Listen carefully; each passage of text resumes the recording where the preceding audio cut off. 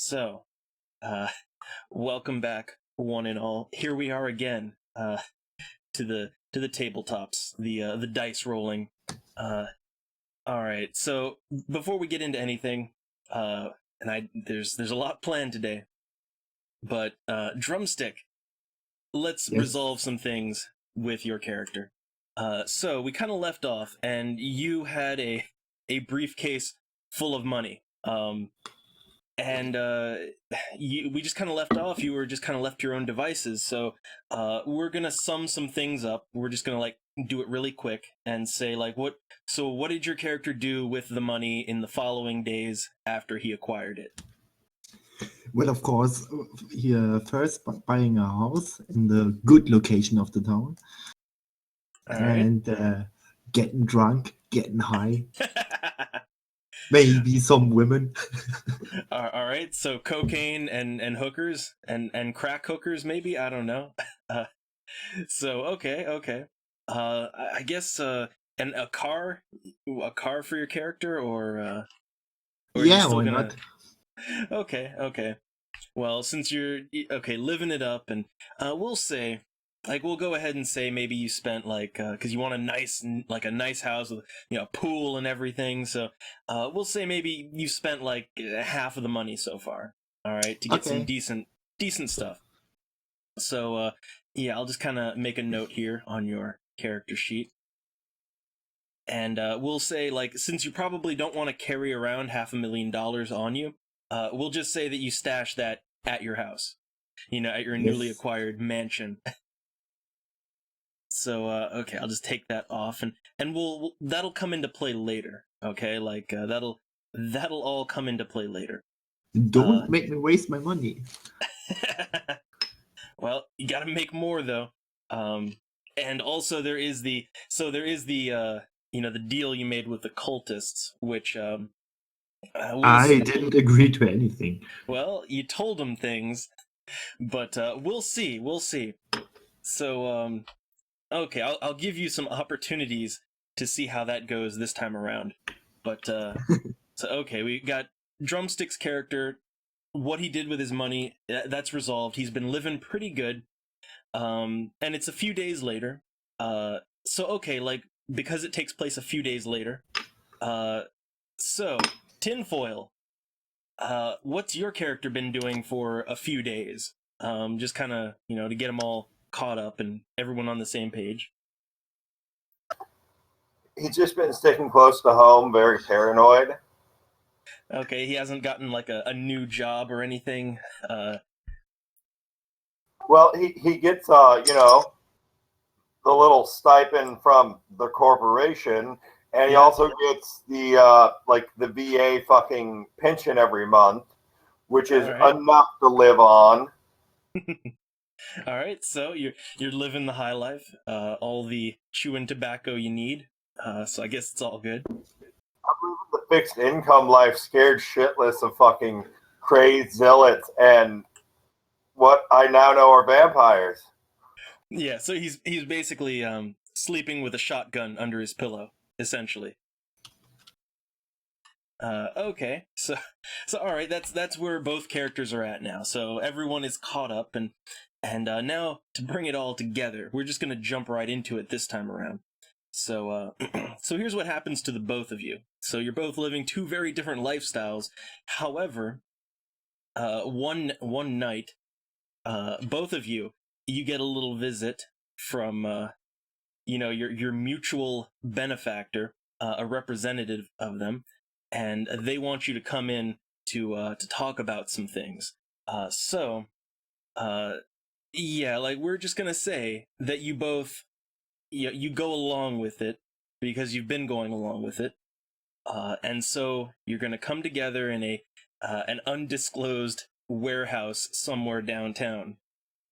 So you both like get dropped off, in vans, and the van pulls off, and it's just this is where they want to meet, and it's around like 8 o'clock at night. So there you are. That's your setup. Yay, Well, more well, black bags and vans. Well, they haven't put a bullet in your head yet. but they could do so much worse than that. And I guess okay, since again, like for turn order, like who goes first, because again, got to keep things organized, so these group sessions. So I'm gonna do it the same way I did last time, which is each of you roll one dice. The higher one, you go first, and then the other one goes last. Huh. Okay. Well, let's see. That was you rolled. You're rolling for the other one, but it's okay. Just make sure you're rolling for your character, not the NPC. How can I change my main character to my main character? Oh, right, there it is. I guess. Okay. So all right, but either way, no, I think you did good for. I'll accept the first roll. So drumstick will go first. Tinfoil will go second. That's the kind of the speaking order, turn order, as it were. So again, you've been dropped off. You've both been dropped off separately in front of this warehouse where you've been told that someone, your mutual benefactor, the corporation, they want to have a word with you, with both of you, and you're just kind of both there in front of this warehouse at night. So The drumstick. vampire guys? Yep. That's good, because I have to speak with them as well. Oh, gonna try to make more demands, huh? No, I'm claiming my demand from last time. Ah, yes, they did kind of they did kind of shaft you on that, didn't they? But all right. So that's what Drumstick is concerned about. Tinfoil, how about you? I'm just concerned about what exactly they want this time. I mean, last time it was such a serious thing. Where exactly is there to go from here? Yeah, I know. It's I wonder. I mean, it might have something to do with. I mean, like both of you have been up to some things, some adventures on your own time. It might be about that. And I'm curious to see if the girl has said anything to them. Oh, there we go. That's again. So let's. I guess you're at the meeting place. So just gonna go in, or I don't know. What do you want to do here? It's up to you. I want to roll a wits and composure before I go in to see if I can, see any shit that may be problematic. Ooh, okay. Roll them dice. Okay, you got one success. That'll do. So the area, it's basically you're just in it's an empty like a parking lot outside this warehouse. It's in the not so great part of town. The warehouse itself, there's you can see a light on the inside, but there's not really there's no floor level windows or anything. You can't really see inside, nothing like that.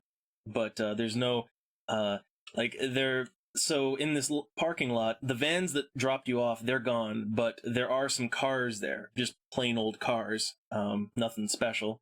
Again, very very average, very normal. Well, you want to go in then, John? Of course. Well, let's go in. All right. Well, the party ventures forth. So, all right, on the inside here, and okay, there's a little roll that. So okay, actually, I'm gonna say this first off. So John, he's gonna have to make. Yeah, he may or may not have to make some rolls for some things. So I guess first off, give me a quick wits and composure. That's 4 for you. Just for With some composure things. is never good. Just for some things. Nice. Okay. All right. Well, so here's the thing. First off, this is a very normal looking kind of warehouse. It's just got boxes and things like that. There's in the room, there's a in this warehouse has been set up a little table. A lot like that whole interrogation that John went through. In his second adventure. But yeah, no, they table set up. and inside there's Ellison, who's just kind of like, he's kind of motioning for the both of you to come over there. And also Iris is there too, just kind of just standing to attention off to the side. But John, specifically, what he's going to notice, and of course no one else here would see this, but he's going to notice a lot of shadowy distortions kind of just around. And also, John would have noticed this on the way. John's been seeing a lot of things. So, like, John has been seeing these things pretty much everywhere he's been going. I've seen some shit, man. Yeah, but, like, I'm just, like, this is what I'm going to set up here, is your character, like, because of events that are happening, you're seeing these things everywhere now. No one else sees them, but you're seeing them. And I don't know how your character's going to handle that, but I guess try not to panic. Please, no non-flashbacks. That's my job. All right, so yeah, but that's the scene. And again, we'll go down the order. So drumstick, then tinfoil for what you want to do. Well, I want my promised artifact. Yes. So okay, I guess you want to go right into talking to Mr. Ellison about that artifact. Yes. So okay, that's we can do that, but also I guess does tinfoil, does William want to do anything else, or is he gonna go? I want to roll it with the composure to see if I can just like get any vibes or feelings off fucking her body language to see, is this gonna be a bad encounter? Yeah, see, I love it. Like, William's always worried someone's gonna put a bullet in his head. So, okay, yeah. Go ahead and roll that.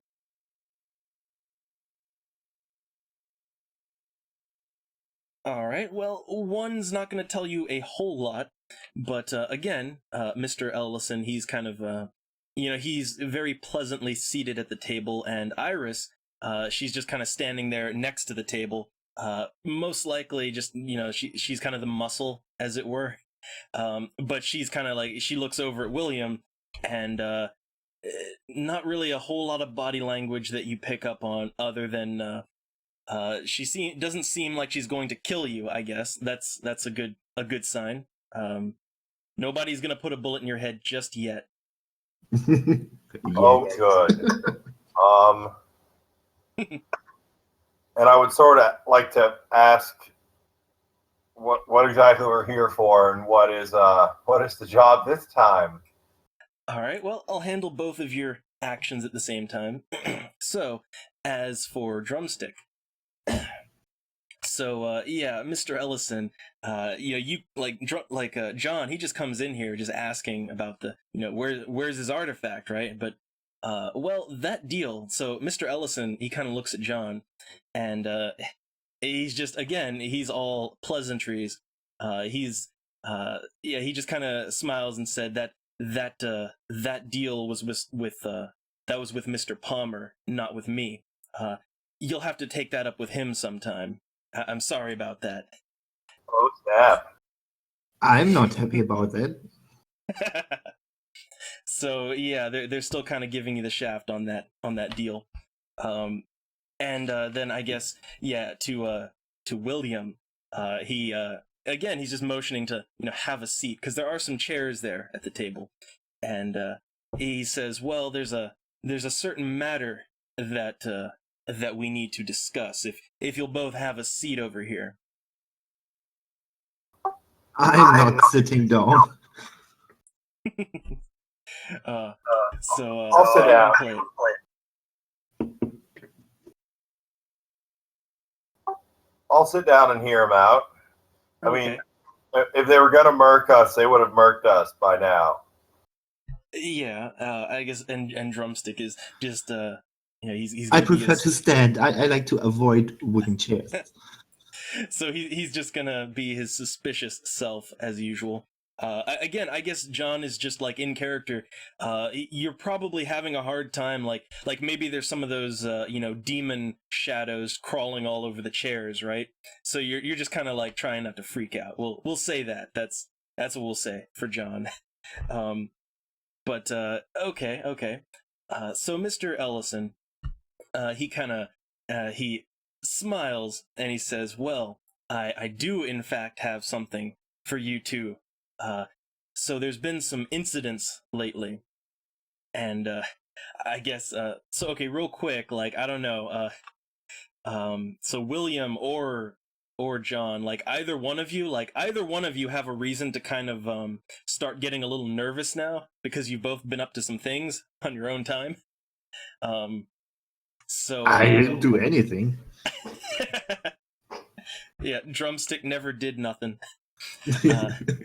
So And I'm sort of banking on the fact that she probably didn't rat me out just because I saved her from rape and then getting turned into dust. Really hoping. well, let's see. So here's the thing. Like, since you both have a reason to be a little on edge or nervous here, what I'll say is, we'll say that I guess each one of you give me a resolve composure roll, just to see that you keep your cool.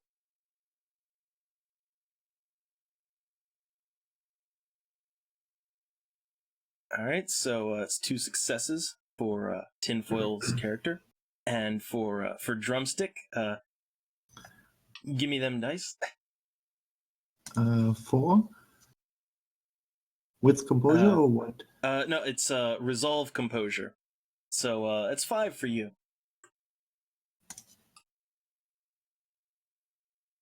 Damn. Okay, so yeah, so I guess in this whole exchange, while Ellison is talking, like, so this is kind of going on while Ellison is talking. William, he's kind of keeping his cool and not really saying anything or doing anything. But John, like, because man, John has been up to some shit. All right, John has been, he burned down his apartment. He made deals with cultists and demons. Like, John, he's maybe a little twitchy. All right, like he's maybe getting a little nervous as Mr. Ellison is talking, and maybe he's noticing that. But so Mr. Ellison, he kind of like, as he's talking, like he's looking at John, and he seems to, kind of raising an eyebrow there, but he continues, and he says, "So, I'm not sure how abreast of the news you all are, but there's been some incidents out in the back roads around the city and all over the state, as a matter of fact." Wasn't me. So yeah, I guess like that he gets that sentence out. So he's not talking about anything that either of you have done. So I guess you can take a turn here to do something reflexively or to say something.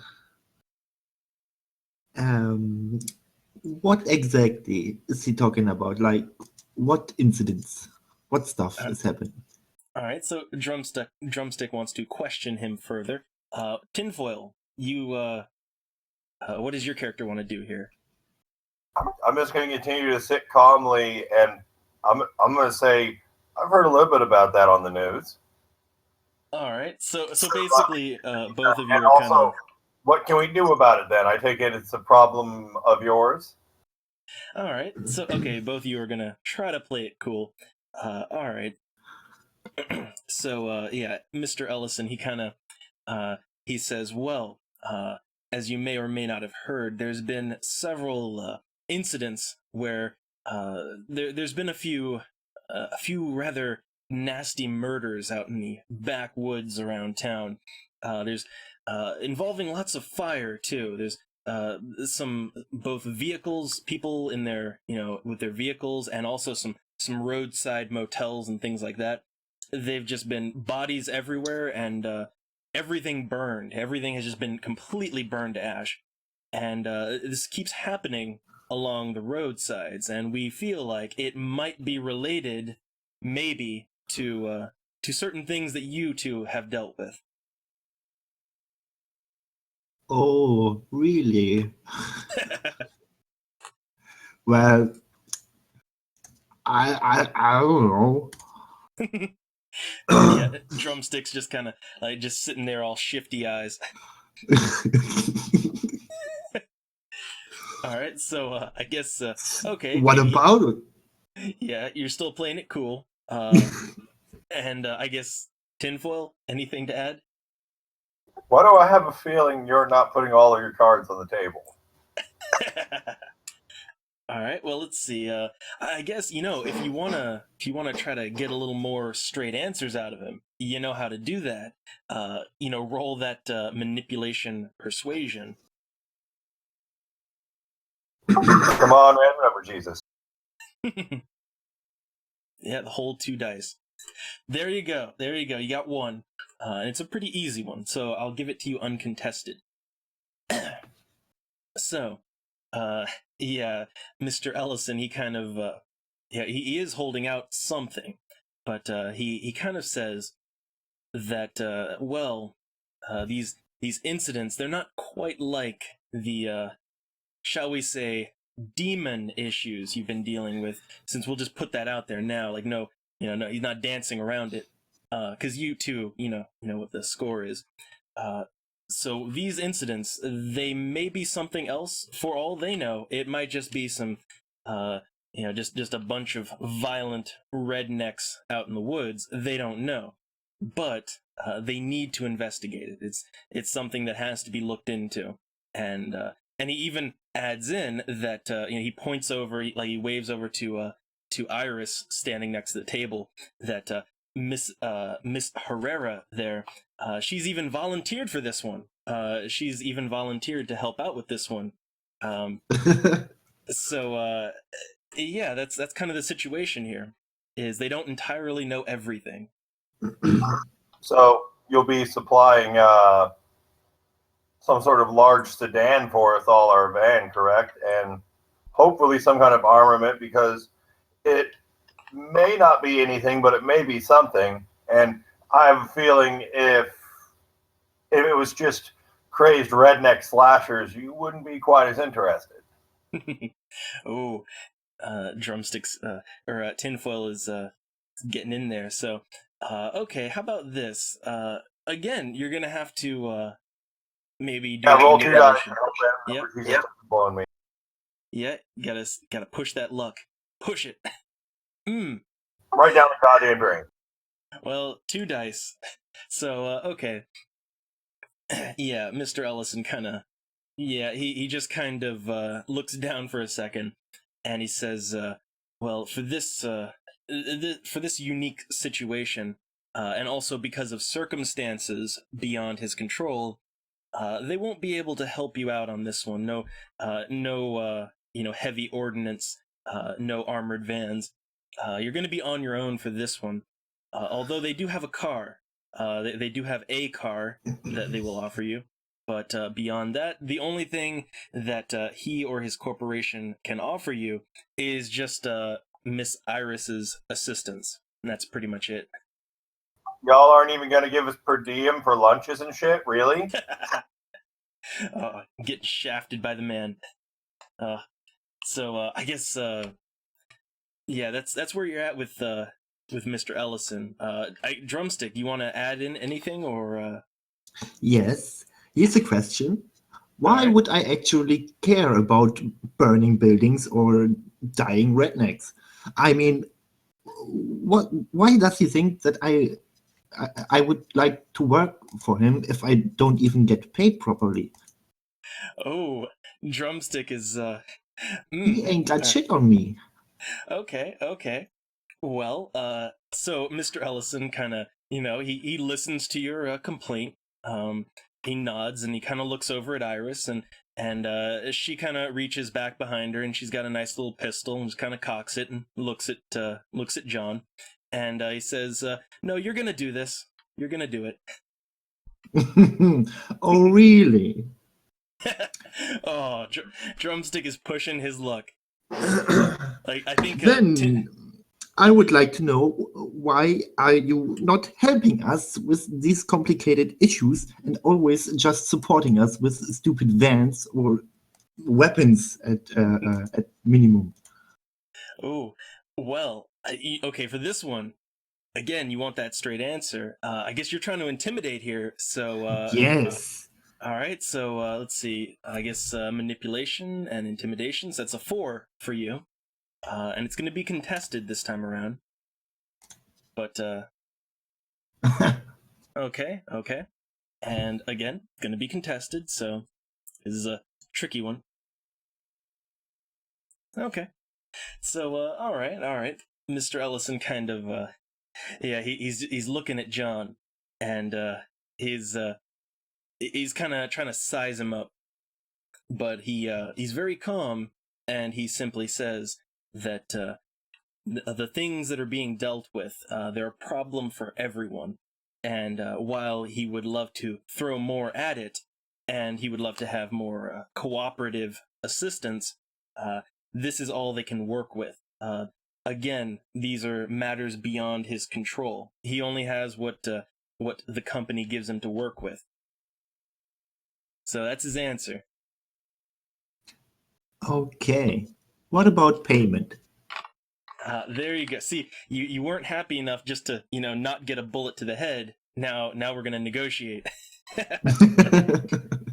Okay. Well, again, if you wanna push for even more payment, yeah, roll that 4 again. Roll that manipulation, intimidation. Okay, and again, contested. All right, man. You can't beat me. All right, so yeah, Mr. Ellison, he's shaking his head now, and he looks at John, and he says that you should be a bit more appreciative that that you're even allowed to continue working for them. But he says there might be a small bonus in all of this for John, maybe. Again, he's always throwing out the maybes, but that's the best he's gonna give. What? There's a nice bonus for me in? He says maybe a few extra $100 onto what what John is already getting from the company. So it'll be worth it. A few extra $100. Which, yeah, like I love this drumstick. Like you're sitting on a briefcase, like a literal briefcase full of money, and here you want more. That's correct. I mean, would I care about $100 if I got $500,000? Well, I don't know. You're the one arguing for more money here. I want more might. Oh man, like tinfoil. Like drumstick's gonna get you in trouble here. I do want to break in here, and No. I want to tell John to calm down, and I want to ask Ellison. I'm not going to try to weasel more money out of you or anything, but you are a corporation. Can I at least give you our receipts for gas and food and be reimbursed?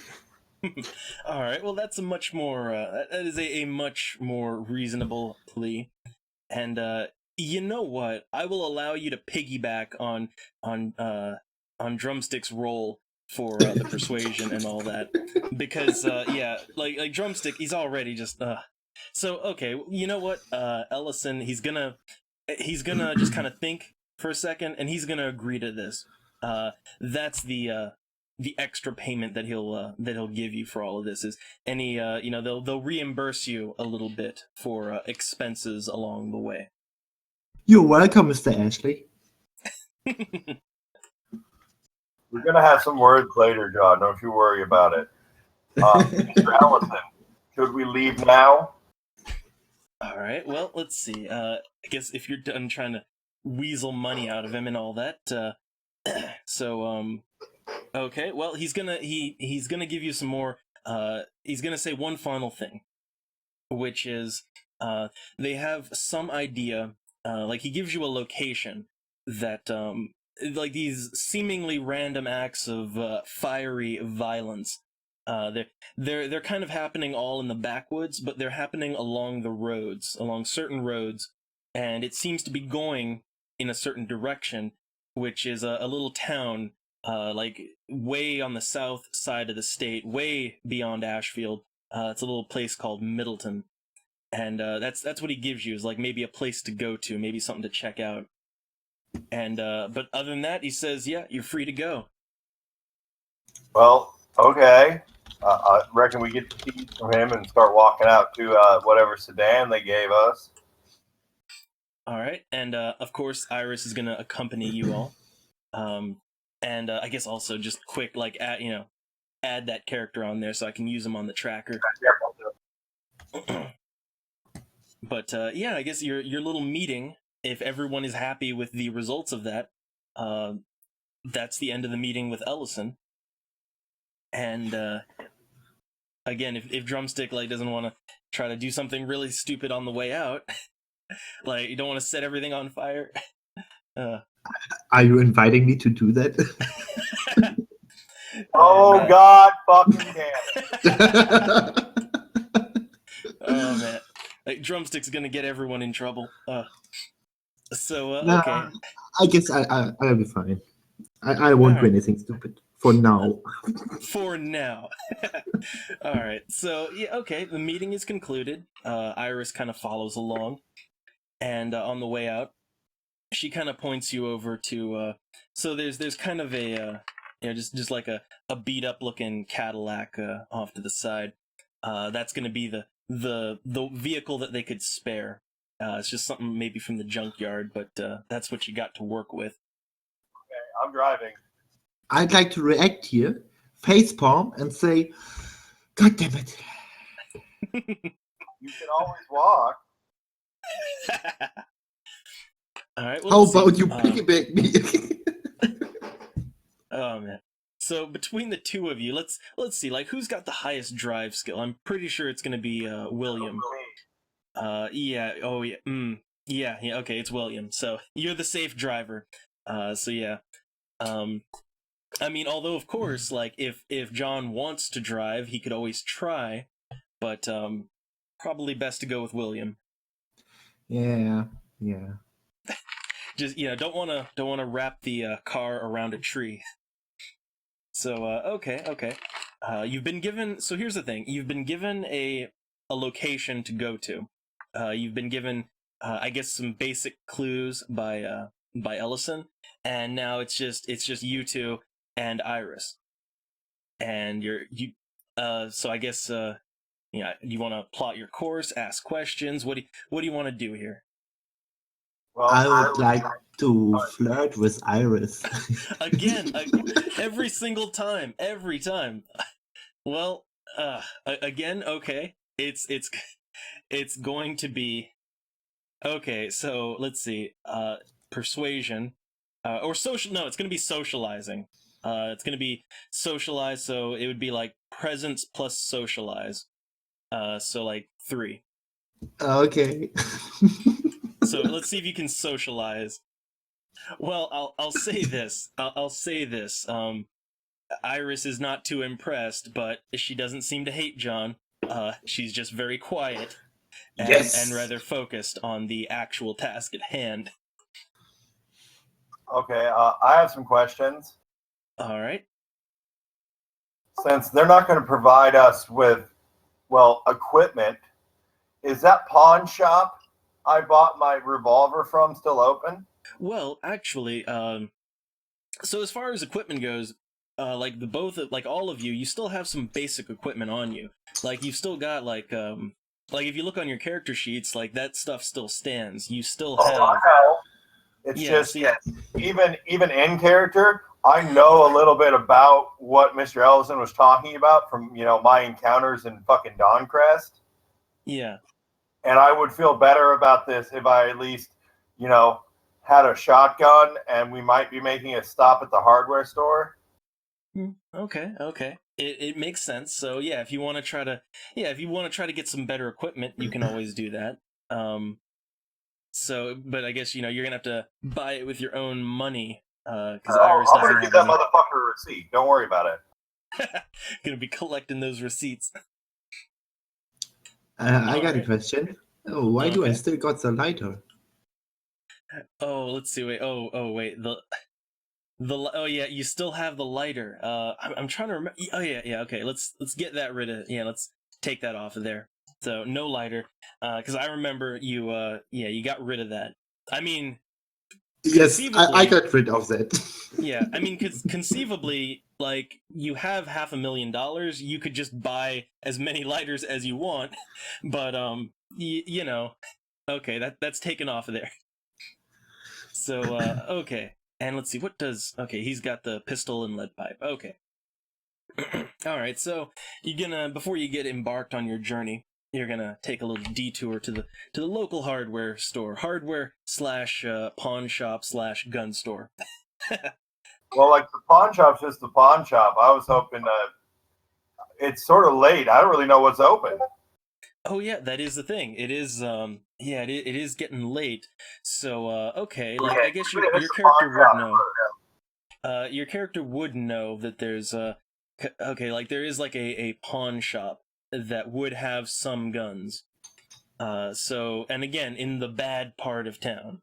So Well, yeah, that's why I got all the good skills. yeah. So okay. I guess if that's like if the whole group agrees, before you start on your little quest, you want to take a trip to the pawn shop. Everyone agreed? I don't know. Yes, I agree. Okay. Well, we'll sum this one up and we'll sum this one up in like some, it rolls if we have to, but I guess the goal here is you want to buy a shotgun, which you can do. Let's see, you have money on you, I'm pretty sure. Yeah, you'd have money. You both have some money on you. So, okay. I guess really then it's just a matter of like how much, like, I guess how quickly, how easy. Uh, so, okay, tinfoil, give me a wits composure. We'll kind of sum up everything that happens with a few easy rolls. Okay, pretty good. Nice. All right, so, okay. What that means is that you can fairly quickly get to and find the pawn shop and all that. This is just some town driving, so I'm not gonna make you do a driving check to see if you crash because it's pretty safe. Like it's nothing should happen. Just getting there. So okay, you can find so okay in the shop, and let me pull some things open here. So in the shop they have a pretty basic, not exactly the finest shotgun, but it's just kind of your average shotgun, like a hunting kind of thing. Yeah, nothing special, but you can have it. Okay. Is there any way I can roll to see if do you have any like old police trade-in or surplus shotguns? Something Here short we go. combat? Okay, so you want to try to get something a little better than that. We can do that. So, okay, let's see. Here's what I'll say. So, give me let's see. It's going to be a streetwise roll. So how about, how about wits plus streetwise, which is going to be 5, just to see if you can kind of do a little, backroom deal, as it were.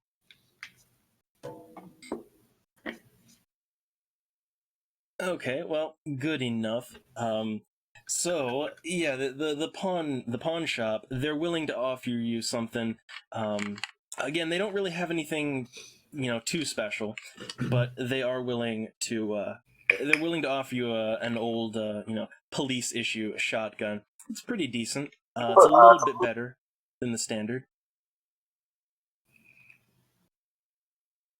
Okay. I think that's about all we can get here because it's just a pawn shop. Yeah. So let me add some things onto your sheet here. Let's see. I'm just gonna kind of stat the shotgun, and let's see. Okay, the damage and all that.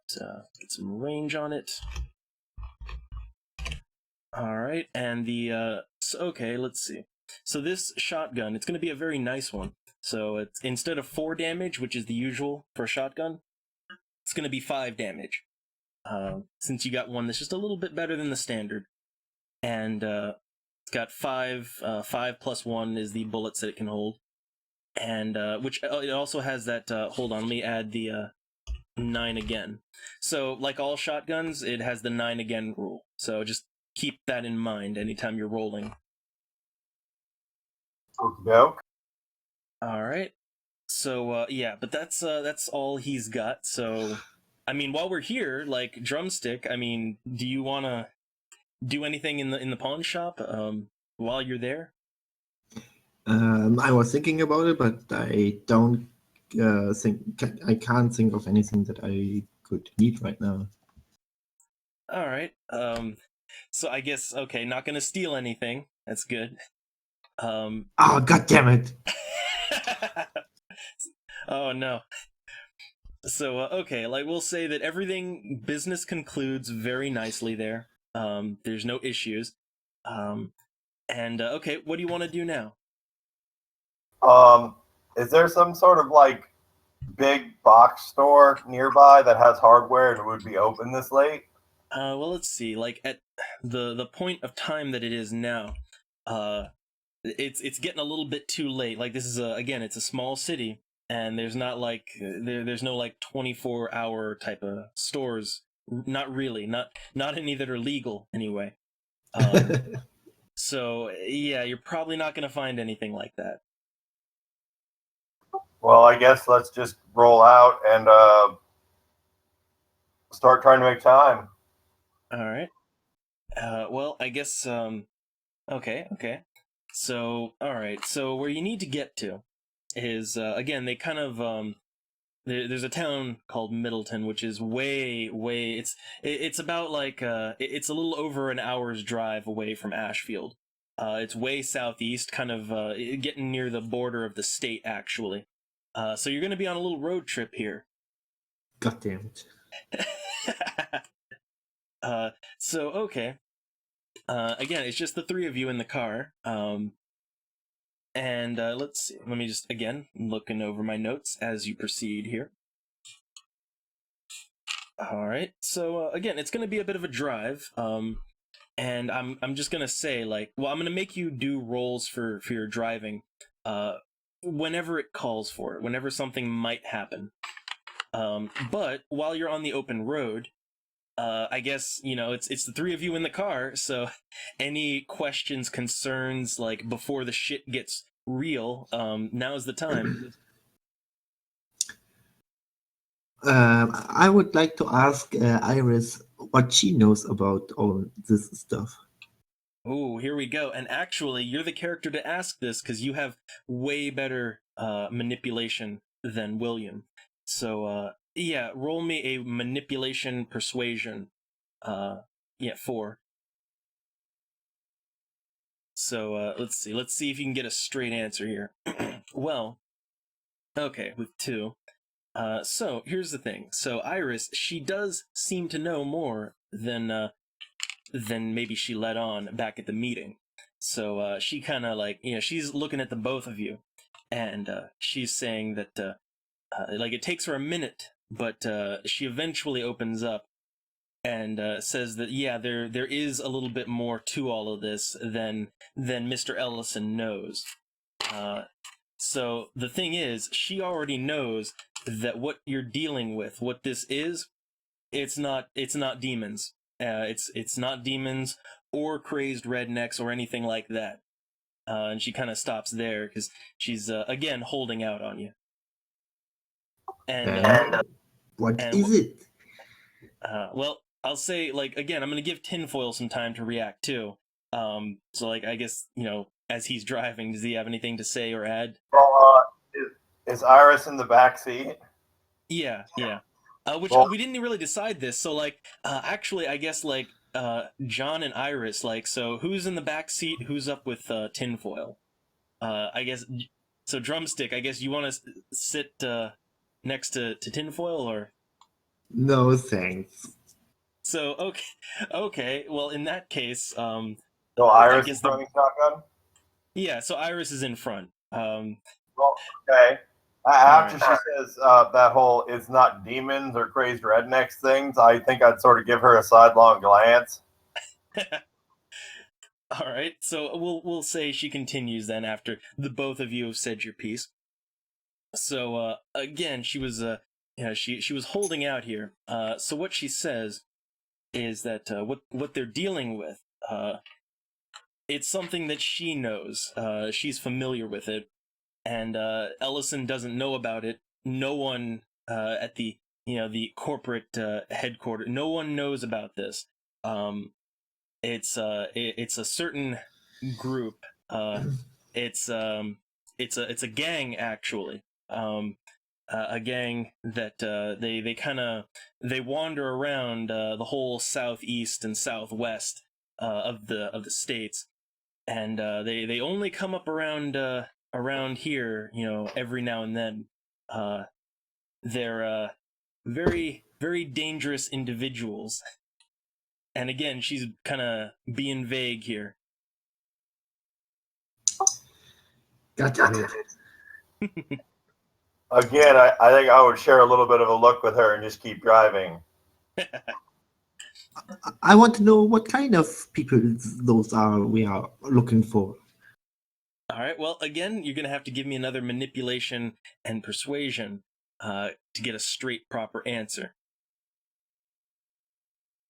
Oh man. All right. Well, yeah. So you're not gonna get the best answer, but here's what she will say. What she will say is, it's this it's this gang of bikers, and ruffians and all that. They call themselves the Devil's Fangs, and they so here's the thing, like, she can't really say too much because Drumstick's character he hasn't been let in on anything yet. Only Tinfoil really knows the real deal here. And she kind of, like, she looks over at William and says I have a lot in common with them, and that's all she says. And I think I'm going to pop off to John with, this is not a line of questioning you want to keep up. Believe me. Just, if shit starts getting real and me and her start shooting, just try not to die. And I'd also say out of the side of my mouth at Iris, Devil's Fangs, really? That's not stereotypical at all. Well, they're not the smartest types. They're not the smartest. They are, after all, crazy redneck biker gangs, but still. So, I would okay. like to react here. Okay. I would like to kick the backside of the seat from William and tell him to shut the fuck up. You're not better than me. oh, we're gonna initiate some social combat here. So okay. Give me some manipulation, intimidation. Let's see how this goes down. All right, so you got a 2. So to stand your ground, give me a resolve and composure, Tinfoil, and let's see how you stand up to this. And the social PvP. Oh. Oh, so you don't stand your ground at all. He's getting to you. John is getting to you. I have a question. Okay. Can I say I automatically buckled my seatbelt when I got in just because my drive skill's high? Yes, we can say that. And Iris's reflexes are pretty good, right? Yeah, she's smart about that sort of thing. Oh shit. Yeah, I'd like to roll a brake check. Because I don't think Drumstick's wearing a seatbelt. Okay, well, just roll your drive, your dexterity plus drive, which is 6. Great. And Can you let's see what happens before the combat starts? All right, so you're good. You're good, though. You're good. So whatever you want to do, you're good. The car's not going to crash. I noticed he's not wearing his seatbelt. I'm just going to brake check him hard. We're like out of town, so we're already humming along at 55 or 60 miles an hour. I'm just going to give the brakes a love tap real hard. Nice. Okay, well, to see so here's the thing, to see how well John handles that, I guess go ahead and give me a stamina plus resolve, just to see how to make sure that John doesn't break his neck or anything like that. 6 dice. Yep. Okay, well, you're with that. I'll say you're not gonna take like any points of damage. You're not gonna you haven't snapped your neck. But you are still gonna get like slammed forward against the back of the seat, like just face against the seat. Okay. So I guess he's made his point. I will remember that. John will remember that. Sure. Now quit being childish and kicking the back of my fucking seat. And I would like to. Be an asshole, or that's untrue. I would like to use the seatbelt to get me saved. That's Okay, probably a good idea. In fact, put on your goddamn seatbelt. yeah, everybody buckle up. It's the law.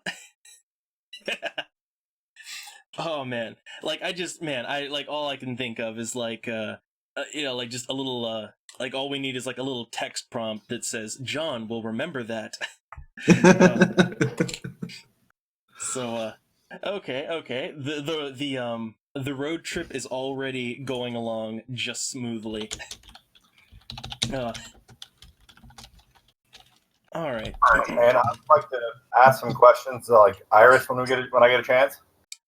All right. Well, again, you're still like we'll say at this point you're maybe about we'll say like 15 minutes into the ride. You still got quite a while to go, but you're out in the backwoods, so nothing's happening.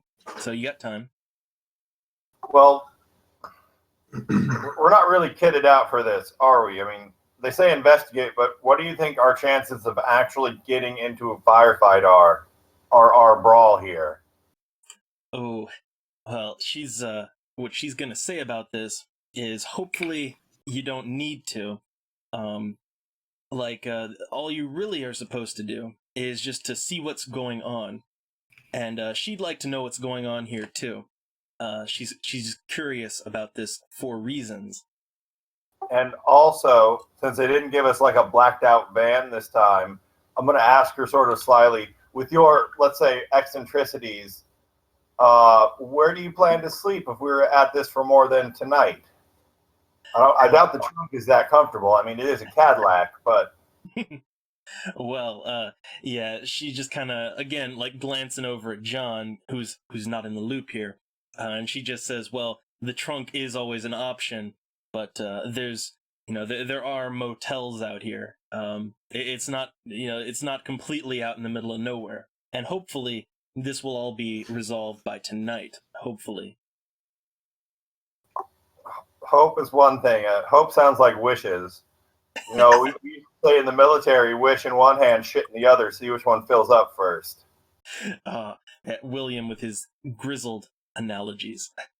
The ride is going to like if there's no more questions or anything else, the ride will continue and plot will happen.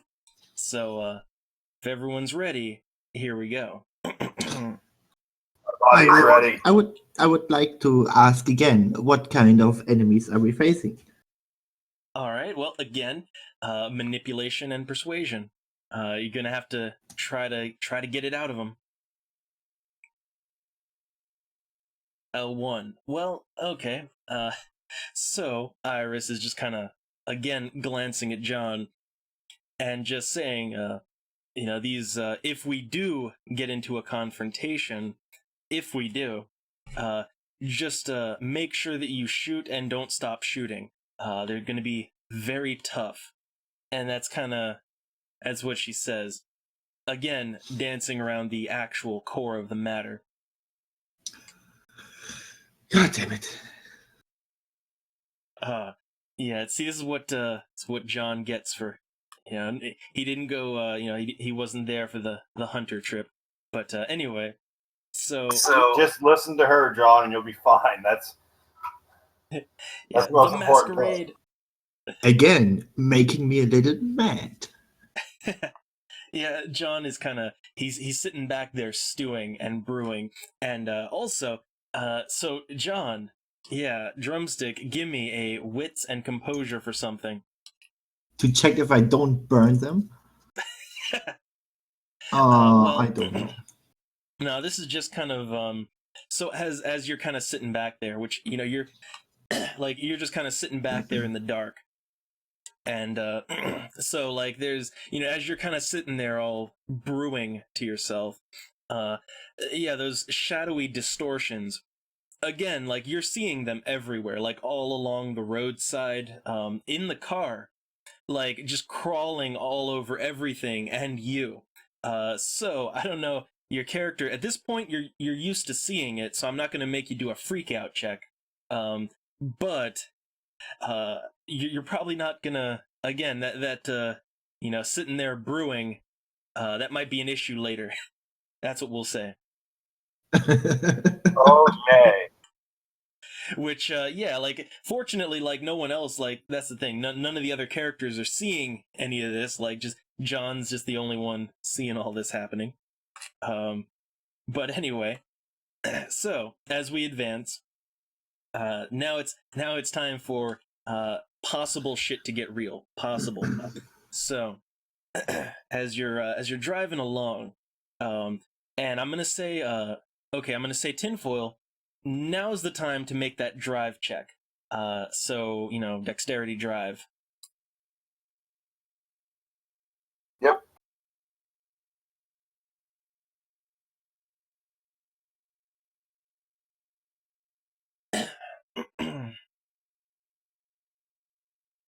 Okay, okay. No one is crashing. Oh, critical. Are we gonna go for a critical? Not quite. Oh, Well, okay, so you drive safely, very safely, and expediently. So, okay, like as you're driving, eventually, uh, you're gonna come up across something, and no check needed because like everyone in the car can clearly see. There's like so just kind of sitting by the side of the road. There is like a smoldering wreck, just like a car that has been coated in gasoline and set on fire. You're gonna see this, so it's your call what you want to do. I'm gonna laugh. And then everyone else just kind of that awkward moment. I'm gonna ask Iris. Well, we're out here to investigate, but should we get out, or does this feel like a trap to you too?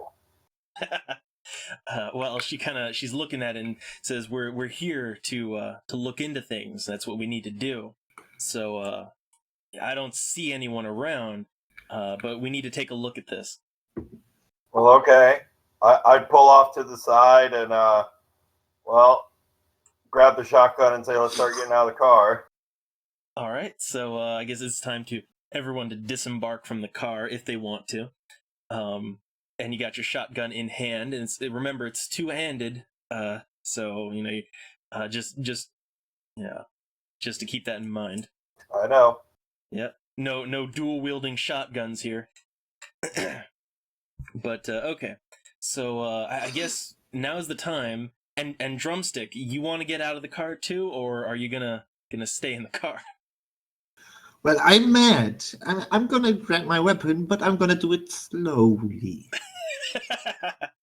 Dragging your feet.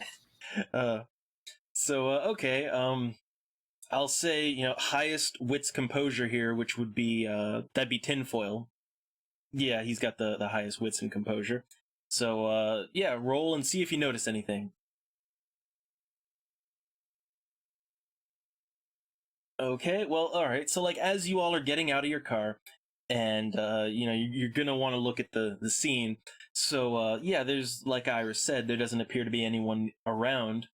And there's just, so like, okay, what you're gonna see is from where you're at is there's some like there's some like tire marks. There's some motorcycle tracks just on the road, and the car, it's still like smoldering a little, but it's very clear that it's not like it wasn't just set on fire maybe a few hours ago. but that's what you're seeing from over where you're at. Okay. So that's the So scene. that's the scene. Well, I'd sort of eyeball the tire tracks then. Can I tell how many bikes were here? Okay. Well, see, now you're getting into the investigation skill. So, okay. Well, actually, I'm looking, and you have no points of investigation. However, Drumstick does. If you want to ask him to help out. Well, okay. John, look around and see if you can. I don't know. Just see what you think. I'm gonna take my time to respond. I'm gonna glare at him for a few seconds. But I will do that, yes. Oh, okay. So you're gonna do it. So, okay. So yeah, give me a wits plus investigation, which is 3 for you. Okay. Master of the low roll. Well, okay. An investigation is usually an extended roll, but this is a quick thing here. So what you'll notice is the tire tracks, their motorcycle tracks.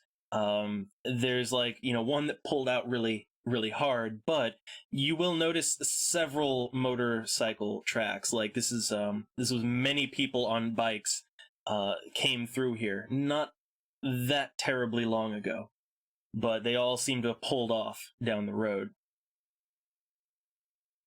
So that's what Drumstick gets out of that. What he gets out of looking at the track marks. Yeah, I'm gonna tell that, William. Okay. So everyone's in the loop. And could you also look around, John, for just blood or any sort of clues? Maybe they dropped something. That'll cost ya. Nice.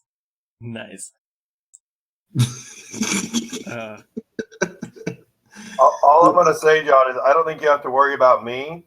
Iris seems very keen on finding out about this. And she doesn't seem like a woman you want to cross. Oh, if it's for Iris, then I'm gonna do it. There you go. So, okay, like, he can continue doing that. Now, I will say, Tinfoil, so even though you don't have, like, I mean, you can try to investigate, but, like, that's 1 dice for you. But, you can make, like, simple observations, right? Like, just very, very simple observations about things, not like anything. You can't really analyze things like Drumstick can. But if you want to, like, you can look around, just generally. I would look around and, like, I know the car's a burnt out husk, but I'd like to scope it out to see if, just see if I can see what happened to it to get it to the side of the road. All right. Well, so okay, like, because Drumstick already did his investigation on that turn, so, okay, give me your wits and composure, Tinfoil. Okay, doing good. All right, well, 3 success. So here's what I'll say. As you get closer to the car and give it a look, so inside you can see some very charred and burned, like they're practically skeletons with, like, the skin burned and fused. And there's 3 bodies in the car that you can just see. And like it looks like maybe 2 adults in the front and a smaller one in the back. So it was a family, apparently. Oh, that sounds. Yep. I'm gonna smear it here a little. Oh, Drumstick just being the supervillain over there. But okay, so like yeah, William had wanted John to look around for blood or anything like that. So I guess go ahead and investigate. Drumstick. Give me another investigation roll. Yes. All right. So what you're gonna find on a close inspection is that there are some there's some like kind of dried pools of blood around the vehicle. It looks like maybe I get if you had to guess, like maybe these people were beat on for a while, maybe cut up a bit before they were shoved in the car and burned. But yeah, it was a lot happened here. Like it seems like a whole lot happened here, and also what you're also gonna find is some broken beer bottles too. Just like broken bottles, kind of tossed all over the place.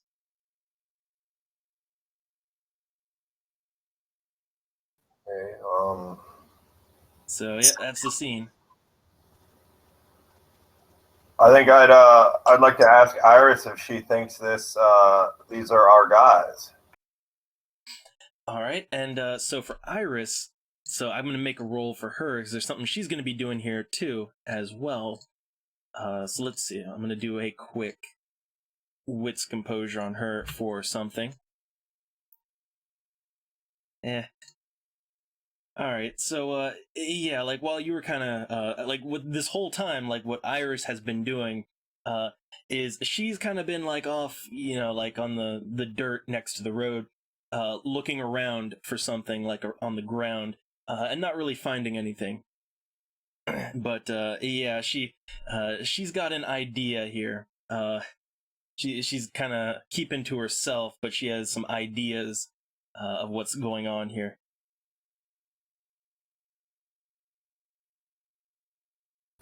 Is she going to share her findings? Well, again, you're gonna have to manipulation persuasion.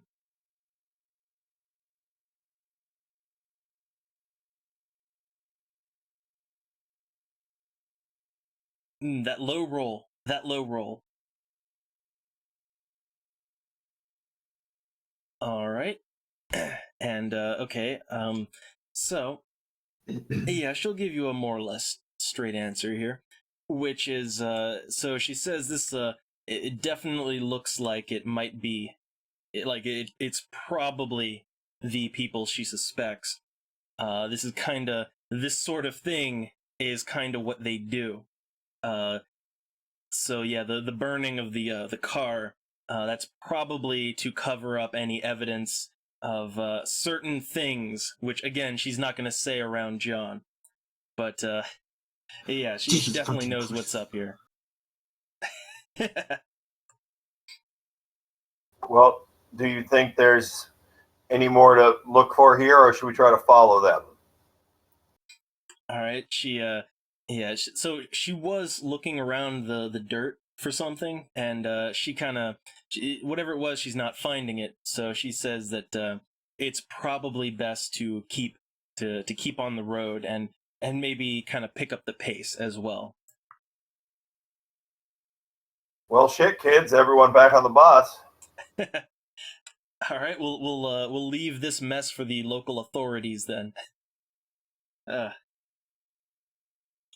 right, so I guess everyone back to the car, unless there's anything Drumstick wants to do here before we go. Yes, I'm still not happy about the amount of information I've been given. So what do you want to do about it? I'm gonna ask Iris again, what the fuck are we dealing here with? Either way, we're going to be a team or we're not. All right, well, again, that manipulation and intimidation, and it's going to be contested. Oh, for fuck's sake. Oh, not so successful. So yeah, Iris is just kind of gonna look at John, and she's just going to say that unless you absolutely need to know, it is better. It's for your own health. It's good for your health if you don't know. And she leaves it at that as she gets back in the car. And I would like I to hate say, women.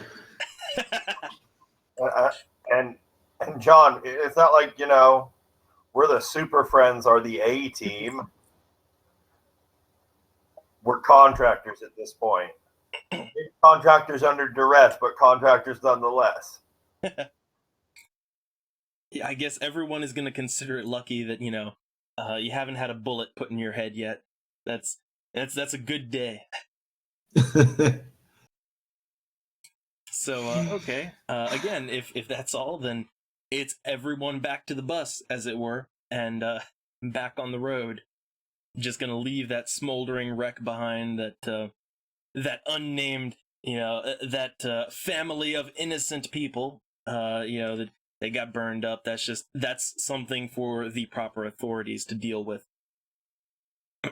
So, again, I will say, before you get too far along on the road, I guess anything you want to do or say, now is the time in the car. Nah. I'm just gonna keep driving. All right. So, okay. It's okay. It's at this point. Go ahead and give me that drive check to make sure you get to where you're going safely. Goddamn dice.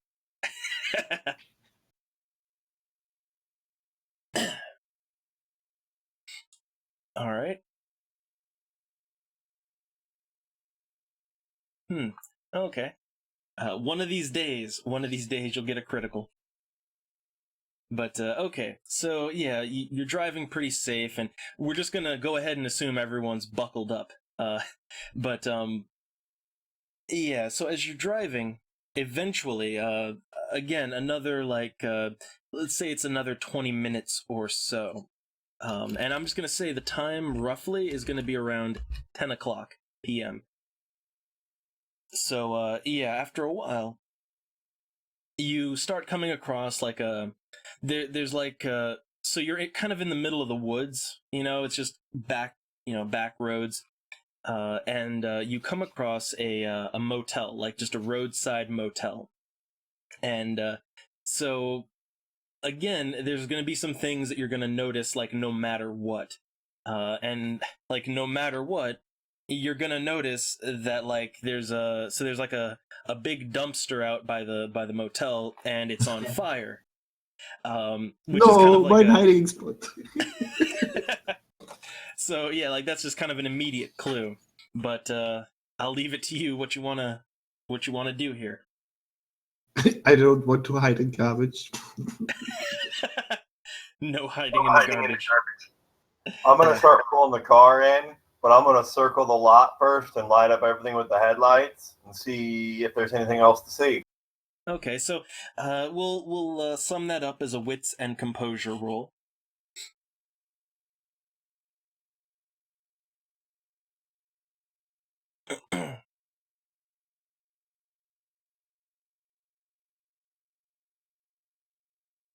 Okay, well, not the best, but here's what I'll give you.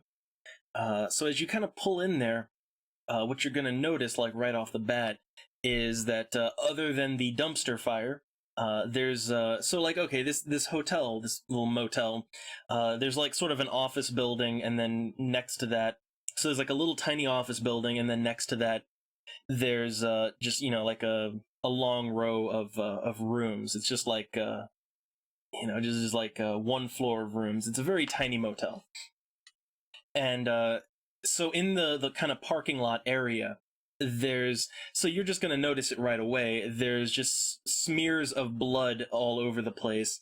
Your headlights are going to show some, a lot of broken glass kind of sparkling.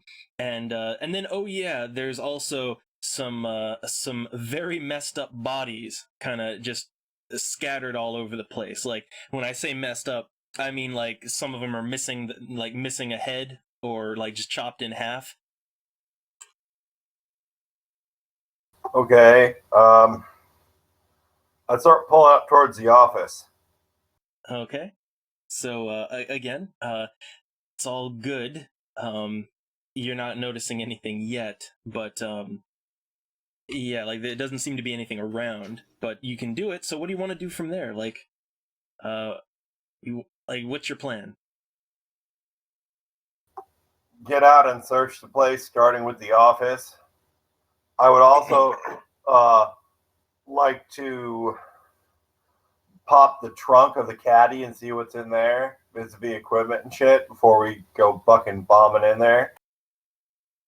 Okay, well, okay, I guess first off, we'll, in the back, there's, like, not really much of anything. There's just, your spare tire and, basic stuff. Nothing, no trunk full of, full of guns or anything like that.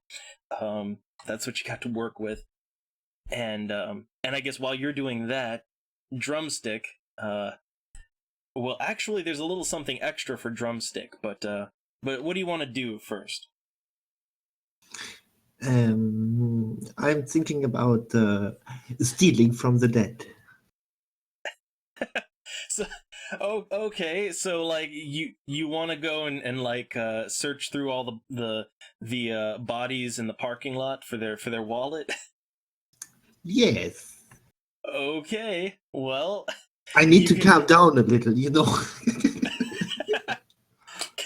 Okay. Well, you can do that. So John's gonna start wandering off while William is looking through the equipment and everything. And I'll actually there's a little extra thing here for John. So roll me a wits and composure real quick.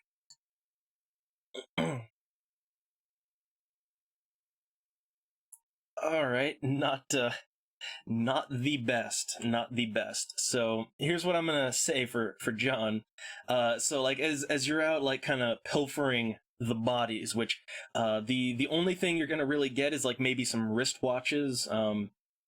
And yeah, like most of them are broken, but like just cheap wristwatches. Maybe a few dollars in their wallets. Very very small stuff. But even though you failed your roll, eventually you're gonna notice something. You're gonna notice like all the like all the shadows that they're just following you all over the place. And they're kind Again? of yeah. Well, no, they're all there. They're like all the time. Like Yeah, say 20. but you mentioned them the third time now. Yeah. Well, this time again you failed your roll, so I gotta give you a bone here. So like you notice these things are kind of twitching and maybe forming a line in a certain direction, but again yeah, like they're trying to tell you something, but your character's not really being very observant, or maybe you're too busy stealing things from dead people, but that's Maybe where I'm you're just at. too mad. uh, but yeah, so I'm gonna go ahead and add on to John's character sheet here. I'm just gonna say he's going to get like a just miscellaneous like watches and a couple of dollars, and I'll that's just we'll say that's what you put in your pockets for now. But okay, while John's doing that, it'll roll back around to tinfoil.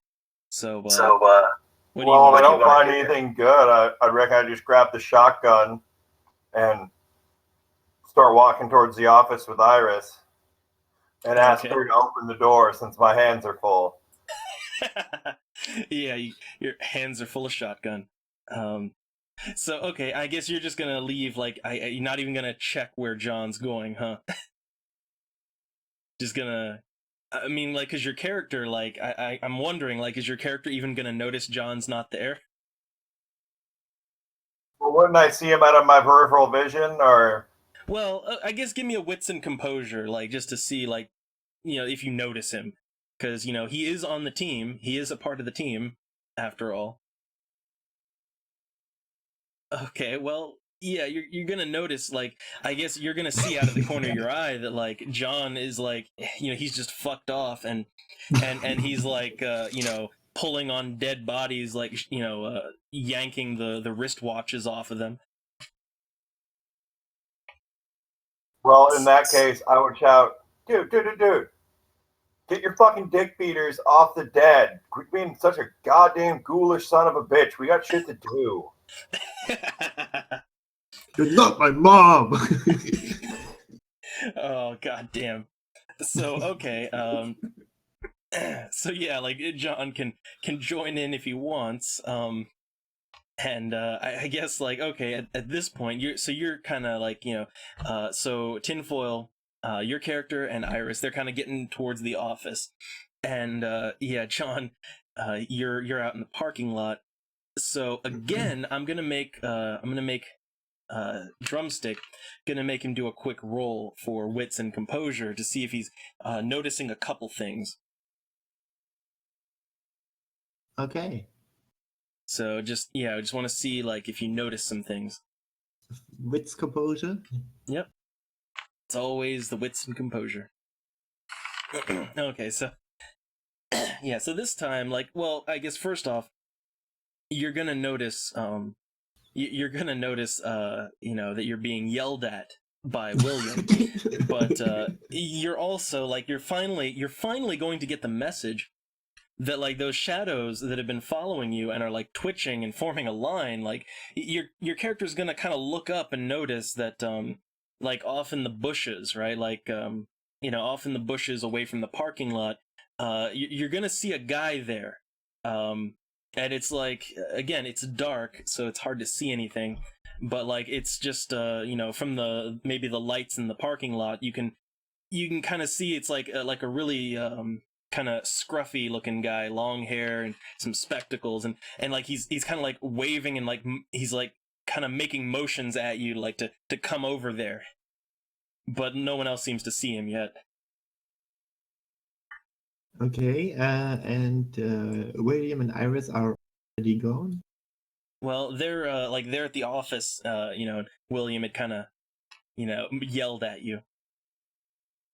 So how you want to But handle this? they're basically still in my screaming reach, I assume. Yeah. Okay.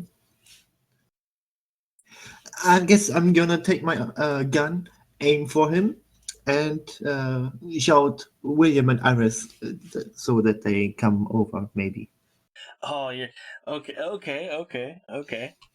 So, all right. So you're gonna try to,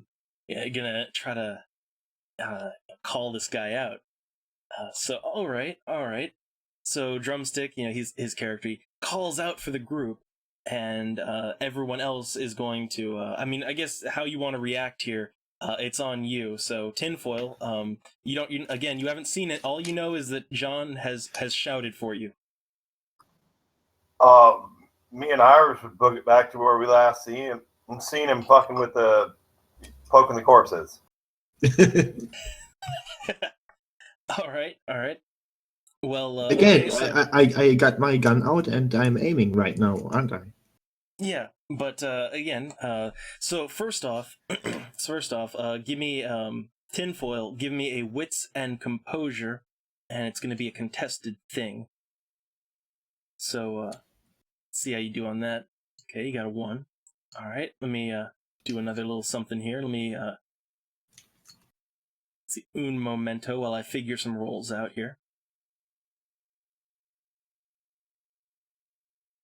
Okay, so it's going to be a contested thing.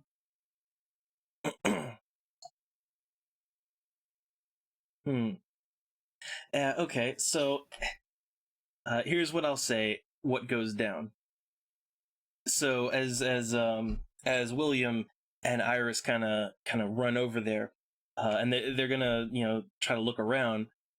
You're not really gonna see anything. All you see is you see John just kind of like kneeling over a dead body with his gun out, pointing it at a bunch of bushes. That's all you see.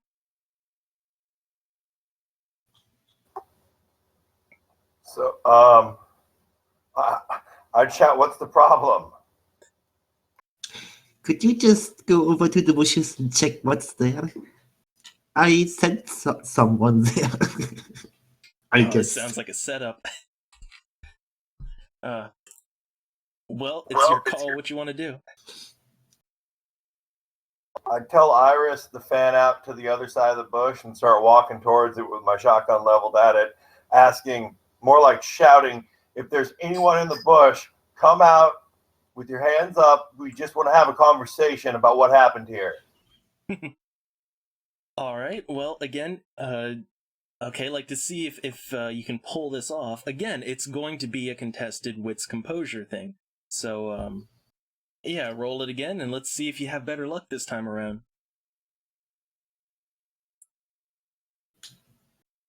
Okay.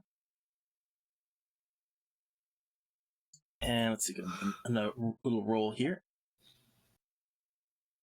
All right. So yeah, so what happens is eventually Iris kind of goes around to the other side, kind of fans around. Everyone's got their guns aimed at this this bush, and eventually a guy is gonna very slowly start standing up with both of his hands up in the air, and this guy, which going again by your wits composure roll, this guy, like, he's got like really scruffy hair, a bit of a goatee going on, some hippie spectacles. He looks like he looks like someone that's probably living out of their car, and he's just kind of slowly standing up and saying, I need to have a word with John real quick." Why don't you have a word with all of us then?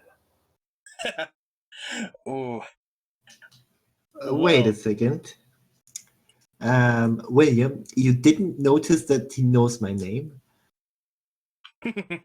Like, why the fuck does he know my name? oh, good point. Good point.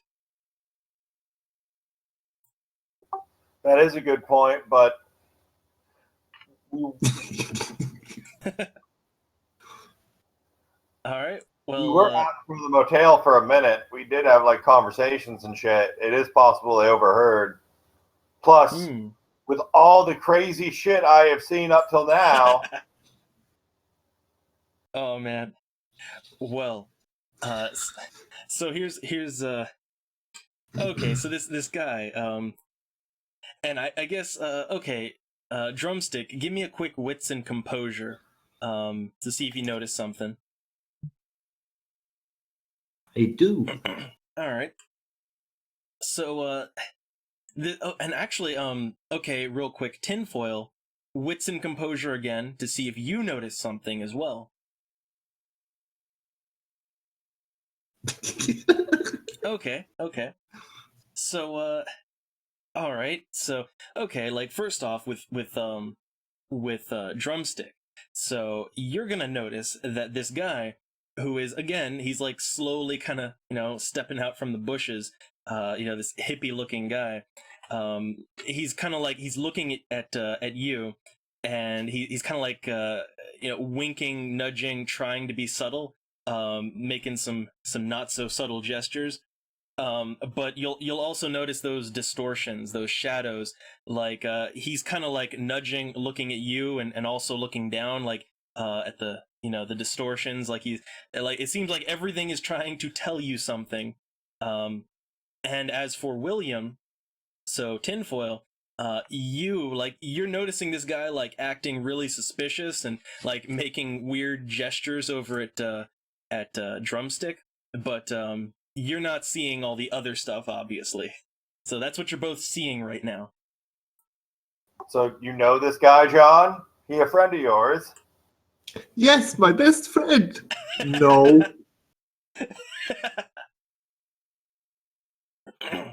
Oh, so I guess I'm gonna be the cool guy, pulling the shotgun from William a little bit down and ask this weird guy, do you see them?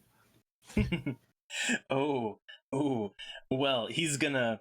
So again, he's looking rather nervously at William with the shotgun, but he kind of looks back at John, and he slowly kind of nods his head a little bit, and he's really getting nervous because of that gun, but he kind of like he tries to whisper, like he's saying, John, we man, we got to talk about something. It's important, like away from these guys. It's like real important. Great, I fucked it up already. Okay. Yeah. Do I hear this exchange? Well, yeah, you're right there. So you're gonna hear it, but maybe again, it's you don't really know exactly because you're not seeing everything they're seeing. True, but I think I'd be a little bit suspicious that he wants to pull John away, especially since, he's by a fucking murder motel just down the road from, a triple homicide that was on fire. Yeah, yeah. Well, so I guess it's your call what you want to do with him. Why don't we clear out the office, I'll say to Iris, and we take this gentleman in here and have a conversation with him about why he's out in the middle of fuck all nowhere next to a murder motel asking to talk to John and looking like he's high as fuck. Yeah, he is quite the hippie. So I guess you're gonna kind of take him along with you. Basically, is that? I'm going to sort of point my shotgun over at the fucking office of the motel. All right. Well, you're all gonna have a chat in there. Okay. Well, again, you haven't cleared everything yet. And so I guess okay, you're gonna go back to the office, or outside of it, and again, you never really got to clearing anything, checking anything. So before you proceed, what do you want to do? Clearing everything, checking everything. I'm gonna tell Iris to watch John and fucking John Lennon over there, and just peek in the office and clear it real quick myself. I really don't want to have this conversation outside. Okay. And before William does that, Drumstick, what do you want your character to be doing while he's doing that? I'm gonna make sure I still got my gun in my hand, ready to use it if I must. Yep, you still got it. You still got your little pistol. Having a sharp eye on John Lennon. All right. And I guess I'm helping William. Okay, well, okay, so, all right. First off, wits and composure from tinfoil. So, see what you see when you go into the office.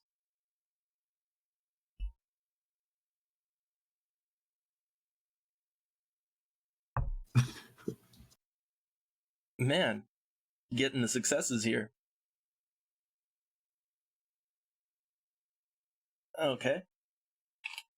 Well, so you're gonna kind of crack open the door and have a peek inside the office, and well, I'll tell you right now what you see. There's a lot of blood in the office. There's sort of like a little counter desk and a stool, and it's your typical little motel office. However, what you're probably gonna notice first and foremost is that there is a body. There's a man's body, kind of shoved it's like on top of the desk. And its pants. The body's pants are down, and it's just bent over the desk, and its head's gone. So yeah. Sexy. So yeah. That's what's there. Okay.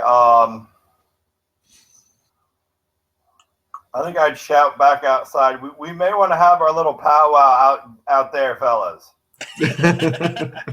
Yeah, just turn around and close the door, huh? Exactly. All right. Well, okay. So you can, I guess, again, the only safe in quotation, area you've got is the car. So I guess you can kind of talk over by that. Yeah, I'd pop back out the door and say, yeah, we're just going to have our little talk out here. And I'd sort of cradle the shotgun in my arm and put in a dip of Red Man and tell John, well, you said you had something to say. Start talking. All right. So, okay, this guy, who, yeah, he does look a little bit high, maybe a lot high, but, yeah, he's again looking at John, and, and nervously looking at that shotgun. And he says he seems very reluctant to talk in front of everyone. But he's kind of saying that he's a friend of he's a friend of a friend of John's, and there's some private business that he needs to speak with him about. Like he came all this way. He's been he's been looking for John, and he doesn't know what all this shit is, but yeah, like he's got a bus parked. Like he says he came here in like a bus, like a little micro bus. It's a hippie wagon basically. And he's got that parked nearby. But yeah, no, he's here for John and only John. That's going to be problematic. And I'd look over at John and say, he said he's a friend of a friend. What exactly kind of friends do you have? Don't ask. Cocaine friends. Okay, I guess, how about this? Keep your gun ready, and I'm gonna talk with this guy next to our car. Okay, so I guess you want to in private then Yes. talk to him. Okay, which I guess tinfoil. You gonna be okay with that? I'm not super comfortable with that. Again, random stoned as fuck hippie guy pops up next to Murder Motel. And John says he doesn't really know it. Yeah. I sort of think we can all hear what he has to say. Oh, come on, you won't be scared of a stoned guy now. Well, let's see. Here's I'm more serious. Well, here's how we're gonna resolve it. So John, you're gonna need to do some bullshitting here. So okay, you're gonna need to do some wits plus subterfuge, which is 3 for you, to see how good you are at kind of conning your way out of this. Not so good. Yeah, having some issues lying your way out of this. So as it stands, the group is not letting you get alone right now. Jesus fucking Christ. So what you gonna do? Let me talk to this guy, and I'm just gonna tell you what he said to me. So John's trying to be really persuasive here. He really just he really wants to talk to this guy. He wants to hear him out alone. So again, it goes back to tinfoil. Again, rando hippie guy, Murder Motel, and frankly, John, you're a little bit sketchy sometimes too. I think we should all hear what he has to say, and I would like to make this quick because we're sort of on a fucking timetable. Then stop stalling for time and just let me talk to him. He's being persuasive. So again, okay, let's try to. I guess you're gonna try to. You know what? How about this? I will say. So yeah, drumstick. Do some manipulation plus persuasion. Because you're trying to be persuasive now. To because you're tinfoil's wasting time.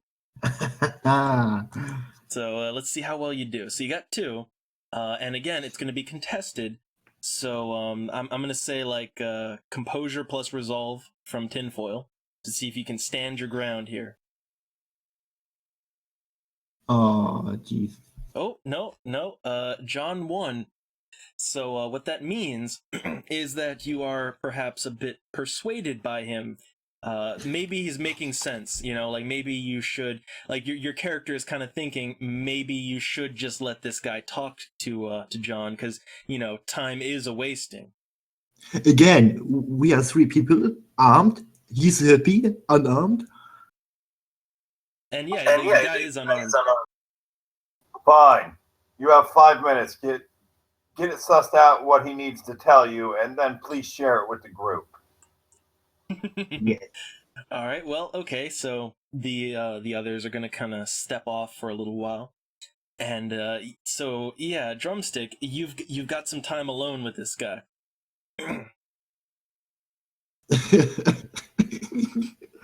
You know, I'm immature. I'm sorry.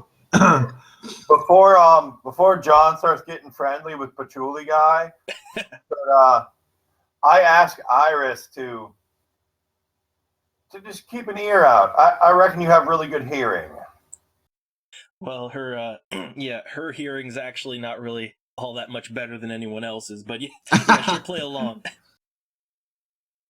So we'll Okay. see. We'll see. But now it comes down to Drumstick. So you've got this guy alone. So what do you wanna say? Well, he wants to say something. How about he starts with his fucking name? Okay. Well, he's just gonna kind of break it down for you. So this guy, he looks pretty relieved to not have a shotgun pointed at him now, and he's kind of like, again, he's kind of twitchy, kind of nervous, and also kind of high. So he's looking at you, and he's kind of saying, he's I'm Arthur. I've been tailing you for a while. You know who's and he kind of leans in and like trying to be sneaky. He's like, the cult. They sent me out here. I do a little freelancing here and there, but I've been working with them a lot lately, and you and me have a few things in common, but there's some things going down, and we need you to do something while you're out here, and we think this is a pretty good time too, actually. So he's propositioning you. Continue. Okay. So yeah, he's gonna say that yeah, he kind of like he reaches into his pants, again trying to be sneaky, although not all of that, and he pulls out like a little pouch, like just a little leather pouch, and he kind of hands it out to you, again trying to like hand it to you without anyone else seeing. And he says like we need a few things. So I heard maybe there's there's some things out here, and he kind of leans in and he whispers, it might be vampires. and again, he also seems stoned out of his mind, so take what you will from him. But yeah, he says that we to get Mammon back, which he's just gonna drop it, and he's gonna name drop it. We need some ingredients. One of those is some ashes from one of those, and he looks around again, kind of leans in. Vampires. Yeah, so that's what he wants. Is that all? Yeah, again, he just sort of hands you the pouch, and he says, "Yeah, that's all for now. That, and keep up the good work and all that. I'm gonna kind of be keeping an eye on you when I can. They sent me out here to sort of make sure everything goes smooth, and I gotta maybe a few connections I can help you out with too. To hook you up with some of those things you might need. Those important things." And again, he kind of leans in and says, drugs. yeah, he kind of leans in, and he says, the cocaine. Yeah, I'm not addicted yet, though. But yeah, it's like that's what he seems to be about. He seems to be there to help you out, or at least to kind of pass some information along. How kind of him. Yeah, and he wants you to get some ashes too. That's what he wants. Consider it done. Okay, and so I guess there's one other thing too. So now he's also, with that said, he's gonna, before the others get back, he's also gonna reach into his pocket and pull out like a little glass vial, a little flask. And he's also gonna slip that to you, and he also says, and also we need some of the blood too, if you can get your hands on it. And again he leans in and he says, it'll fuck you up real good. But yeah, so he also wants some blood, I guess, some vampire blood. Okay, I guess I can make that work somehow. All right, and see, look, there we go. We're getting we're getting John in on the loop of what's going on now too. So okay, like again, if that's all you don't have any extra questions or some checks you want to make, that's pretty much all he's got for you. Well, he didn't really give me an answer, but I'm gonna ask him again. Can you see them? Yeah, so he kind of he just again sort of nods his head, and he looks around, which again, these shadowy distortions are all over you, like just they're crawling on the ground, like kind of wiggling up your pants legs. These things are everywhere all the time. And he just sort of nods and says, yeah, you kind of get used to that. The drugs help too. The drugs help. But yeah, he definitely sees them. Okay. If that's all, then I guess we're gonna depart. All right. So yeah, I guess this guy just kind of wants to leave, but I guess the rest of the party is gonna try to come back, and we're gonna see. Like I'm gonna look like I think yeah, between the two of you, I think actually William has the better wits and composure. So okay, tinfoil, roll me a notice check. Let's see if you overheard anything of use.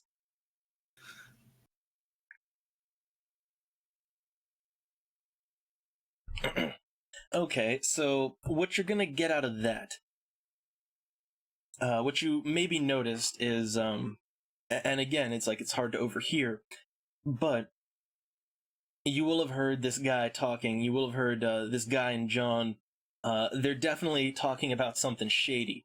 They're definitely talking about some shady dealings, and you definitely heard them name drop something, Mammon, which you're also kind of familiar with. But again, you didn't get all of it. You just know, and you didn't catch the exact deal, but you definitely overheard that there's some things you're not gonna like going on. I need to go to the toilet real quick. Okay. It's I guess it's tinfoil's deal here, but we'll wait. Okay. So intermission. So I'll go to the snack bar, etc., etc. Yeah, man. I gotta say, as some out of character here, man, Drumstick, he kind of fucked up. He kind of fucked up by calling this guy out by immediately going for his gun and calling him out. Well, he's probably a little bit paranoid since, praised biker is not a combat character. Yeah. Well, that, and also again, he's got so much the demons. He's got his character has to be getting kind of paranoid now for a lot of reasons. Plus all the cocaine. Yeah, that too. Again, we can assume that at least some of his $500,000 is going towards a mountain of cocaine. I'm back. All right. We're all good again. Yes. So it rolls back to tinfoil. What do you want to do? Is there anything you want to tell us, John? Yes, but let him leave first. So I guess you want them to let Arthur go, right? Yes. So well, how's William gonna react to that? Why don't you share your all's little conversation before we just let him walk back to his little hippie bus? So you don't trust me? That's a joke, right?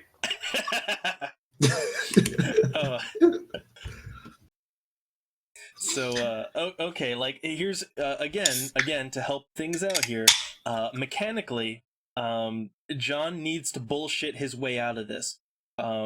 So again, give me that wits and subterfuge that's 3. So let's see how you do, because you're gonna have to do some bullshitting. How about using willpower? You can do that if you want. I want to. Okay. Yes. Okay, so it's a roll of 6. God damn it. Okay. Oh, random number Jesus. And okay, so now specifically to detect lies, it's actually a contested. It's wits and subterfuge. It's like contested. So yeah, tinfoil. Roll me wits and subterfuge, which is 5 for you.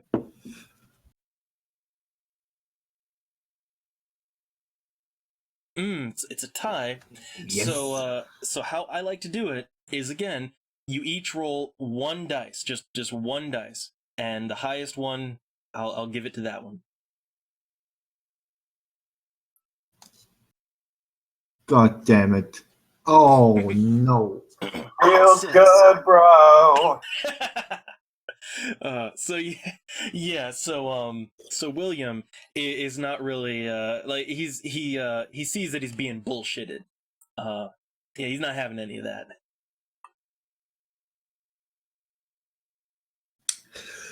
God damn it. So How are you gonna get out of this? Come on, I'm waiting. Share with the group. Yeah, drumstick. You got to think of something here. give me a second.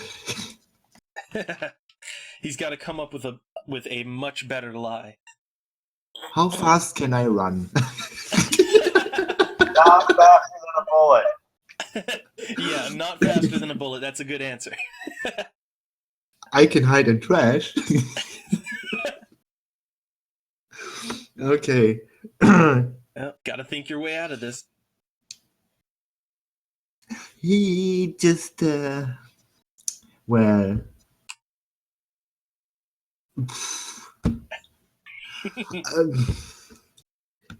damn. Yeah. So John is just kind of standing there in confusion. And I'll help out. I'll help out here. So yeah, like while John is kind of trying to stumble Oh, I thinking get of an a idea. good lie. Well, okay. I get an idea. Okay. Well, let's go with it. What do you got? How about a little information deal? You Ooh. tell me what's going on here and what we're dealing with, and I'm gonna tell you everything he said. That's not my place to tell you that. And I very much doubt Iris and her employees are going to bargain. Yeah, that's gonna be. Yeah, Iris is probably not gonna budge on that one. So, but here, like again, I'll give you a little thing here. So okay. Arthur, he's just kind of in the middle of all of this. And again, he's just kind of the whole time you two are kind of getting into it. He's just sort of standing there, like kind of staring off into space. Just kind of not knowing what's going on. But yeah, he kind of like he breaks up all of this by he looks over and he says, "Hey, is it guys? I think there's still someone here." And he's kind of pointing over to the motel rooms, and there's one room like that has a light on in it. So that's a little diversion there.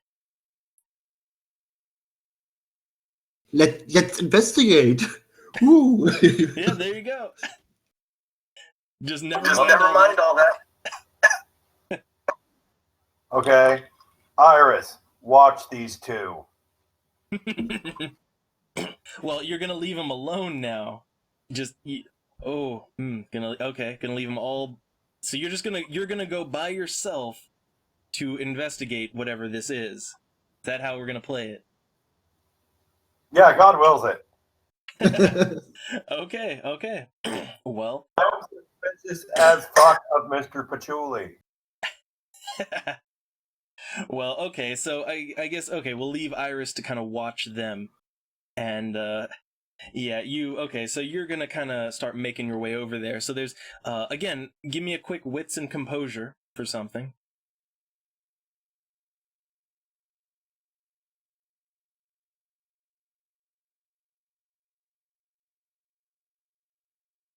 Let's see. It's I think the dice are a little messed up on that one.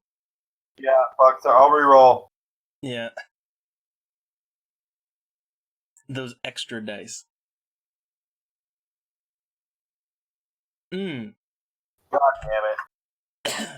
Okay, well, I guess the only thing you're really gonna catch is that there is a single light on. Yeah, there's just a single light on in front of one of the rooms. You can see a light. The shutters are down. The door's closed. But there's that's all you're really gonna get as you're kind of getting closer to it. And while you're doing that, so we're gonna kind of go back to everyone else. And I guess I don't know. So Drumstick, like, do you want to try? I don't know. What do you want to try to do here while you're being watched by Iris? Iris, please, just let him run away. Well, I'll. You can take your chances on making a really good argument, a really persuasive argument here. So yeah, give me that manipulation plus persuasion. Which is 4. Yep. Oh, god damn it. Yeah, no, Iris is just gonna stand there with her arms crossed, just staring you both down. And yeah, Arthur, he's just kind of like he's again just sort of staring off into space, and also like he can't help but just look down and watch all the all the little shadow demons just kind of crawling around on the ground. He can't help but just stare at all that. He's stoned out of his mind. So okay, back to tinfoil. So what do you want to do as you're getting closer to the room? What is the door completely shut, or is it ajar, or? No, it's completely shut.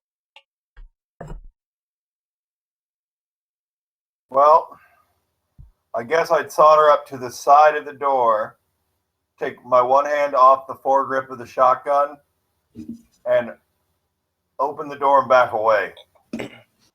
All right. Well, before you do that, I will I will advise something.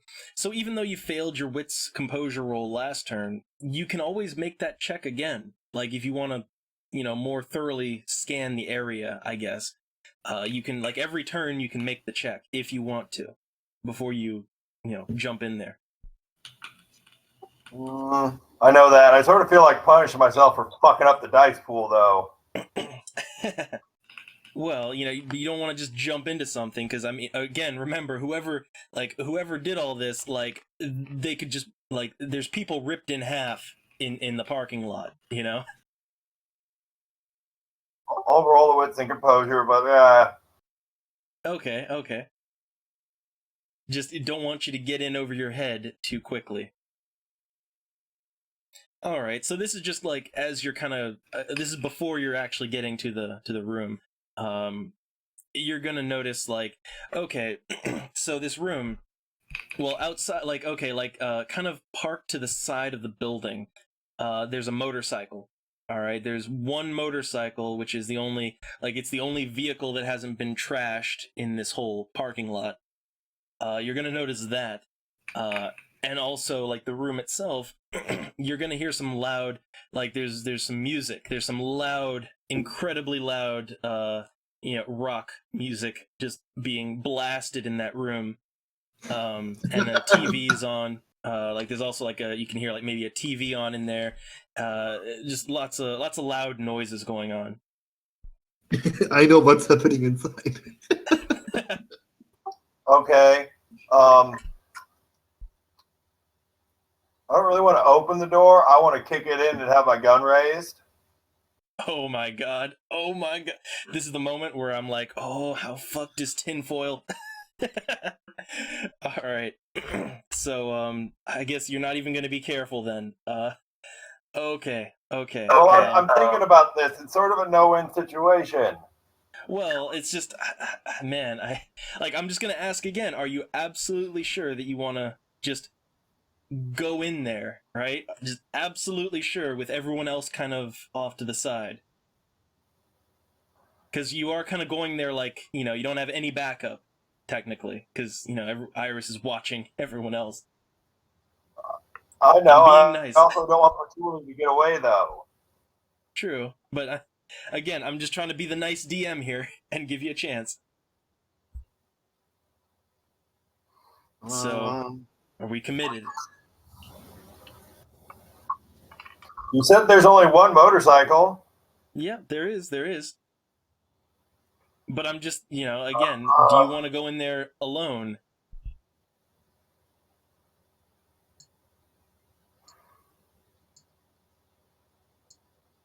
It's And like part of me meanwhile, thinks I could handle it if there's only one.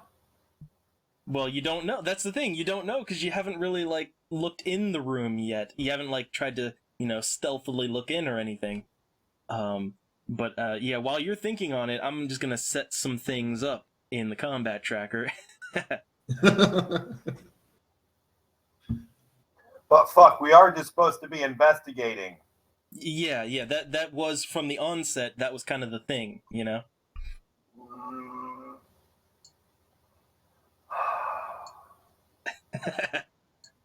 Okay.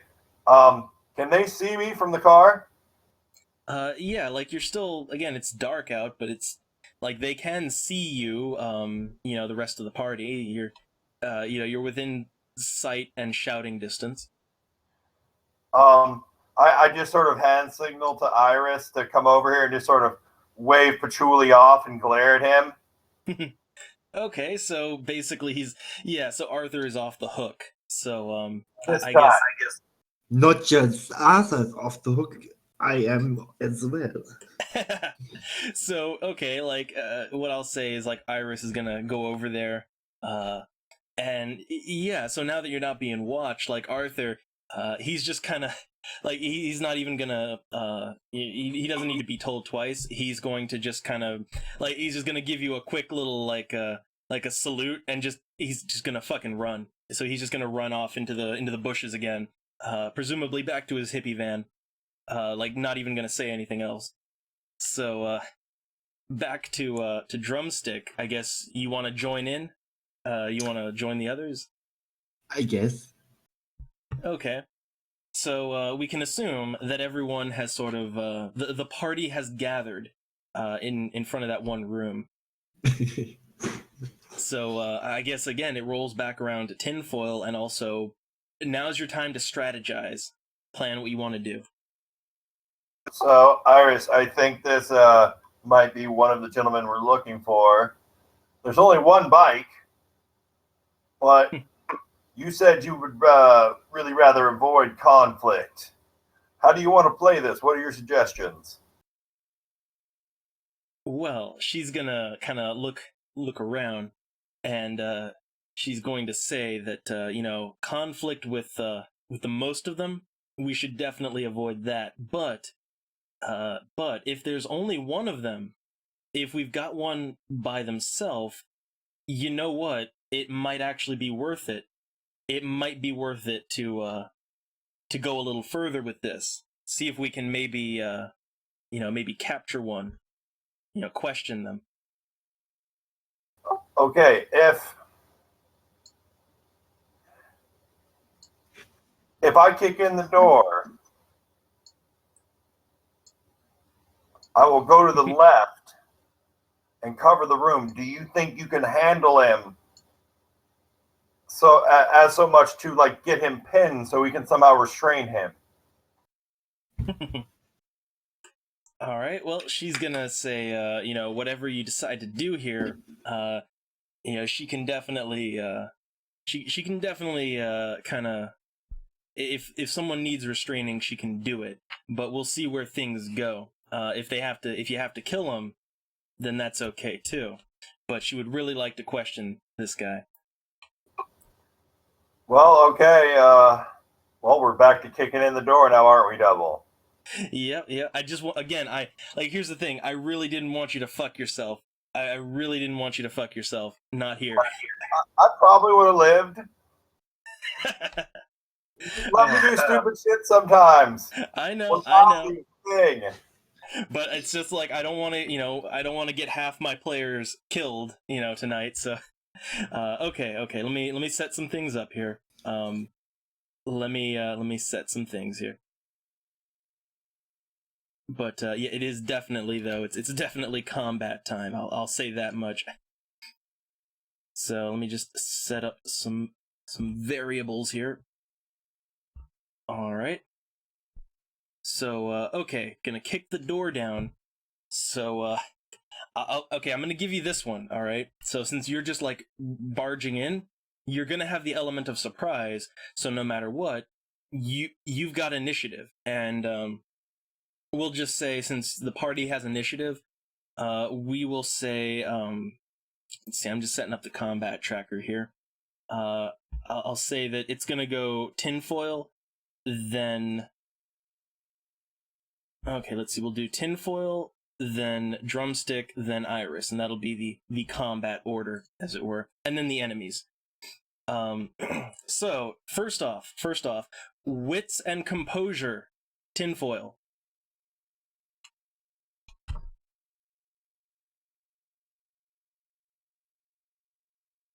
Okay, you did good on that. Very good. Almost critical. Almost, not quite, but good more than good enough. So now let me just again, I'm just kind of tweaking some things here. Just one more second. It's always fun when the shit goes down. So let's see. Let's get some things on here. It's been a while.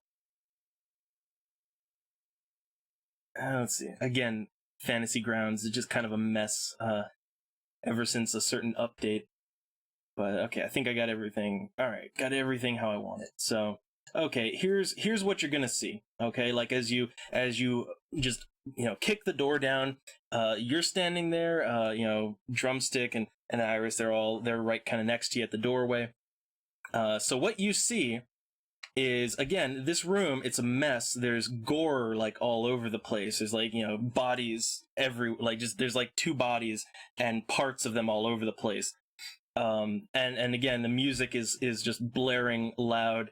The TV's on, and then oh yeah, there's so on the bed, there's a guy, a very white trash looking guy with his pants down, and then there's a very white trash looking lady underneath of him, completely naked, and they're just they're just having sex. And you've got the jump on them. Great. Yeah, but what I will say is like they like immediately like the guy's like again just kind of like turning like what the fuck is going on, but he's hissing like there's some fangs popping out here, so it's going down. So tinfoil first. Okay.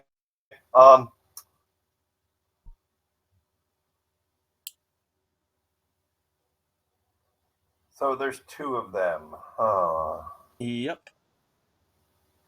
The problem is they're all entangled fucking, so I just can't like do a knee shot. Well, what are you gonna do?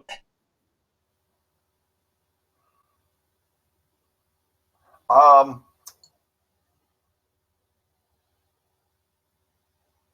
we only really need one of them.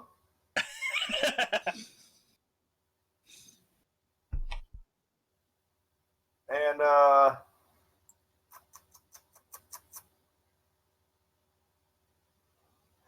I'm gonna take a shot at the girl.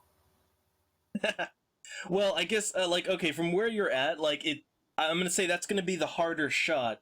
Like the guy is the one that's on, like he's on top and more facing you. So that's gonna be so the he's facing me and on top. Okay.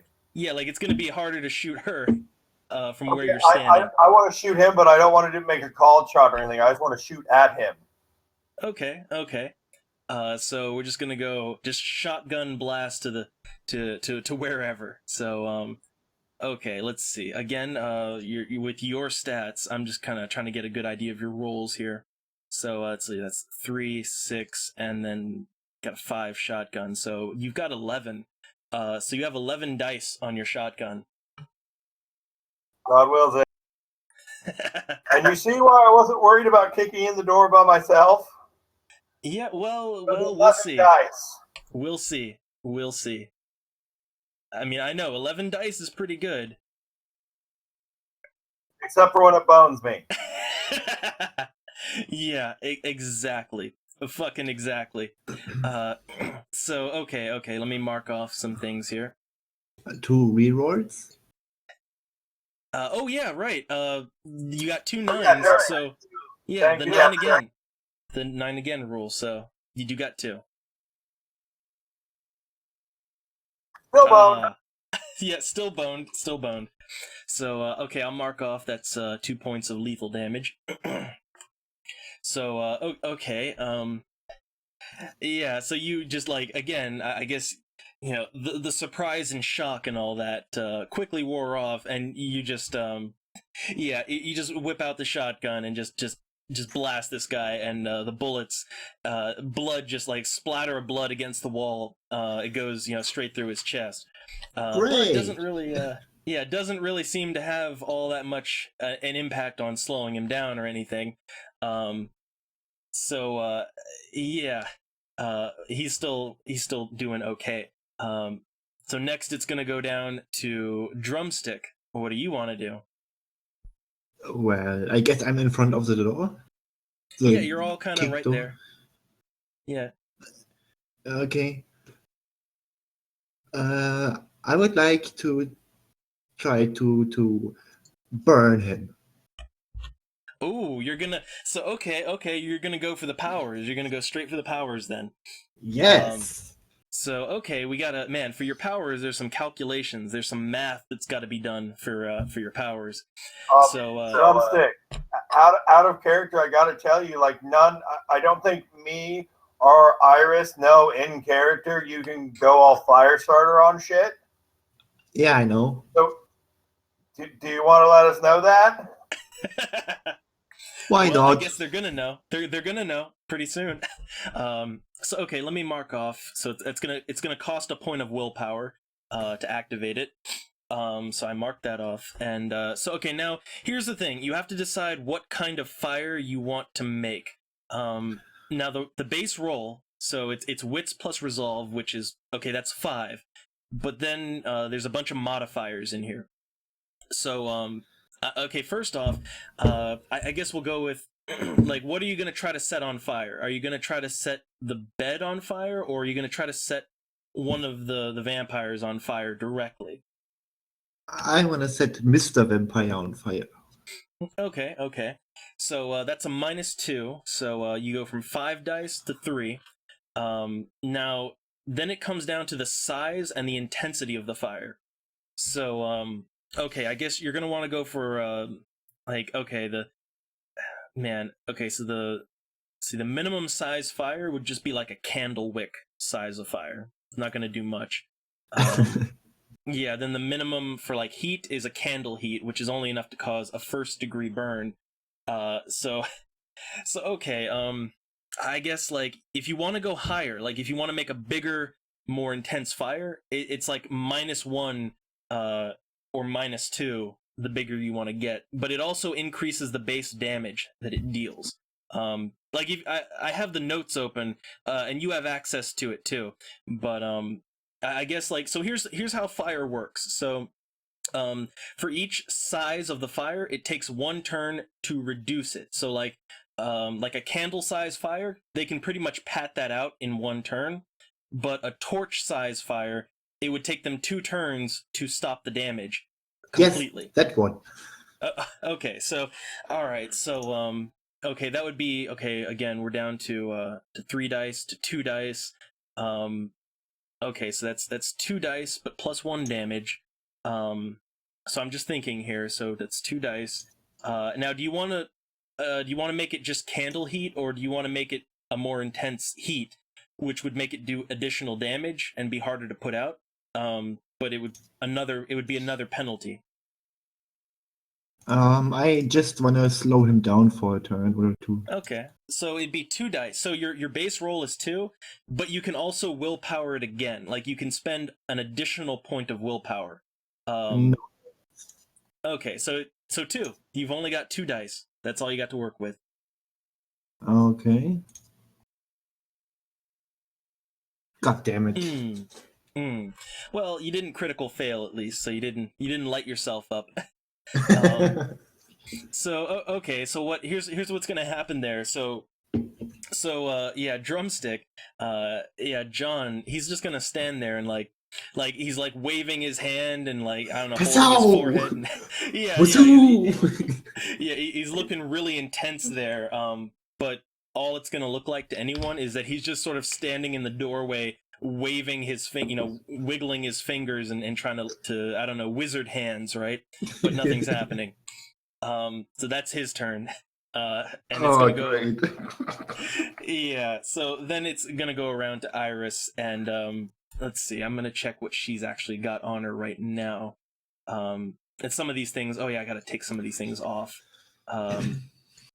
Okay. So she has a revolver still. So okay, I guess she's gonna go ahead and try to do some shooting. So let's see. Let me take one bullet off.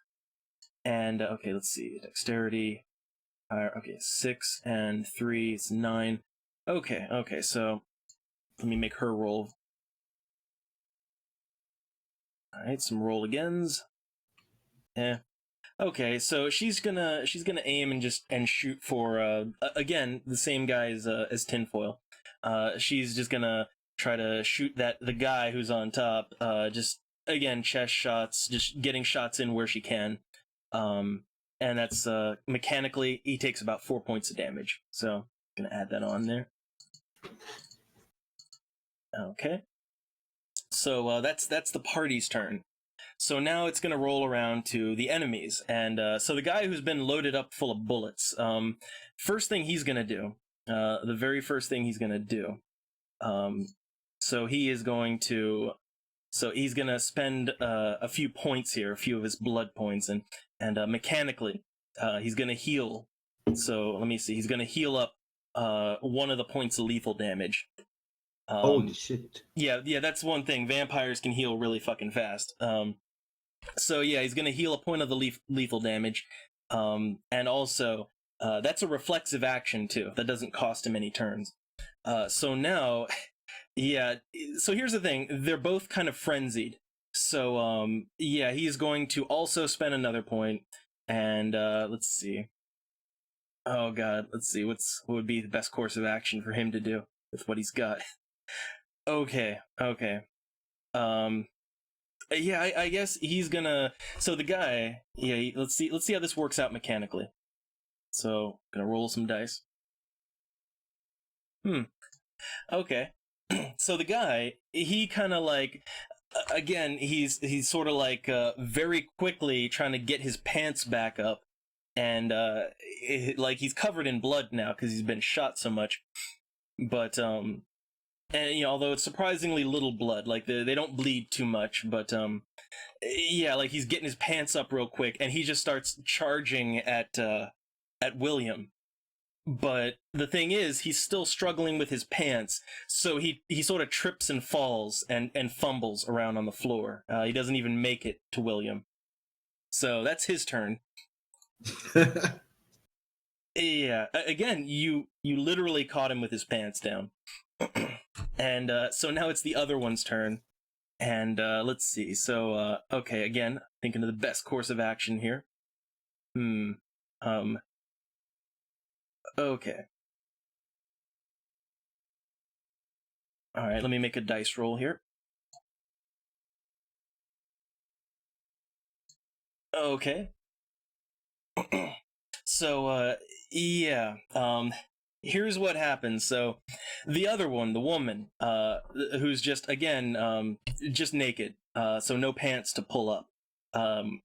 Yeah, she just hisses and gets her sights on John, who is just kind of wiggling his fingers there in the air. And yeah, like she kind of like moves really fast, just like it's like a motion blur.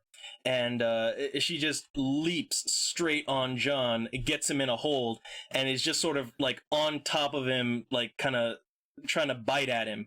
And it's wrestled John to the floor. So that's her turn. No, only 1 point of bashing damage. Mechanically, only 1 point of bashing damage right now. But basically she's grappling you. She's grappling you and trying to bite you. So you have a frenzied naked vampire on top of you trying to eat you. That's what's going on with John there. So back around to tinfoil. Okay. I want to take another shot at fucking Mr. Dude while he's still trying to pull up his drawers. All right. So again, But, after seeing him shrug off fucking a shotgun blast and a fucking 38 round from Iris, I'm gonna do a headshot, and I'd like to use a point of willpower. okay. Well, let's see. So you normally have 11. So so let me see. Let me mark off that point of willpower. So that's going to bring you up to 14, but then -3. So you're back down to 11. So yeah, make your shot.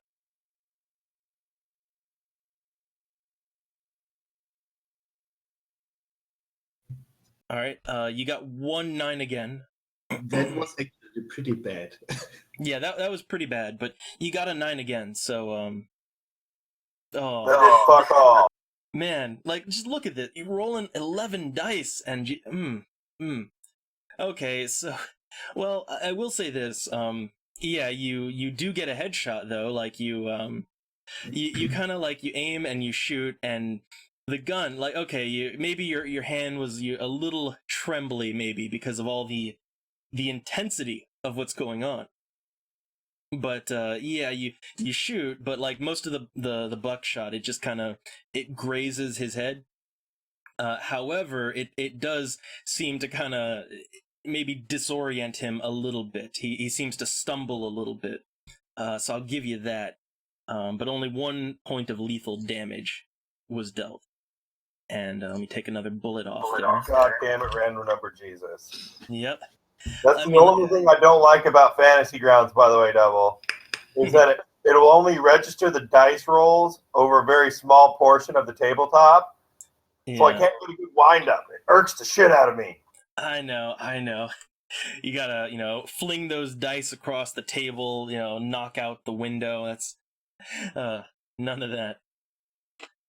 So, okay, your shot was a bit of a fumble, but hey, you still got something. So now it's gonna come back around to John. So, Drumstick, right now your character is being grappled, and I'm getting laid is the proper term. Am I getting laid yet? But yeah, like what do you want to do with this naked white trash vampire who's biting the shit out of you? I guess Well, let's go for double willpower fire action. Well, here's the thing. I guess you only have a few actions you can even take while you're grappled. The main one. So what you're gonna have to do here is you're gonna have to break free of the grapple. So just doing that, it's gonna be strength plus brawl, which for you is like that's 2. Yeah, that's 2. So I don't know. You want to willpower it or? Oh god, I'm gonna lose my. Oh. Yes, I guess I have to. Okay, so we'll add some willpower. So that's 3. So it's gonna be a contested roll now. So okay, so give me your strength. Oh wait, here's another thing actually. It's strength brawl minus. It's actually minus the strength of the attacker. So so you have 5. God. Yeah. You have 5 minus. They have 3 strength. So it's gonna be 2. Even with willpower, 2 dice is all you've got. I can't burn them. Well, you can try, but I mean, if you want to, like, you kind of need to break free of the grapple to even think, like, to concentrate on doing anything else. Okay. So, yeah, so it's 2 dice is all you've got to work with to break free. Damn yeah. Yeah. So, okay, story-wise, John is just flailing around on the floor with this shrieking vampire on top of him, just flailing around, like they're just rolling around on the floor, knocking everything over, but that's all you managed to accomplish that turn. And So okay, now back to Iris. And I guess she's gonna probably want to finish off the guy that Tinfoil was trying to shoot at. So let me mark off another bullet here. So let's see. Okay, marking another bullet, and let's see, 3, 6, okay, 9. Why not? Let's willpower it too.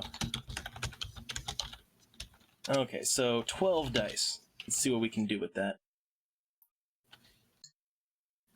God damn!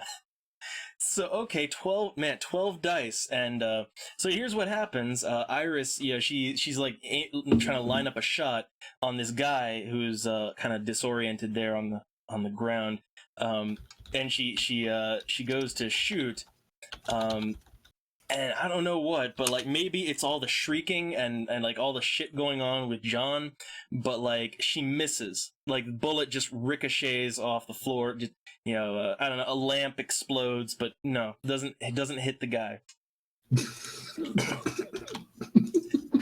So, I'm sorry. all the links. But yeah. So and then I guess it's gonna roll back around to the villains.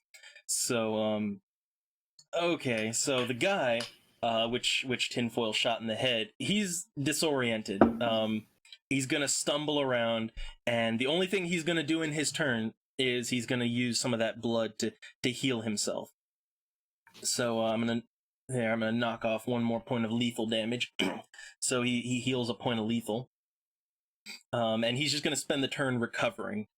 So okay, again back to the girl, and so she's gonna attempt to bite Drumstick, to grapple and claw and bite at him. So let me get some stats here. I'm becoming a vampire now. No, you're just gonna suffer from some blood loss. But okay, let's see. Let me get their dice pool here. Okay. All right, and again, you're grappled, so your defense is not going to apply. Normally, you get some defense, but doesn't apply while you're grappled. So okay. So mechanically speaking, you're gonna take 2 points of bashing damage. And story-wise, so again, she's got a hold on you, and as much as you squirm and flail, she is like biting into your neck and your shoulder, and really wherever she can.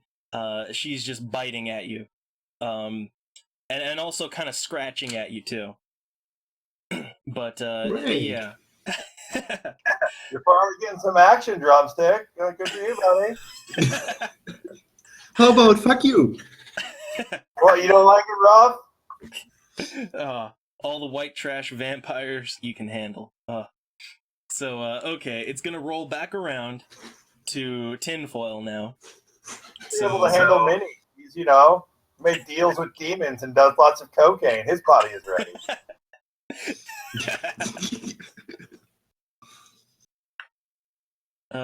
Well, it's back to Tinfoil. So how you gonna save the day? Just a regular old headshot, no willpower, nothing fancy. Okay, so all right, with no, but it's still going for the headshot, right? So that seems to be the only thing that slowed him down or made him think twice. Yeah. So okay, just 9 then. Or wait, hold on. 11, 10, 8. Yeah, so you have 8 dice.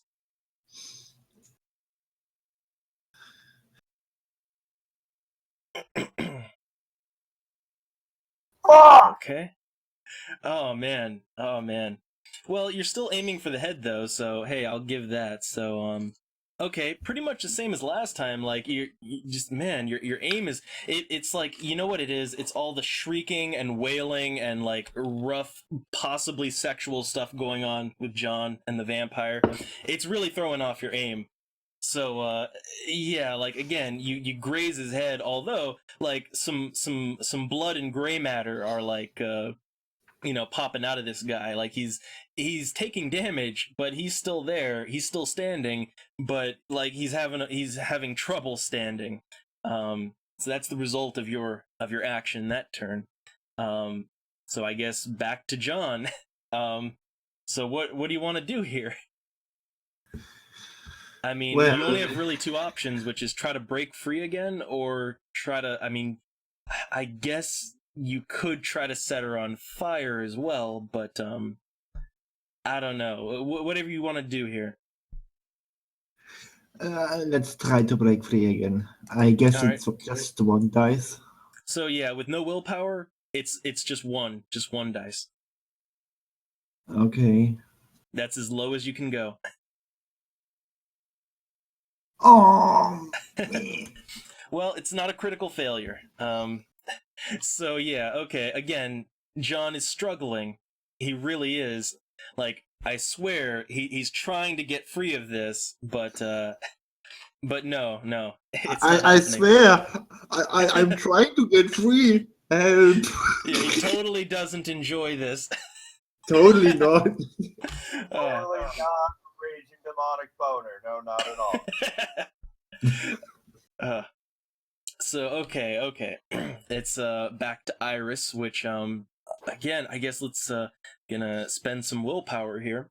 So let's see, 3, 6, okay, it's 12. She's just gonna, again, I guess she's gonna try to make a good shot. So yeah, let's see. So I'm gonna add in the 12. Ooh, I think you're in luck this time. Yes, I think you are in luck. So all right. Iris, she takes aim, and yeah, like again, she's trying to help William out here, and she shoots for this guy, and this time, no distractions, her aim is true. With her revolver, she just yeah, like she kind of goes for the head, and this guy, like his brains just explode out the back of his head, and not only that, but like the moment his brain matter goes flying, he immediately starts like burning and turning into dust. Like it's like he kind of poofs away in a cloud of dust as the bullet goes through him. So that guy's gone. The guy is down. He's just a pile of ash and burned up clothing now.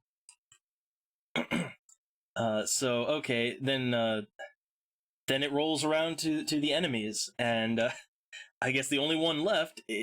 Okay, let's see what they're gonna do.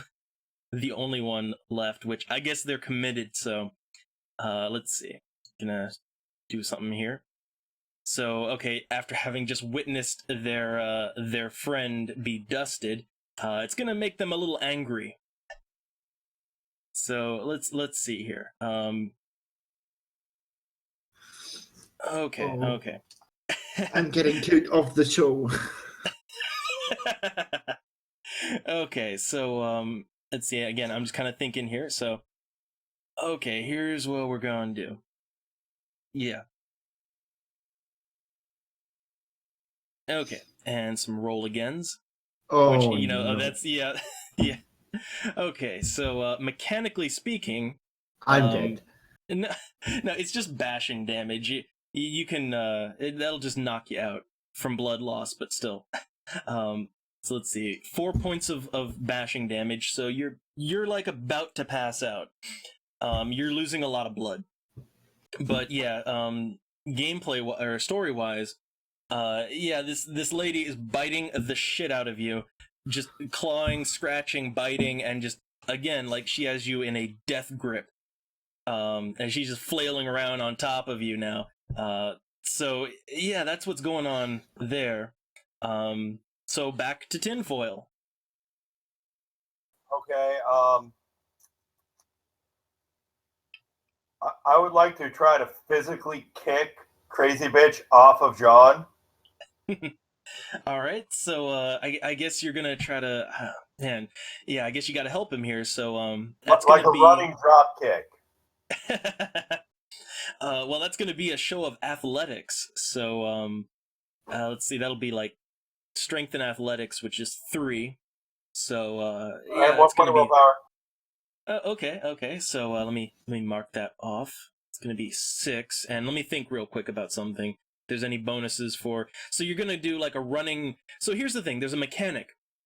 You can do like a running charge, and it's like you don't get defense for the next turn, but like it'll kind of boost up the damage a little bit if you want to go for that. Sure, God wills it. I want to, yeah. Running drop kick. Okay. So let's see, 3, 6. So 9. So you can roll a 9.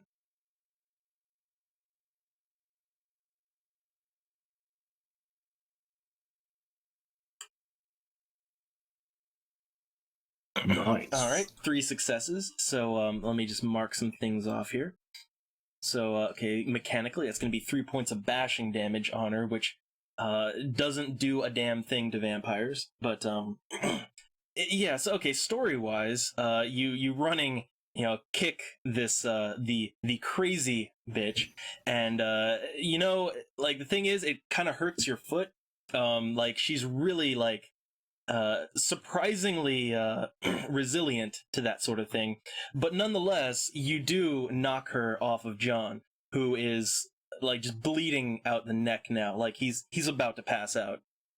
But you got her off of him. So now it's gonna go back around to. But let's see. Now it's gonna go back around to Drumstick. So what do you want to do here? I would like to bake a cake. He's delirious. Well, what can I do? Well, you've yeah, the girl's been knocked off of you, so you're free to move and act now. Like you can do whatever you want now. Okay. You should probably hide your raging erection. Good idea. I'm gonna go in the apartment for a few minutes.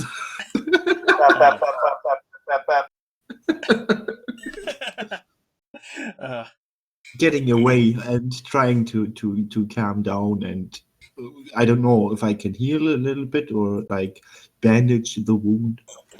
Well, yeah, your character right now is like, and again, there's going to be a little blood loss, so like you kind of need to rest and recover, and I guess you can try to get away and use your medicine skill, which you don't have any. So yeah, like that's only going to be like 1 dice for you if you want to try to bandage yourself up with something. Yes, the bed sheets or something like that. Okay, so I guess we're gonna say like your character crawls away, and you try to maybe crawl over to the bed and let everyone else fight.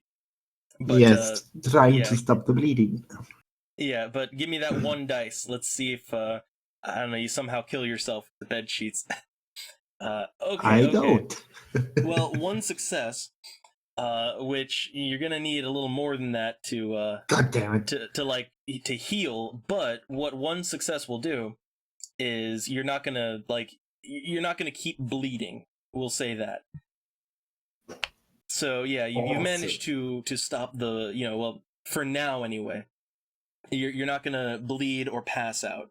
So good job, thumbs up. Yay! So now it's gonna go around to Iris, and I guess so here's the thing. You all had wanted to question at least one of them. So Iris is gonna try to pull a little maneuver here. So let's see, and she's probably the best one to do this. So let me check some stats here. Let's see, 3, 7. Okay, gotta get some dice pools together here. All right, and I'm gonna willpower, and let's see how the dice roll.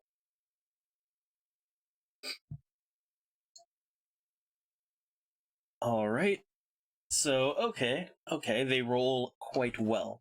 So let me mark some things here on the combat tracker. Okay. So yeah, Iris quickly just now that the other guy is taken care of, and this one crazy lady is has been peeled off of John.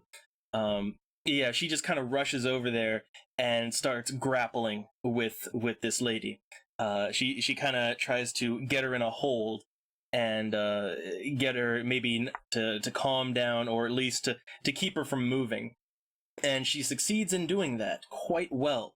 She's very strong, so she manages to get this raging, frenzied vampire in a submission hold. So she's dealt with for right now. So it's gonna roll back around to tinfoil.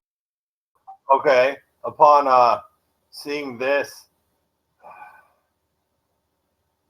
I guess I'd look around the room for something to use or make into cordage so we can tie her up.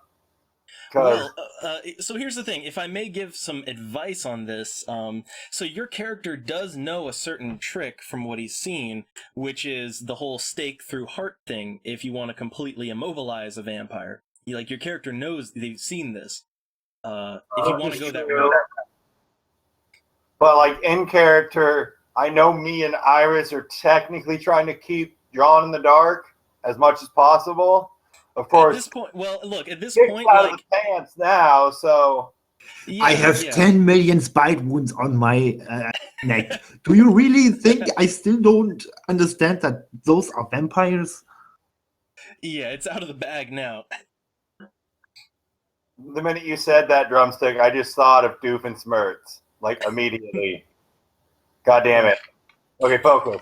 Okay. Maybe he still didn't notice that those are vampires. Okay, that is a very good point, Double. Okay, I guess I would sling my shotgun and look around for like a chair or a table I could break the leg off of. Okay, so I guess now that they're restrained, you have time. So, okay, like, well, I guess it doesn't even need a check because, like, look, the bed has wooden posts. So there you go. Well, okay, I break one of those off then. Well, so here's the thing. To even do that, like, okay, you're gonna have to make a little bit of a strength check here. So, I guess just give me like a strength athletics just to see how well you can break it off.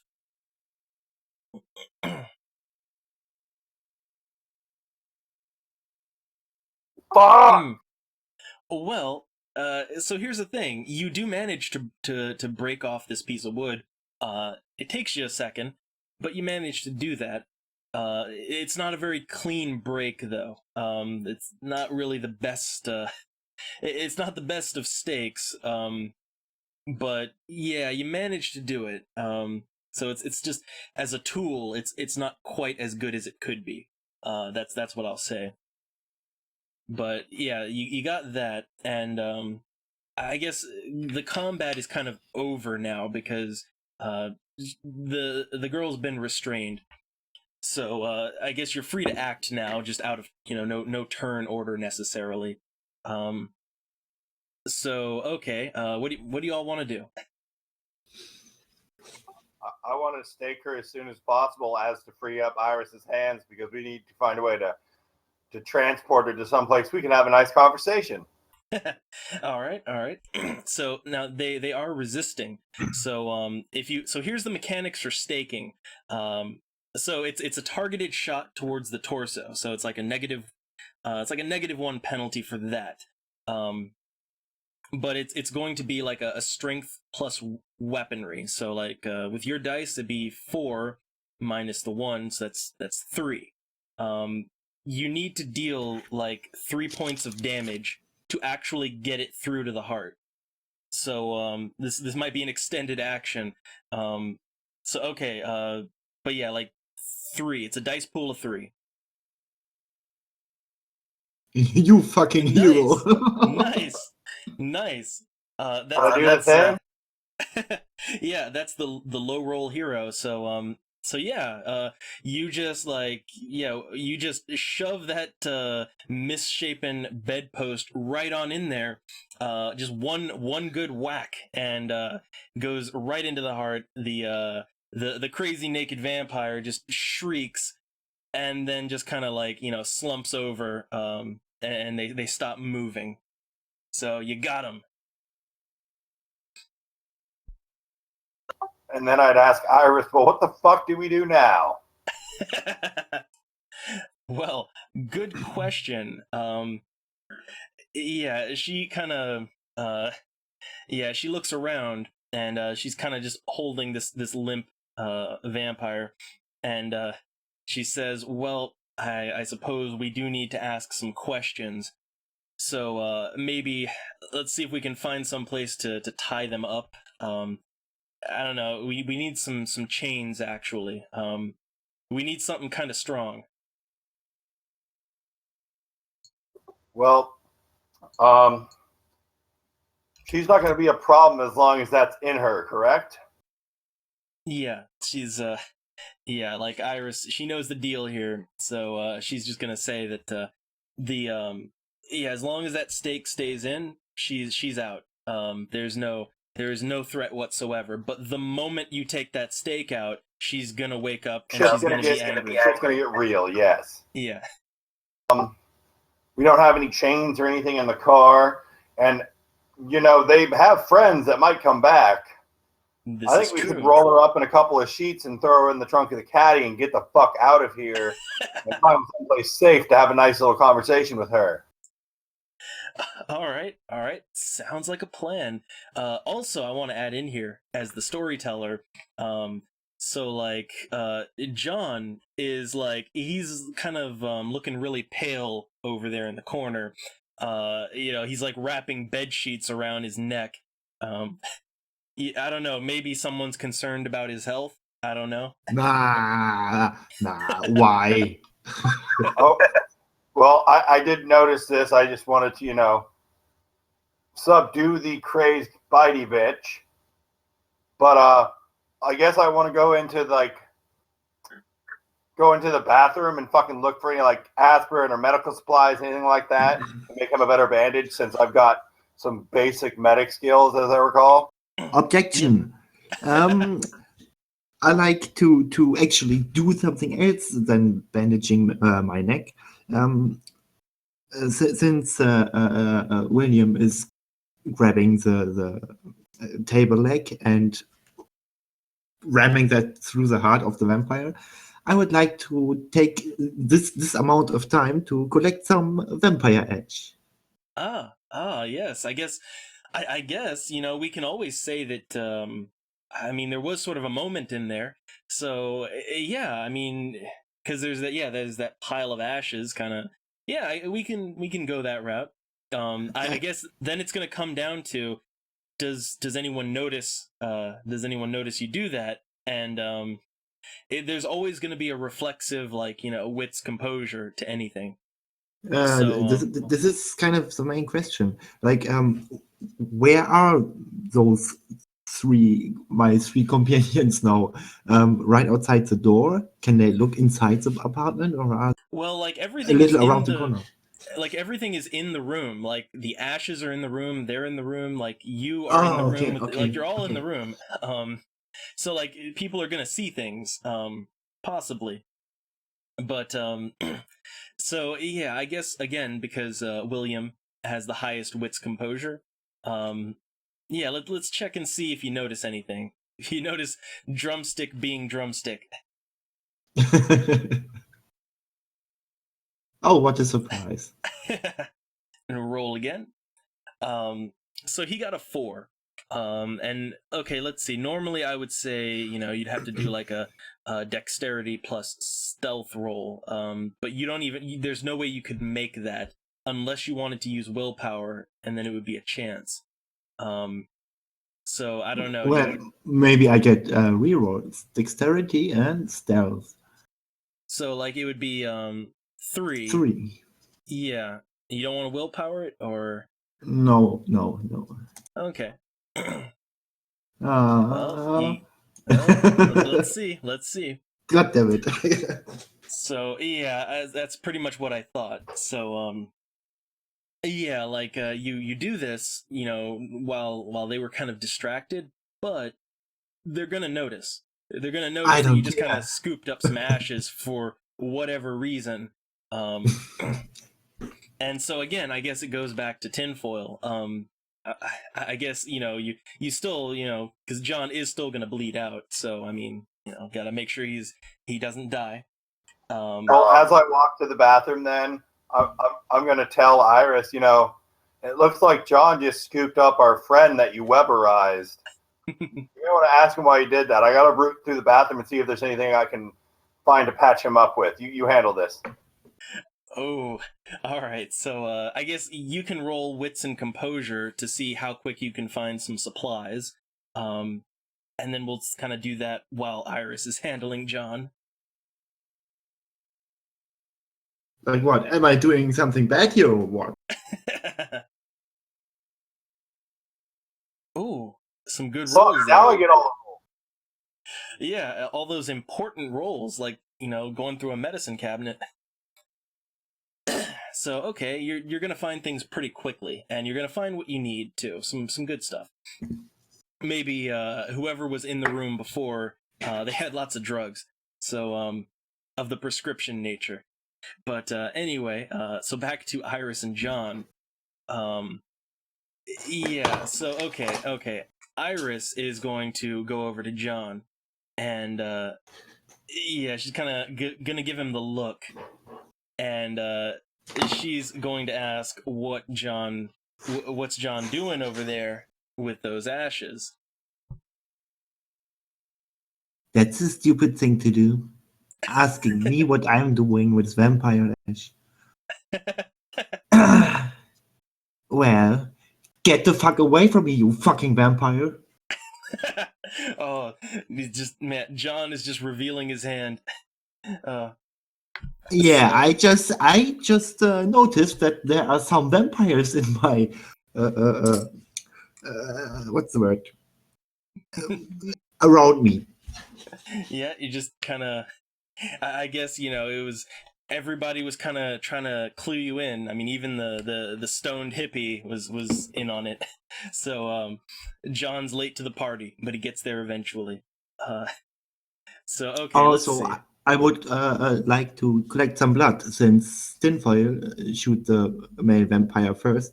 You actually Well- said blood and guts were smeared on the wall. Okay, well, okay then. So I guess you're gonna try to scoop some of that up. Well, we'll say that you did all that while you were doing the ashes, so you got all that. That's a side quest complete. Very But, good. But okay, again, Iris is gonna be looking at you, and so yeah, she's gonna want those items back. She's like, they know what you're up to, or they know you're taking these things, and she's just kind of gonna hold her hand out and say, it would be in your best interest to hand those things over right now, and so now I know you're gonna want to contest this, so it's gonna be some, let's see, I'm gonna do a manipulation intimidation from her real quick. So let's see how that goes. All right. So now you're gonna have to make a a resolve and composure roll to counter that. With willpower, please. Oh, okay. So let me knock off a point of willpower, and so that's okay. That's 5, 6, 7, 8. So you have 8 dice.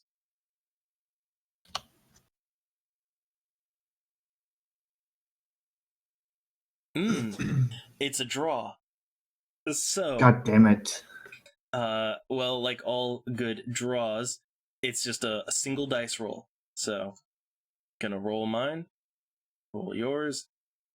All right.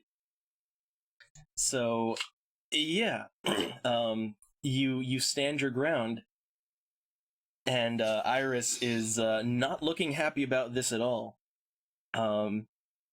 At the same time, she realizes that there's some other bigger things going on here. So she just kind of looks at you, and she says, we're gonna have to deal with this later.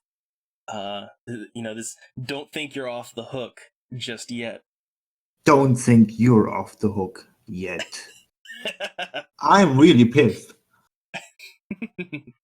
Man, I love it. Like Drumstick,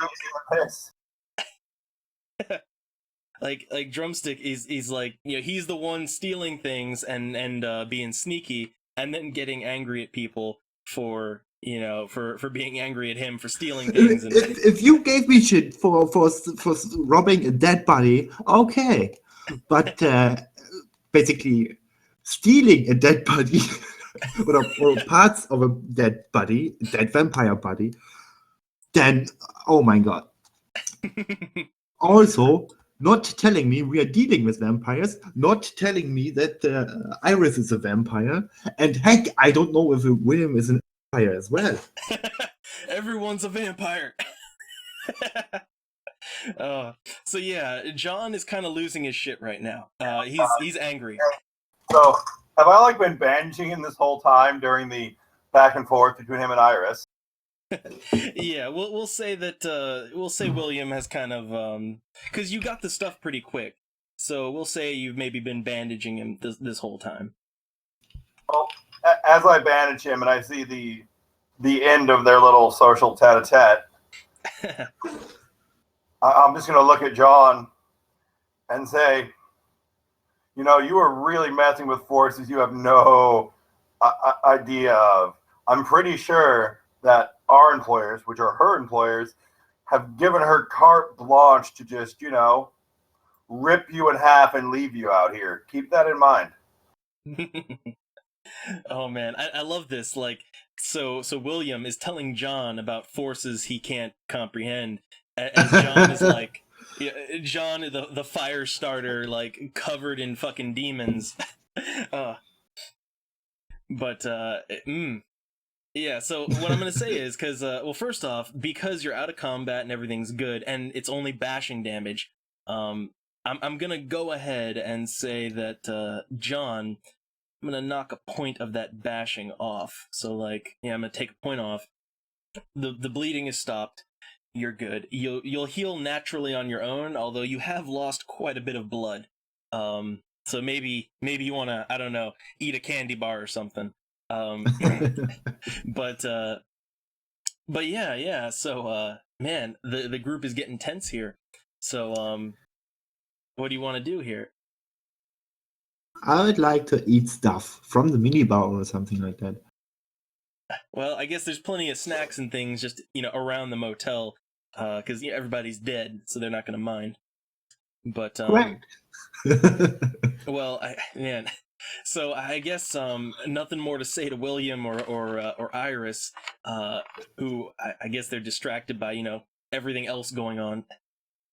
I'm done with them. So yeah, I guess Also, you managed to. Also, isn't eating the stuff like stealing, which is greed, which is willpower recover? Well, If not, I would like to steal some stuff. Well, okay, I'll give you 1 point of willpower because you've been doing a nice job of stealing everything, and you have no problem with stealing all the food from maybe let's say that I don't know, there's a vending machine and you break the glass and steal some candy bars. So there you go. There's your willpower point. Yay! So okay. I guess then it rolls back around with John having gotten up and he's gleefully going out and looting to his heart's content. It rolls back around to tinfoil. Well, I guess me and Iris would start, taking sheets like off the bed and wrapping the girl up so we can transport her in the trunk. And while we're doing this, I'd just, be talking to Iris and say, I think John at some point is going to be a problem. All right. Well, yeah, because again, John is out looting right now, so he's out of the room. But yeah, like as you two are wrapping this naked lady up in the sheets. Yeah, she just kind of, very business as usual. She's just kind of nodding and saying, yeah, he's already a problem. We'll deal with that later. So, do you all have a safe house somewhere out here we could take her and have the conversation with her? All right. Well, let's see. Where you're at. You're in the middle of nowhere. So, yeah, Iris is just gonna say, not anywhere around here. Um, but these people, they're definitely nearby. They're like where these two, they're not the only ones. There's gonna be more, and they're probably not that far off. We still need to catch up to them. I don't know. Yeah. How do you want to play this? Well, we could find another motel and stay there, but we really better hope there's no one around, because I very much doubt the conversation we're going to have with her is going to be quiet. Yeah. So, I guess mechanically here, actually, you could stay at that hotel. I mean, there's nothing stopping you from staying at that one. Um, Except it's a murder motel, and if the police show up, there's going to be questions. Yeah, that is sort of an issue there, isn't it? Well, I'm actually, well, I guess if you're not gonna stay at the motel, so Iris has something to add to that, which is, yeah, she's kind of, again, wrapping up the body and all that, preparing to take it wherever you want to take it. She says, there might be, maybe if there's another motel further up, we'll see. Although we are getting kind of close to Middleton. We're not that far off from it now. And, as for this motel, we need to take all the bodies around here, get them in the rooms, and we're gonna need to burn this place. We're gonna need to torch it.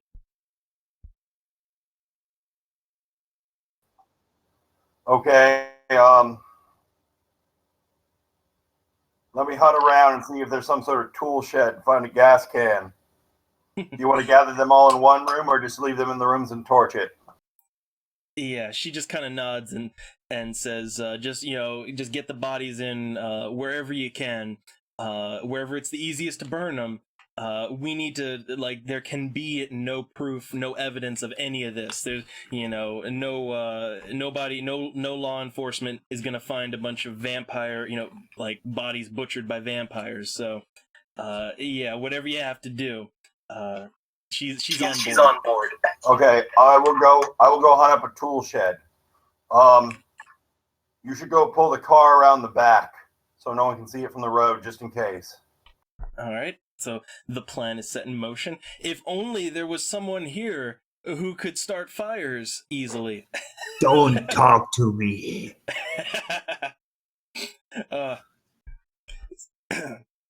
So I reckon I have to walk around the grounds and roll some wits and composure until I find that one shed. Yeah, so for you, I'm going to say wits composure, and then Drumstick's going to be doing something else too. So wits composure. All right. So 2 is moderate speed. So we'll say you kind of, you wander around the grounds, you eventually are going to find something. But meanwhile, Drumstick. So what do you want to do? You've been looting. You've basically been looting, getting some candy bars. We'll say a couple of minutes have gone by, which means your bashing damage is just going to heal itself. It's going to start healing itself naturally. That's the good thing about bashing damage. So, what do you want to do while William is out searching for tools? I'm gonna go to the car and wait there. Okay. And I guess I'm gonna make you do a wits and composure for something as well. Uh-oh. I know what I'm rolling for. Oh, I don't see distant lights approaching. Well, you don't see nothing. You just go to the car and, yeah, you just kind of park your butt in there and wait. So meanwhile, William has found there's just a little bit of a kind of a maintenance shed off to the side. There's a couple of tools, hey, you find some chains, convenience of all convenience, but also there's shovels and some all kinds of tools. You find what you're looking for, basically, in more ways than one. Okay, so gas can, chains. all the basics. Well, I'd walk back and start dousing stuff. Make sure she moved the car. Has our new friend in the trunk, and just go about setting everything up to burn. All right, all right. So I guess with all that, we can just sum it up that you burn the motherfucker down. Yeah, it's not contested or anything, so the evidence, all of it, it's just gonna burn. And Drumstick. So I want Drumstick to make a very quick resolve composure roll for something. Resolve composure this time. Yep. It's the Hydra Fire Boner. Yeah. Okay. You're. So yeah, John is just kind of sitting back in the car watching all this, and you're very intrigued by as you see the flames start burning, and those little shadowy figures are just kind of dancing around in all the flames. You're a little bit mesmerized by it all, but you kind of manage to hold yourself together, and yeah, you don't do anything too drastic. But yeah, what I will say though is that because you've just been kind of resting back in the car, and this delightful sight of fire kind of soothes you, I'm gonna go ahead and give you a point of willpower. Just that's another way you can get it. So good little moment there. Anyway, so yeah, the whole place is going down. You now have a like you have a naked white trash biker in your trunk. So yeah, what do you want to do now? Well, I reckon we get in the car and continue driving on to Middleton. All right then, and I guess if no objections, the adventure continues. No objection. All right. So as you're you're gonna start getting closer to the town now. You were already actually kind of getting close. We'll say another. I mean, overall, like it's after midnight now. It's like it's going on 1 a.m. now. And actually, like as you're kind of getting there, it's gonna be you're getting into the morning. But so okay, it's around 1, and at this point, like normally there should be more traffic on the road because you're getting near town. Now, this is not a big town. It is a very tiny town. It's very rural. It's in the woods. But yeah, like as you're kind of seeing some stores, some motels and things like that. There's no traffic whatsoever. Like no composure or anything needed. Like it's very empty, very quiet. But you're getting into town now. Okay. I just like to roll a wits and composure to see what I see and see if any of the motels look sort of quiet and off the beaten path. All right. So, okay, wits composure. Oh, go for that critical. So, okay, what you'll notice is you're kind of driving into town. Overall, again, it's just like it's more quiet than, this is a tiny little town, but it's way too quiet. There should be like at least some drunks on the street or something, right? There's nothing. And you'll maybe even notice some cars, like every now and then as you're driving along, you'll see like a car by the side of the road with the door open and no one around. Yeah, but as you're getting into town, motels, like yeah, sure, there's some motels, but again, everything is just dead quiet. Well, I'd say to Iris, I think our friends may already be here. Yeah, she's been looking around too, and she's gonna agree that you probably don't want to sleep here. In fact, maybe you should keep driving and see if you can find them, because it's looking like they've already hit this place. Well, okay, keep driving and keep observing.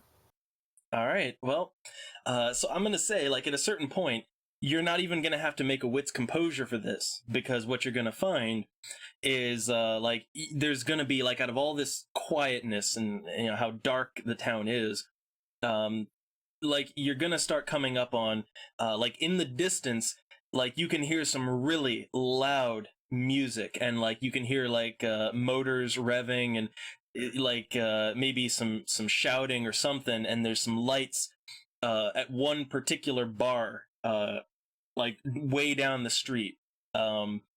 So I don't know, like, again, before you get too close, what do you want to do? I want to kill the lights and pull off into some sort of side alley. Okay, good call there. Very good call. And again, because you took the initiative on that, no rolls necessary. So now that you're kind of you're in stealth mode, what do you want to do? Well, I'm gonna ask Iris. There sure seems to be a lot of those fellas. I mean, what Yeah. more can we investigate? Should we try to find a payphone and call your employers? Well, she does think that's probably a good idea to make the call. However, she also wants to get a little closer, maybe see exactly what's going on. Not to engage, but like she wants to know what's going on here. Like what she wants to see some faces in there, see what's going on. Okay. You are a good guy. You've been But to this it is town your call. before, then, Iris. Wait, what was that? You've been to this town. Iris has been to this town before, then. Oh yeah, she's been there before. Yeah, she knows the deal. Okay. Is there a way we can get to some of the buildings across the way on foot? Maybe get a higher position so we can observe. Well, let's see. So what she knows here is like where they all seem to be at. It's this one particular shitty bar. And it's got like it's like a bar motel, and there's a gas station next to it. It's kind of isolated. There's nothing really like again, this town is so rural. There's not really a whole lot going on. It's just like a parking lot around it, the road. But she kind of figures that maybe like maybe if you stick to like there's some trees, there's some wooded area next to all this. Maybe if you stick to the woods, you might be able to to sneak up and get a little closer. Well, lead the way then, Iris. You know all the terrain and stuff here better. All right, so it's stealth mission time. And well, I guess first off, before you do that, so do you want to try to make the call first, or do you want to try to get information first? Like what order you want to do things in? Well, yeah, I'll roll wits and composure to. Well, no. She's been here before. She would know where the nearest payphone is. Yep. So she can guide you there if that's what you want to do first. Well, I'm gonna ask her how far is the nearest payphone then. Okay. Well, from where you're at, because you just kind of pulled off the road, she says like the nearest payphone. Well, the nearest one would probably be, in there at the motel and all that. But the safest one would probably be maybe if you like turned around and backtracked, like maybe 10 minutes or so.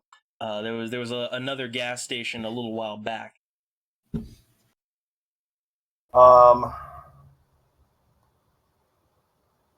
That's probably a good idea to do that first, then, Iris, because we don't know which way this is gonna go. All right. So again, if you're all being sneaky and stealthy and nothing has been engaged yet, we can say that you can make it safely to the nearest gas station.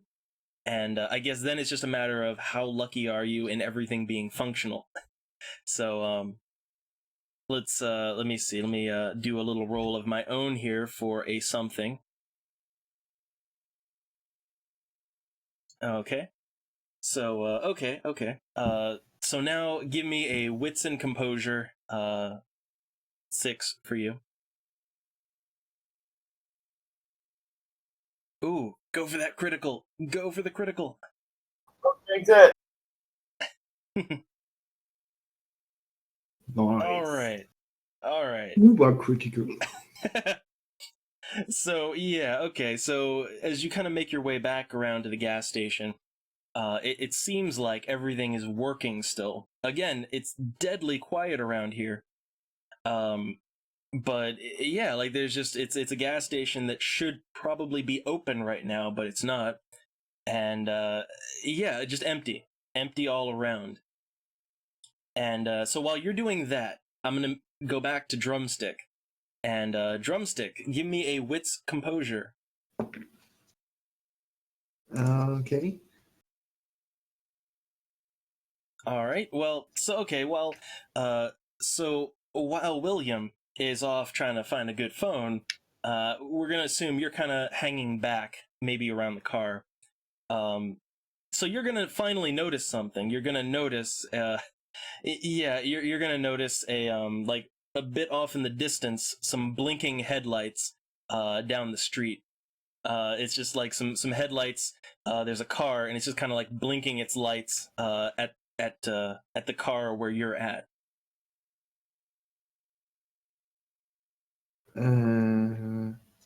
Okay.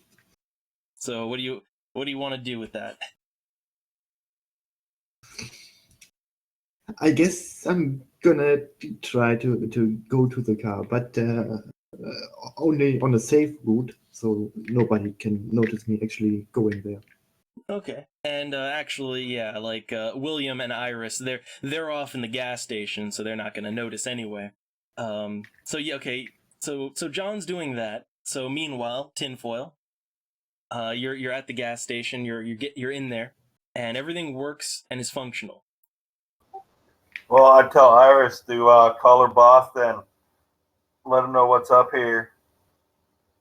All right. So she's just gonna kind of find the phone, and she's again gonna make a little call, and yeah, quietly, but she's gonna be on the phone, talking, having a little conversation, lots of nodding, and waiting for not looking good.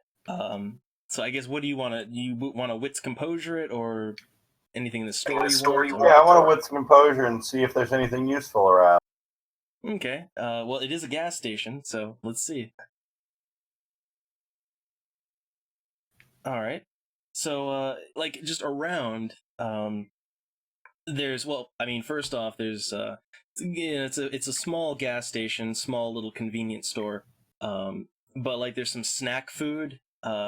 There is like underneath under the counter, there is a shotgun. Although you already have a shotgun, a better shotgun actually. But But Iris doesn't have a shotgun. True.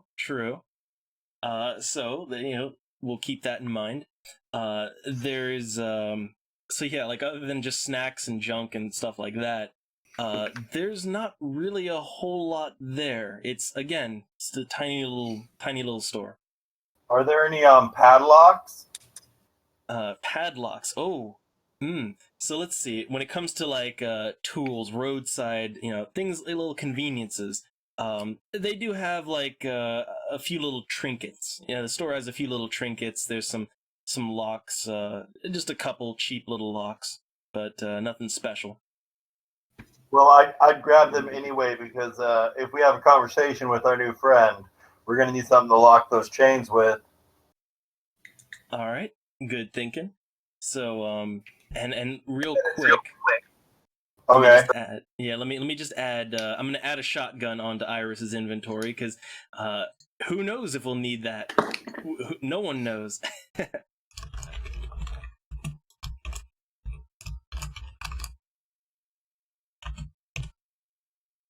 All right, so almost got added, and it's not gonna be as good as the one you've got, but it works. Okay. So And you said it was mostly like roadside tools and stuff? yeah, it's a very small store. nothing. There's nothing very impressive in there.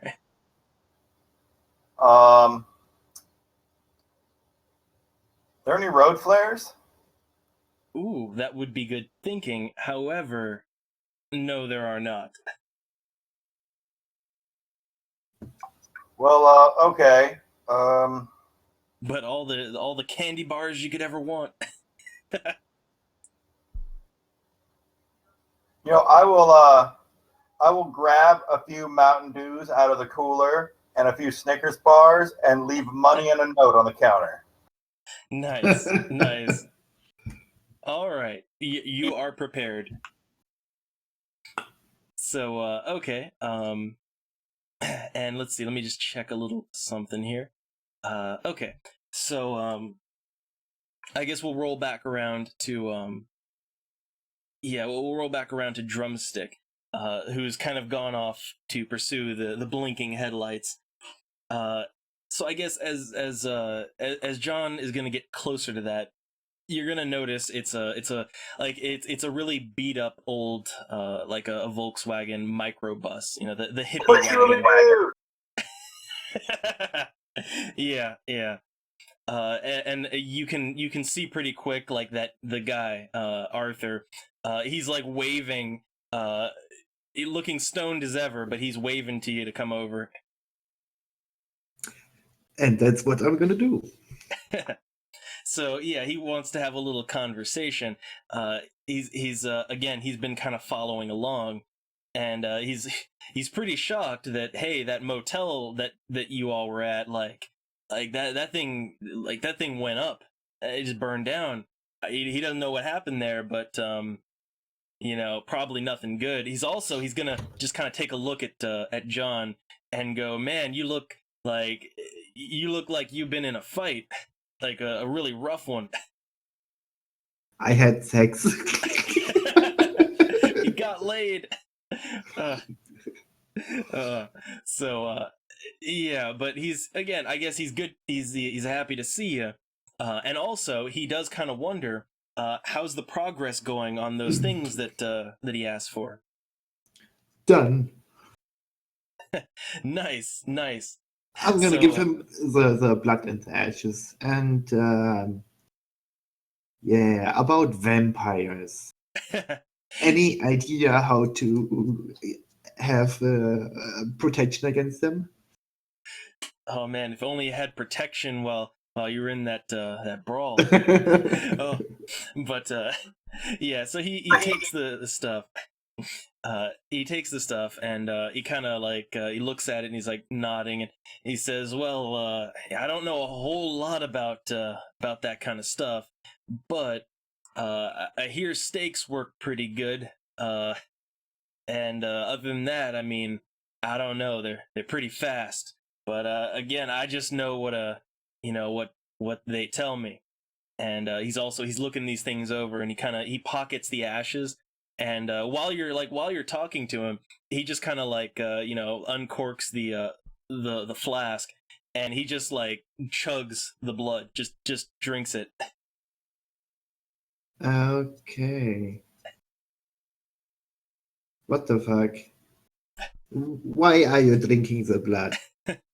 So yeah, he kind of like he's sitting there and just like he starts kind of freaking out a little bit, and yeah, he's like, it takes him a minute to answer, but he just kind of says, "Man, that that was no, that was nothing to do with Mammon. That was I just needed some party favors.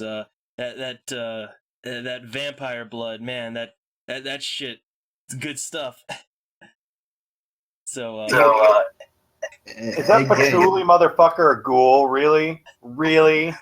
no, he just likes getting high. What's the difference? Indeed, indeed. I would like to not get bitten by vampires. Any advice? Well, he's kind of, again, he's like freaking out, and like he's kind of staring around, you know, all the pretty colors and everything. But yeah, he manages to answer and say, well, you know, I guess I guess don't get bit. He's again trying to think, and he just says, I don't know, wear a turtleneck or something. I mean, they're pretty damn strong. How did you manage to not get eaten alive yet? He's just kind of gonna grin and say, because I fucking know how to run. That's why. But he does have one little bit of advice, which is, I hear they don't like fire so much, and between you and me, I think you might know a thing or two about fire. Am I right? Yes, yes. Anything else? Side mission. The side missions. He says, nah, it's there's things that need to be done. Yeah, he'll get back to you when he knows more. But in the meantime, so he kind of reaches back into his van, and he pulls out a little baggie. It's just a bit of weed, and he just kind of hands it off to you and says, that's for a job well done. Great. Yeah, so he's Where's your pretty much greed though, man? He only handed you like a 10 sack. Oh, got a bargain. But yeah, he's pretty much done with you, and yeah. So like he grins and if you have no more business, he's just gonna take off, just just smoke his way on out of there. Well, okay. Enjoy your colors, I guess. Yeah, he's enjoying life. He sure is. But he'll be around. And hey, you got some drugs! Yay! Yay! So let me just add that onto your sheet. Bag of weed. I know what I'm gonna do with that. Oh no. But yeah, you got all your all your good advice and everything. And you know what I'll say is, for completing the quest, and hey, to a certain level, you did give in to your own personal greed, just to to yank those things while Iris, everybody was looking at you and everything. They saw you take those items, and they're probably gonna want to get them later. But hey, you don't have it anymore. So I'm gonna give you a point of willpower, just overall, for completing that little side quest, and it was kind of greedy overall. Great. So there you go. You're back to you got 4 willpower now. So that's done, and we're gonna go back over to Tinfoil and Iris. So she's like at this point, she's pretty much made the call, and she's kind of wrapping things up on the phone. We good to go then? What did your boss say? Yeah, so she kind of she doesn't have the best look on her face, but she says, so what's what's going on here? There's not going to be any help or anything. They've made a note of it, and they're going to think about it. But where we're at right now is kind of out of their jurisdiction. They didn't really think it was going to be something like this. They weren't really prepared for something quite like this. So we're just out here with our dicks in the wind then. Yeah. But she still does want to at least see. Again, she wants to get a little closer and see maybe if there's some, maybe spot some faces, see if she might know more of what's going on, if they can get a closer look. As I recall, Iris, our little encounter after I rescued you from those fun Christian fellows, you've already had some encounters with these gentlemen. Oh, so is he going to refer to, so it's not the hunters, so he's going to refer to, so what is William referring to here when he's talking to Iris? Well, as I recall, me and her had a little conversation in the truck. Yes. how she kind of woke up dead one day. Some things happening.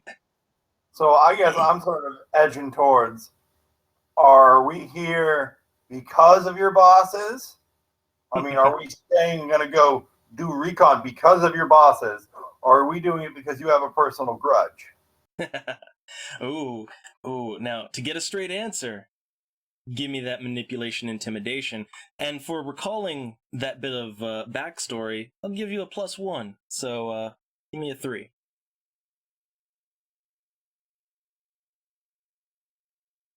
All right, the roll again. Well, okay. What I'll say, well, what you get out of her is she's kind of looks a little bit anxious at that when you ask that question, but she says, well, this sort of thing, it is something important, but it is also important to her. So like, yeah, so she kind of explains here, so like how she even knows like what's going on here. So when she was out investigating, so now she's just going to break it down.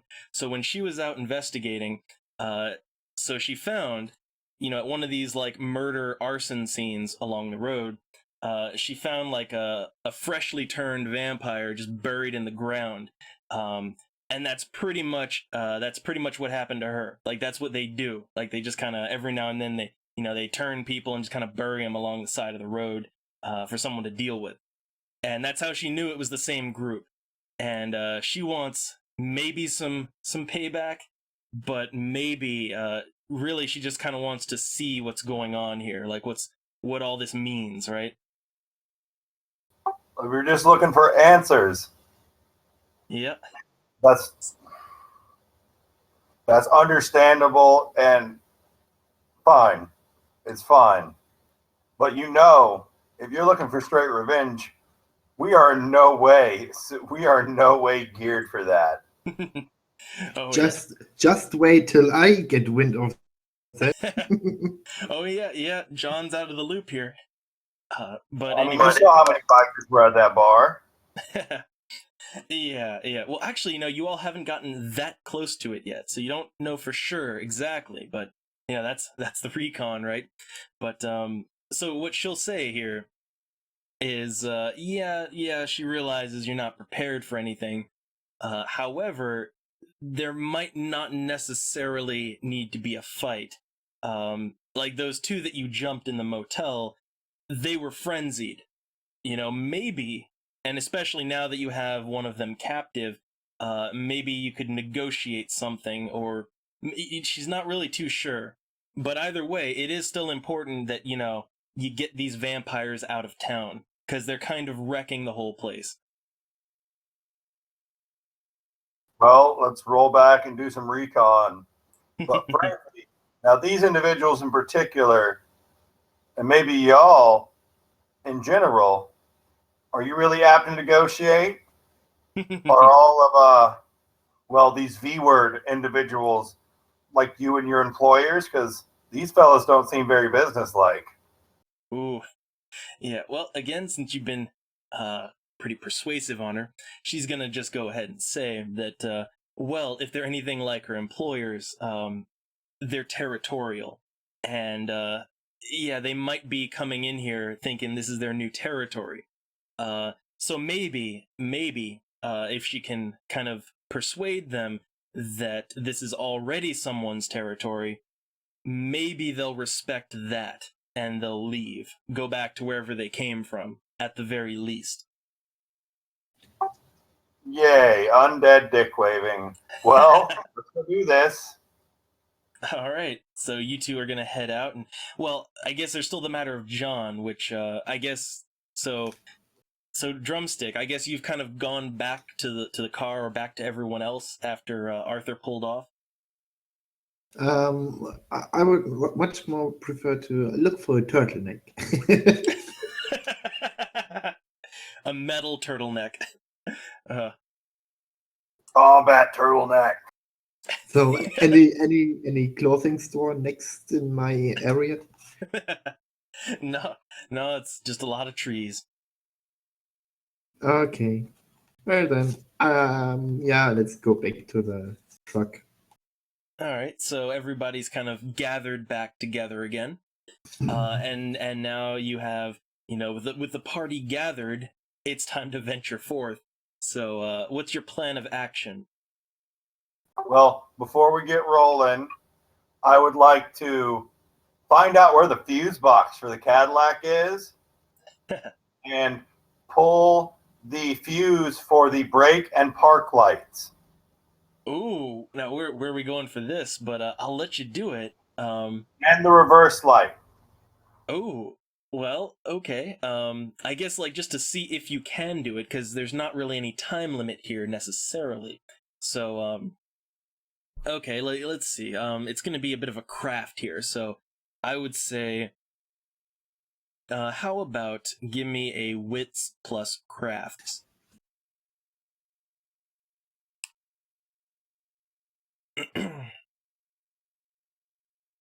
Okay, well, yeah, it's slow, but I'll say that you can do all of this. You can make the modifications and adjustments that you want to make. Well, okay. Now we're good to go. All right. So I guess everyone's. I guess you're gonna hop back in the car and. Start rolling towards it and kill the headlights before we get there. All right. So you're gonna start rolling up on this place.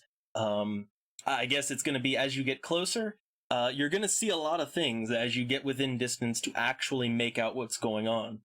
So wits and composure.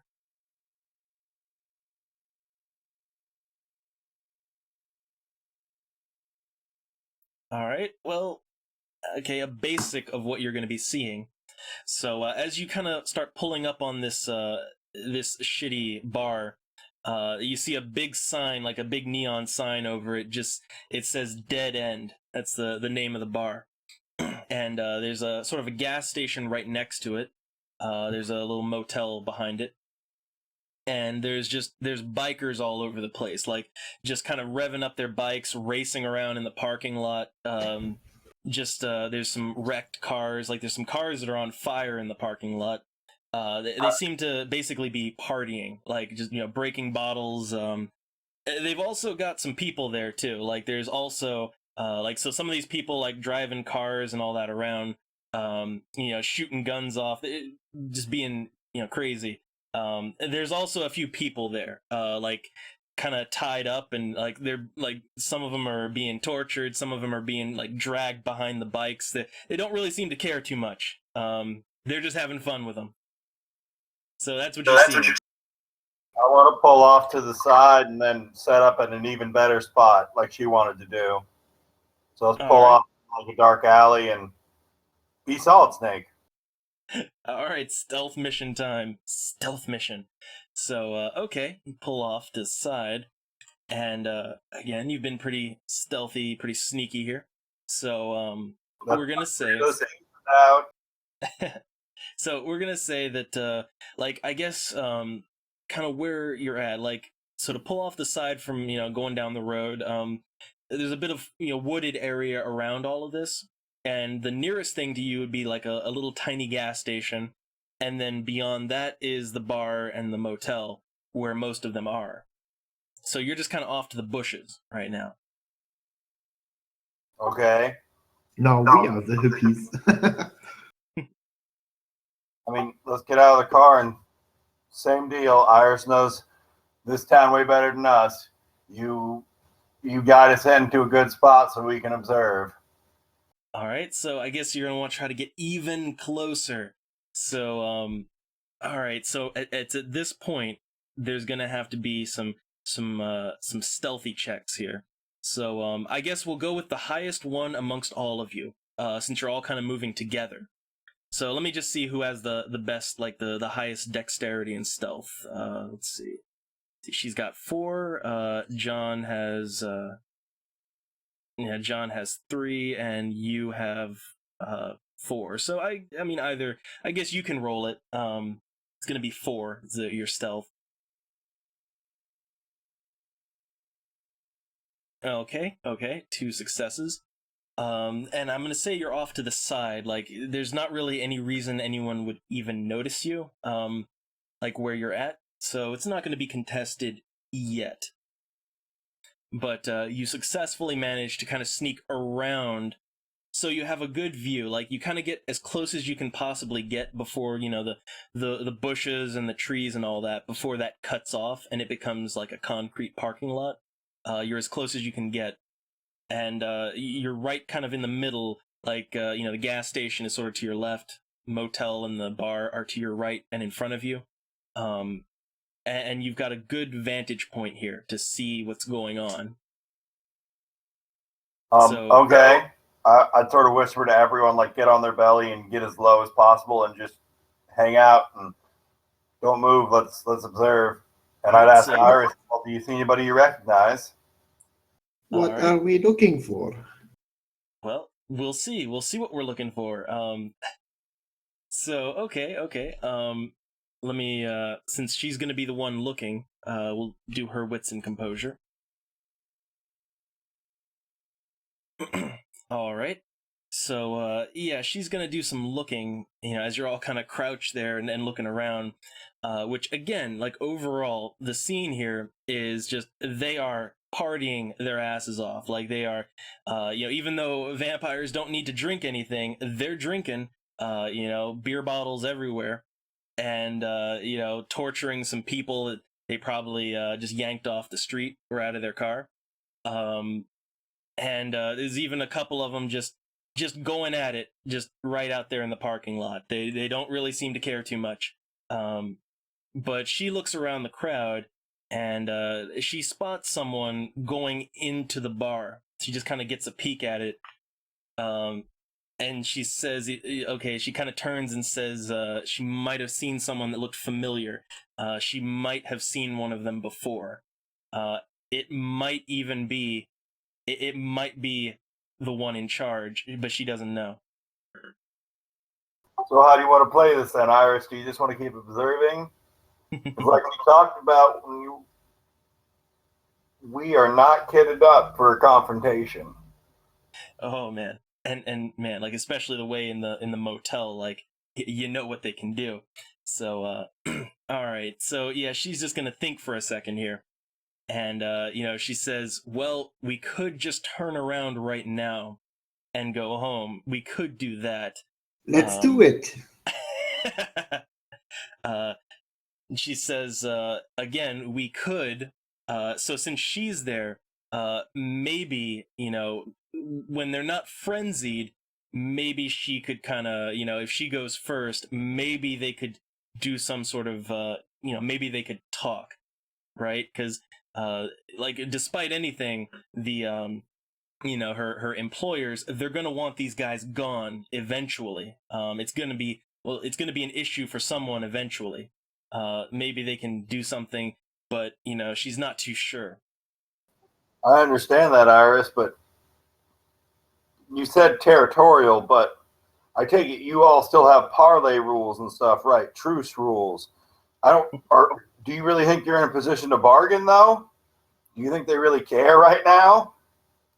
Yeah, she kind of looks back out at them, you know, all the shit going on in the parking lot, and she says, "Well, you know, they, you know, these types, I don't know, they might respect, you know, territory, they might respect law, but probably not. But it was worth a try." Uh, so again, she's kind of at a loss here, and you know, she does admit you could just turn around and go back.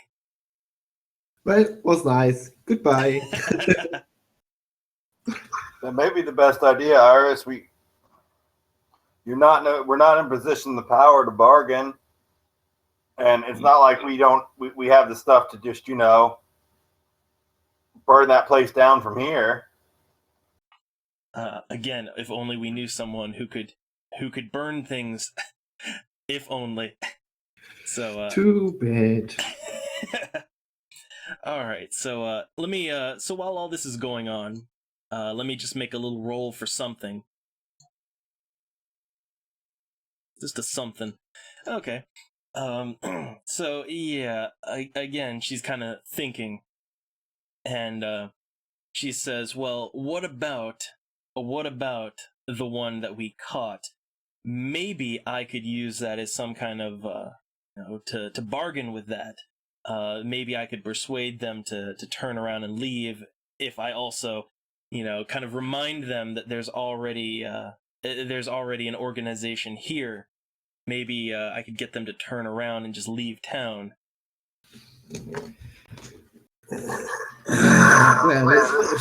Well, do you really think you can do it? Oh man, she doesn't have the stats for this, but we'll see. She seems to be kind of committed to at least trying something here. At the I same have time, I have lots of objections to that. yeah, yeah. Let us just assume it fails. What will happen? They Better run they fast. they're not gonna say, "Oh no, we're gonna stay here. You go away. Bye bye." No, they're gonna fucking murder us. Maybe This is even true.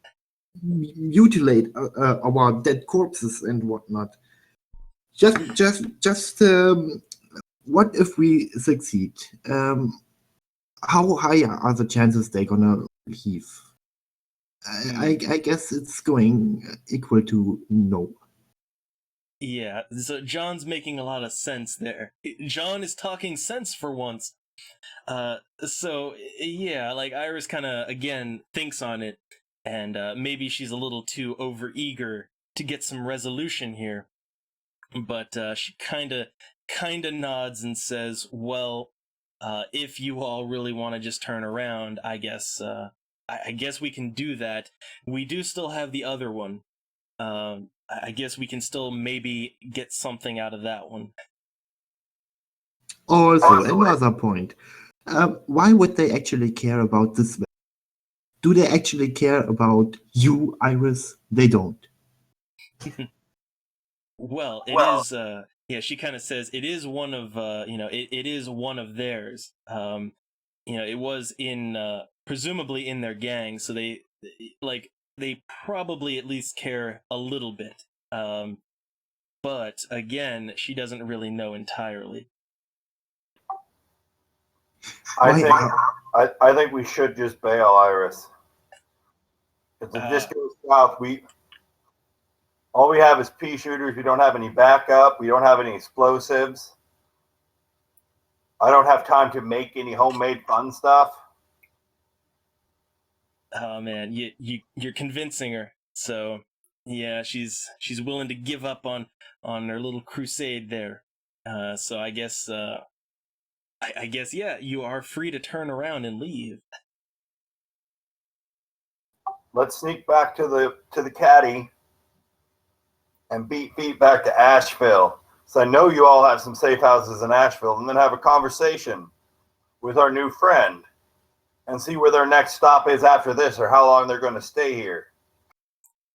All right, so it's an agreement all around. Everyone seems to be pretty good on just turning around. So yeah, Iris, she just kind of reluctantly nods and gives this whole scene one last look, and yeah, she turns around and starts leaving with you all.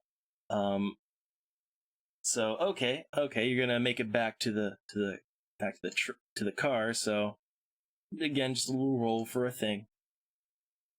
Um, so okay, you get back to the car, and I will say, as you're there, as you all kind of are getting back to the car and preparing to leave,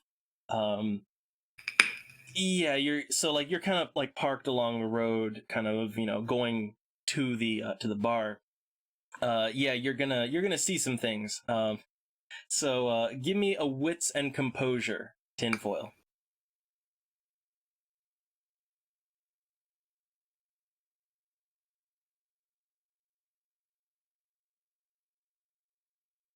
All right. So yeah, as you all get back to the car, you are immediately going to notice some very bright headlights just zooming your way. It's yeah, you notice quite a few of them actually. A lot of headlights, like many trucks. Uh, Yeah, there's like just a bunch of pickup trucks just start zooming by you all. And you're gonna notice like there's some guys in the back of the trucks, and William, he probably has an idea of who they might be. And I'm going to tell everyone to get low. Yeah, oh yeah. So yeah, like at least like 4 pickup trucks head by you all. And again, like your car is kind of, you're dark, you're all just there. So I'm gonna say go ahead and give me a quick again, the highest out of all of you. Yeah, roll a 4 for stealth, tinfoil. And let's see if you manage to not be seen. Just barely. So yeah, you all kind of duck down and stay quiet as these trucks go by, and as they're going by, like a bottle, like a beer bottle, kind of flings out and just smashes on the roadside next to you all. But they're heading straight for the bar. Well, Iris, it looks like those sort of look like our mutual friends, doesn't it? Oh yeah, she's not looking too happy right now. More vampire friends of yours? And yeah, John is just like John just thinks everyone is a vampire at this point. Yeah. But yeah, so Iris is not looking good. She's she's thinking for a second, and she says, "This might maybe solve our problems. Maybe. We might want to see where this goes." Well, I guess we could try to sneak back up and just watch. All right. I guess if there's no objections. Yeah, I would like to stay in the car. John's gonna stay behind. The only problem I have with this, Iris, is neither one of us are really held in high regard for those from those individuals, are we? Yeah, she kind of she's looking like looking down the road and thinking, and she says, "Well, what I think is more likely here is they're probably all gonna die, but they might make a big enough distraction that maybe I can get to the one that I recognized, maybe in all the chaos."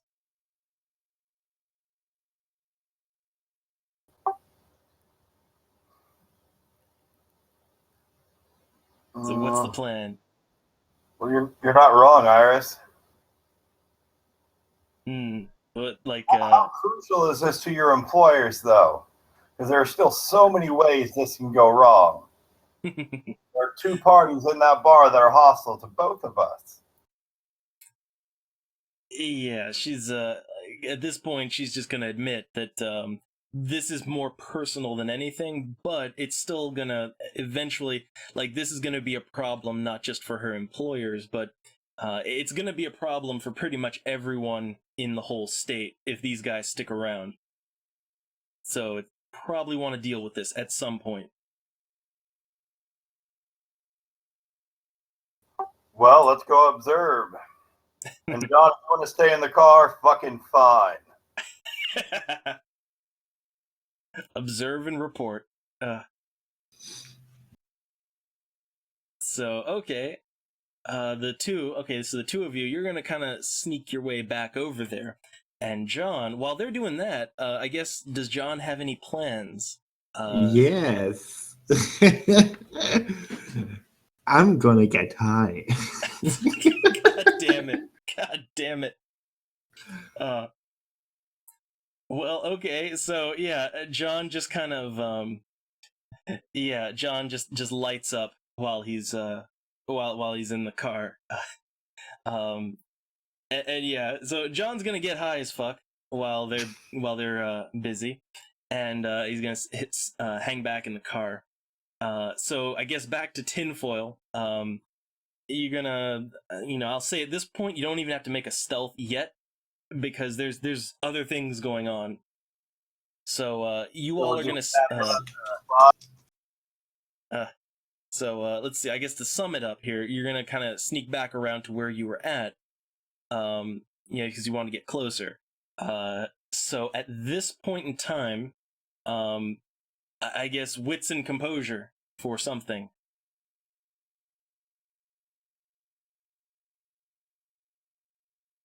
Okay. So okay, with that that one success, I will say that you. So as you get kind of closer and you see, there's and oh man, I love it. People in the chat like, is there a game here? Oh yes, there is. Oh yes, there is. But anyway, so as you get closer, you kind of see that there's so like yeah, like all the bikers that were in the parking lot. Like at this point, there's just it's chaos. The pickup trucks are all kind of like parked all over the place. There's gunshots. There's some Molotov cocktails being thrown. Like there's people on fire. And there's just like gunshots, some crossbow bolts being flung around. It's basically it is an all-out skirmish. People are dying all over the place. Yeah, that's what's going on here right now. I just sort of say out of the side of the mouth, side of my mouth to Iris. So you really want to go into that shit show at this very moment? Yeah, she looks around here and she says, "Well, the bar, whoever she saw, they went into the bar and the fighting hasn't quite gotten in there yet. Although I guess most of them have probably gone out to to have fun getting their murder on. But she says that maybe they've got a good shot in there at the bar now. Like this, if there's ever going to be a moment, now is probably the time while everyone is busy." You want me to come in with you and fucking give you backup, or? Yeah, that's probably for the best. And she also kind of thinks and says, maybe with all this going on, John might at least be useful. We should have brought him at least to be a human shield, but I guess maybe it's for the better. Fucking hell. Well, fucking let's do it then. I reckon we should go around the side and try to go in through the back. All right, let's try to stealth this. So, okay, like continue. Give me a dexterity and stealth check, and let's see how you can kind of stay hidden and out of sight. First. Good thing I wasn't dead and heard what she said. I would burn her where she stands. Yeah, John will smite you where you stand. So okay, you got 2 successes. Okay, that's good. And again, everyone is distracted right now, so there's no contesting that just yet. So the bar, there's of course the front entrance, which is probably a little bit hectic. But there is a back entrance. There's a back kind of like a side entrance. You can get around to that pretty easily. So if you want to get in, that's probably the best way to go. I want to go for that. All right. So I guess at this point it's more about like kind of your stealth is good for now, but I guess you might want to notice some things, or it's up to you here how you want to play getting in and what you want to do. I'm gonna roll with some composure. All right. Okay. Well, what you're gonna notice here as you get to the side entrance, well, surprisingly, it's not locked. It's not locked. It's also not guarded or anything like that. It's a clear shot in there. There's just lots of motorcycles all over the place, kind of parked around, but no one actually opposing you yet. They're all busy, fighting and dying. Well, no time like the present, Iris. Let's hustle in here. All right, so she's gonna follow along behind, and I guess so. All right, are you just gonna, I guess, how are you gonna go in? Are you gonna is this gonna be another dramatic, kick the door down, or? Oh no, I'm gonna try to open the door quietly. Okay. Held in one hand, open the door with the other. All right. Yeah, like learned your lesson the last time around. Okay.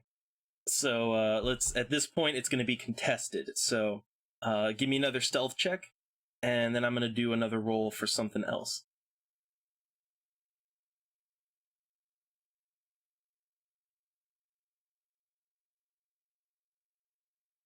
Okay. And now to contest that.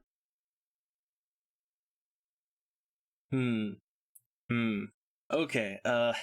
So now it's gonna come down to a single dice roll. So, roll. Let's see how lucky you get.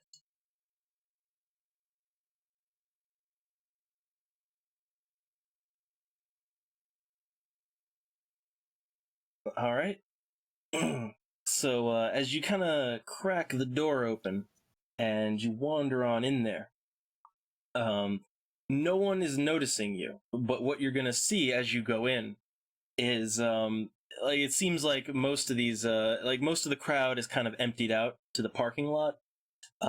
There's like there's like two guys over at the windows of the bar, and they've kind of like punched the windows out, and they're sort of shooting out the window. They're distracted with that.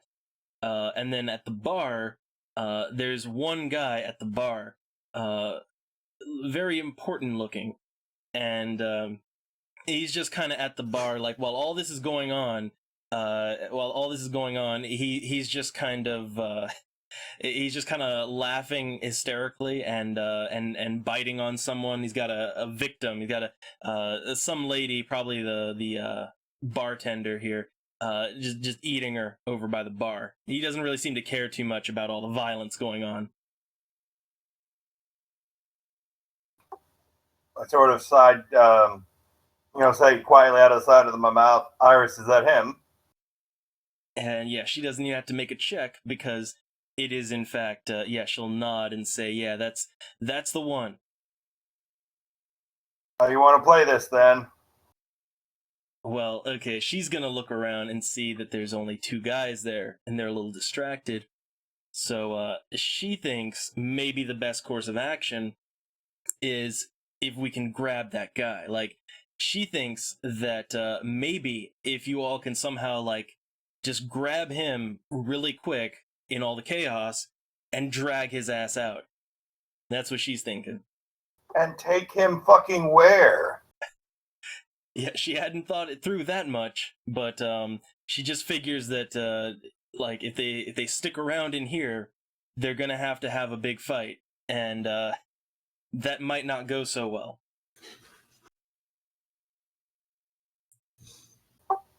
Well, do you think you're fast enough to break one of those bar stools and stake him? I can keep the other two off of you for a minute. So she's thinking here, and she's gonna say that you know, if they're quick enough, if they're sneaky enough, maybe the other two won't even notice. They could try for that. She's thinking like when it comes to you know, breaking the bar stool and all that. Yeah, it's probably best that William does that. Because she thinks she has a better chance of actually holding this guy, like keeping him still. Well, you want to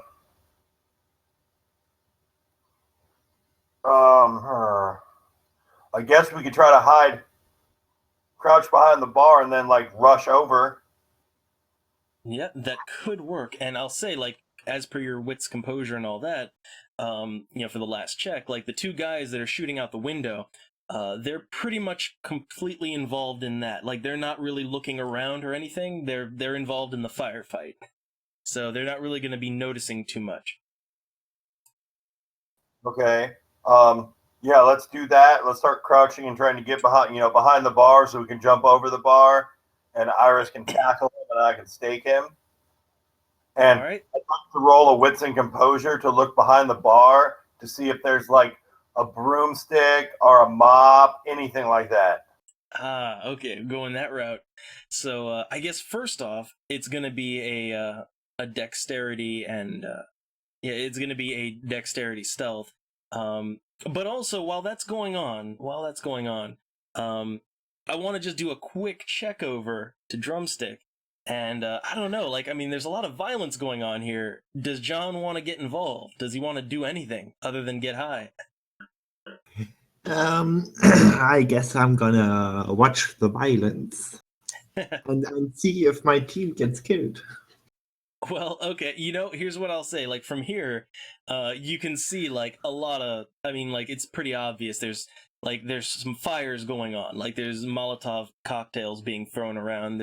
Things are on fire. Cars are going up. And as you're just kind of sitting back and watching all that destruction, I'm gonna say you're gonna have to do a composure and resolve, just for something. Fire. You do have the pyromania. Composure resolve? Yep.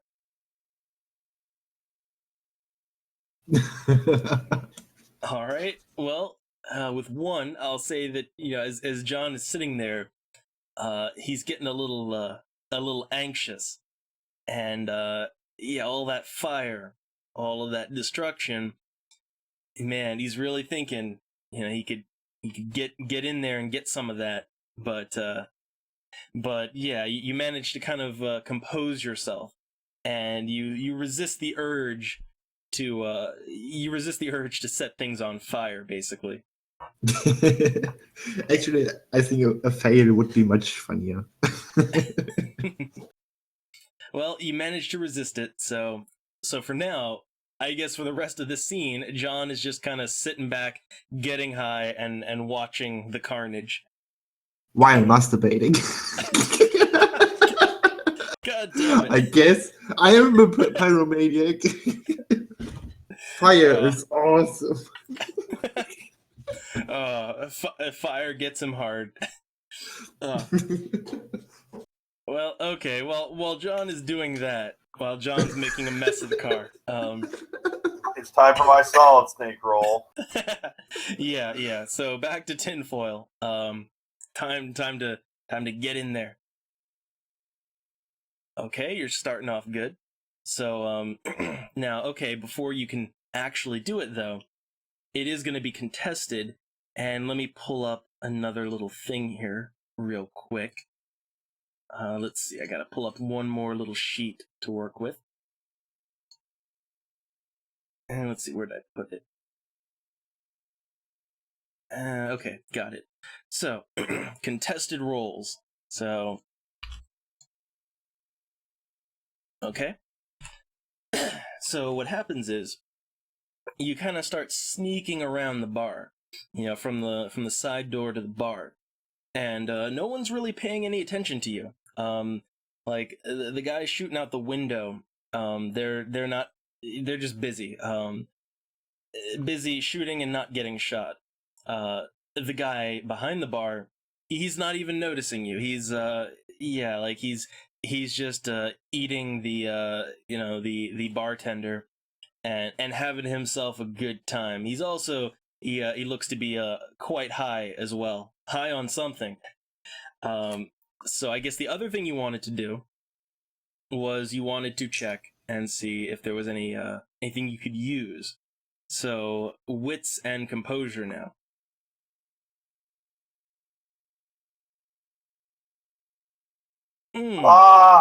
Nice.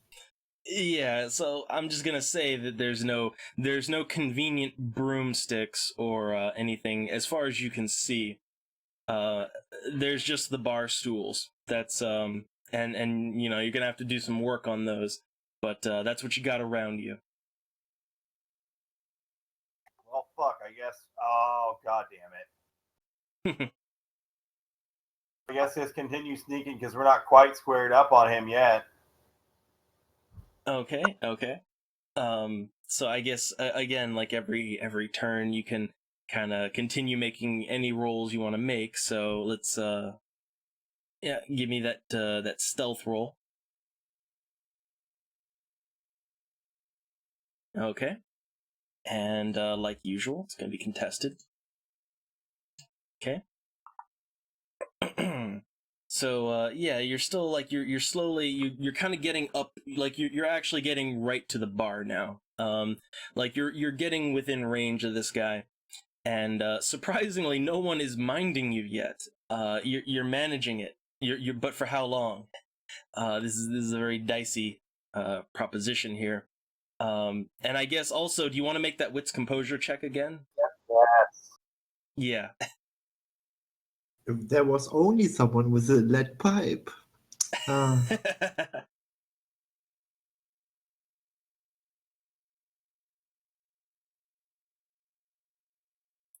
All right. So okay, you're gonna notice there is a broom like behind the bar, behind the counter, kind of like on a little shelf. There is a broom just kind of stored there. That's kind of all you see right at your convenience. I want to grab that broom then and have it ready. All right. So at this point, you are close enough. I guess really it's your call now as to when slash if you want to make a move here. Yeah, I'm gonna nod to Iris to indicate she should jump over the counter and grapple him. All right. So let's see if combat even has to initiate, because you've got the jump on him. So let's see if you can actually pull this maneuver off. So okay, let's see. So for Iris, again, it's going to be strength brawl. So let's see, 3-6. We'll willpower because this is very important. So okay, got 9, and also spend a point of blood, that can further boost their stats by 3 points. So that's like in total, that's 12, and that's all of her willpower. So okay, let's see if this check works out. All right, I'll roll again. Okay, so yeah, she very quickly kind of moves into position, and she grabs this guy who is caught completely off guard. She kind of like gets a hold on him, and like with one hand is kind of over his mouth, so he can't like yell out or anything, and she just kind of pulls him back behind the bar, and she's got a pretty decent hold on him for right now. So for now, she's got him. He's defenseless. Okay, I want to snap the fucking broomstick so it's pointy. All right, you can do it. Well, let's see. You can do it. Let's see how well you do it. So strength and athletics. It's basically how good of a tool can you make.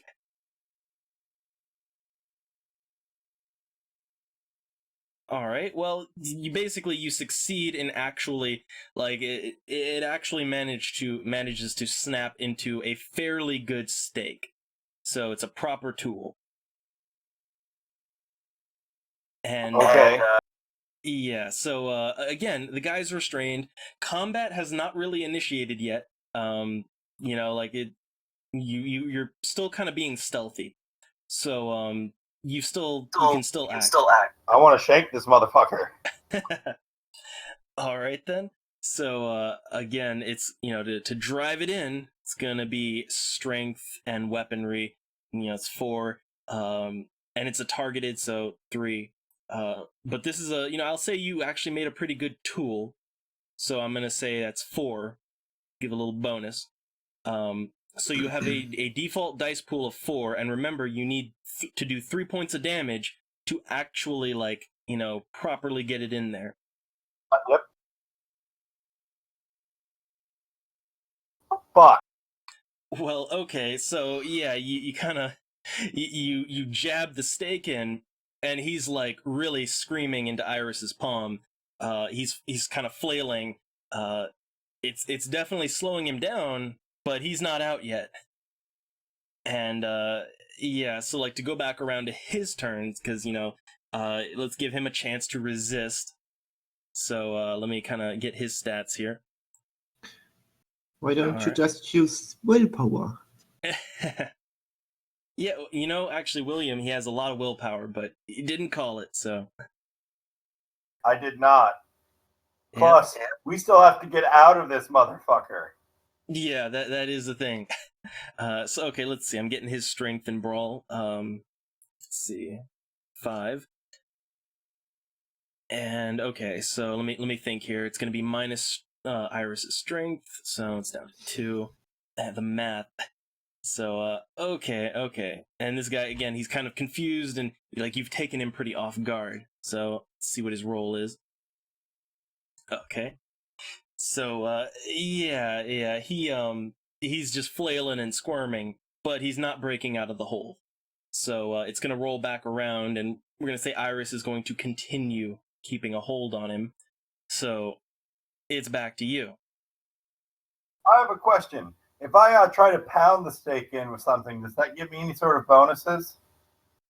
Well, it's pretty much just all it is like it's your strength to do this, and the tool, like the stake itself. Um, I would say that like as for bashing it in, that's just kind of all factored with your strength. Like it just comes back to your strength and athletics. Okay, I'll just roll the 3 again then. No willpower. Okay. Which let me think. Okay, I guess your rolls are good. Yeah, I was kind of thinking about some bonus penalties, but man, not having luck staking this guy. Um, so like Iris, like real quick, Iris is gonna say like, maybe we should try to drag him out while we're doing this because this isn't going well. Come on, keep a hold on him. I'll grab his feet. Come on. All right, that's how we're gonna do it. Like, so okay. So again, to see if you can do that, like, oh man, so many checks for this. So I guess first check is he gonna stay bound up? So yeah, let me roll his dice. Hmm. Oh. Okay, well let's see. Here's the thing. Okay, let me think. So you got a 3. It's contested though. So again, it's gonna come back to the strength brawl. Let's see. Okay, let me think here. And wait, hold on. There's a certain bonus I can add to this. So there we go. Oh no. Oh god.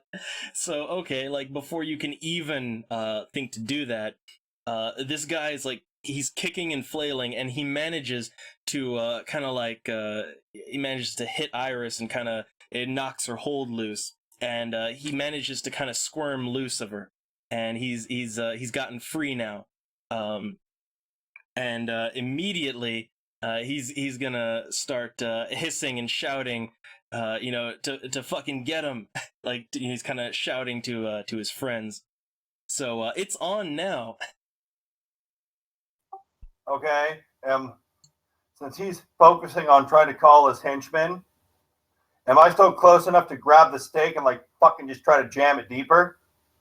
I will say you can. I will say that you can. You are close enough. And, So, and I I'm mean, done fucking around. I want to use a point of willpower. Okay. So we'll mark off a point there. So yeah, you can add 3 to your roll, so 6. So kind of a reactionary panic maneuver. So let's see. Like I guess in total you've got 2 points on him. So yeah, like it's still like that stake is not wedged in enough.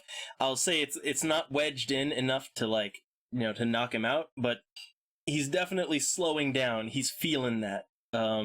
He's feeling it. And I will actually say that what I'll give you is like since you kind of did that as a reactionary thing to him getting free and starting to shout, maybe that kind of it stopped him from getting the words out. He's a little too distracted, kind of reeling in pain from that. So you do have a bit of a chance here. You have like a last chance, as a matter of fact, to keep the situation under control. Go tinfoil. So I have okay. a chance to take him. Well, it's gonna turn order, so it's gonna roll around to him. So while his turn was spent getting free, then you did your thing. So I guess Iris, it's up to Iris now. So all of her willpower is spent. So let's see what I can do here. So let's see. Again, we'll do the strength plus brawl plus a point of blood, so 9. So let's see if Iris can get a handle on the situation again. Okay. So yeah, Iris manages to as you kind of have caught this guy, you've stopped him from shouting out, and yeah, he's again a little disoriented. She manages to get him back in a hold.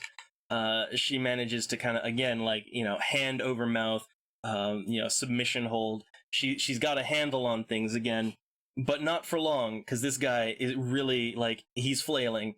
And I'm gonna say while you all have been doing this, because you've been spending a few turns on this, so I'm gonna have you do a dexterity plus stealth check again, real quick, to make sure no one spotted you doing all of this.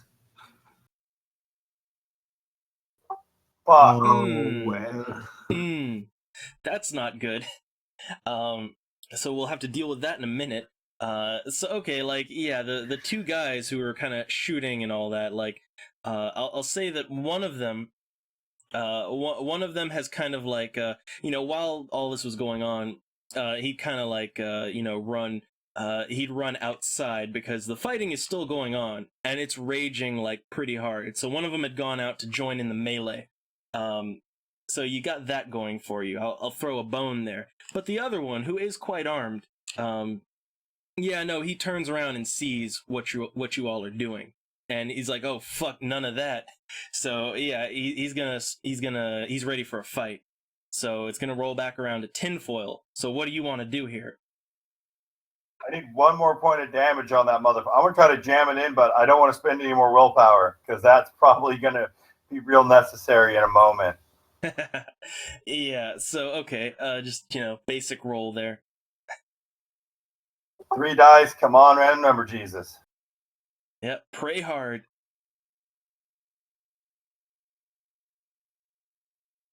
You got one. So okay, finally, you manage to jam that stake in hard enough that it manages this guy just kind of again he shrieks and then just kind of he goes limp. So he's out. And Iris doesn't need to restrain him anymore because he's been staked. So with that done, I guess that was your turn there because combat has started now. Combat has started, and at this point, let me set up the tracker here. Let me get the tracker all set up for all of this. So okay.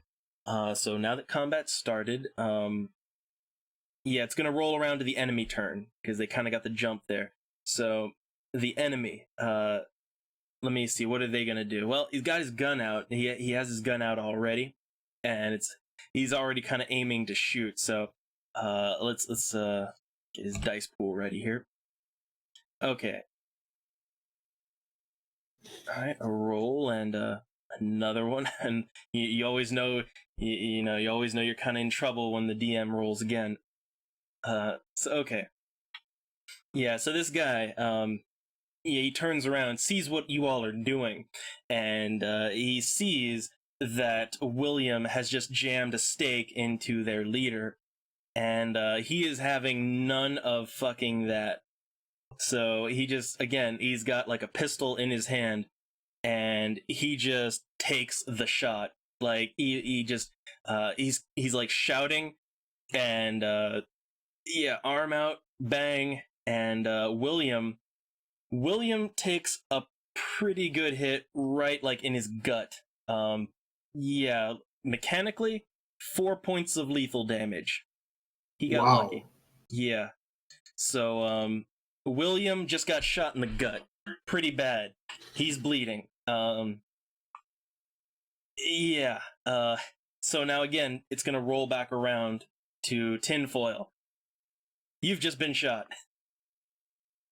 Still gotta get shit done, though. I limber my shotgun. Yeah.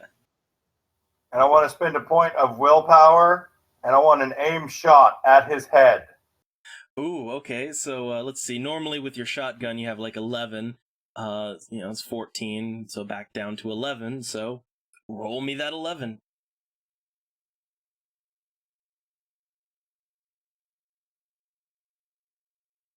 Ooh. Dead. Instant Critical. dead. That is a critical. That is in fact a critical to the head, which even on a vampire. So yeah, William just kind of pops out, and yeah, you take that shotgun, you're ready, and you've been shot, and that's probably quite shocking. But with that willpower, with everything you've got, you go ahead and you just blow this guy's head off. Like, just the shotgun, your aim was true. And this guy's brain meat just splatters. But as it splatters, again, he just kind of lights on fire and turns to dust and just kind of poofs away in the shotgun blast. And his gun just kind of clanks to the floor. So he's gone. We need to get the fuck out of here, Iris. We need to get back to the car. I've got some medical supplies I found in the motel there. I need to patch this up quickly.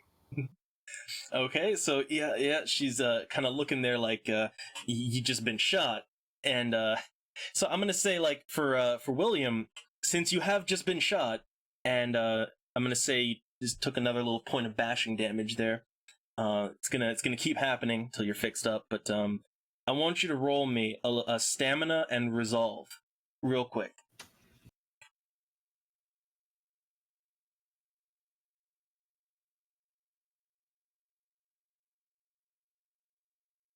All right, and a roll again. Pretty good. So, all right, that's just to make sure that your character is that he's not like freaking out over the wound, and that he can stay focused and on task. So, yeah, William is he's toughing it out here. He's really toughing it out. And you're going to get shit done, and there's no need for a stealth check anymore because you took out the one guy. So, yeah, you're both going to start hauling this guy out. And again, the battle still rages on outside. There's a whole lot of death on both sides going on. Do I see them yet getting out of the bar? Well, let's see. Drumstick, like, you've been kind of hanging back. I guess. Well, you did kind of, you want to watch. So yeah, like, give me a wits and composure to see if you can catch him. You can see him.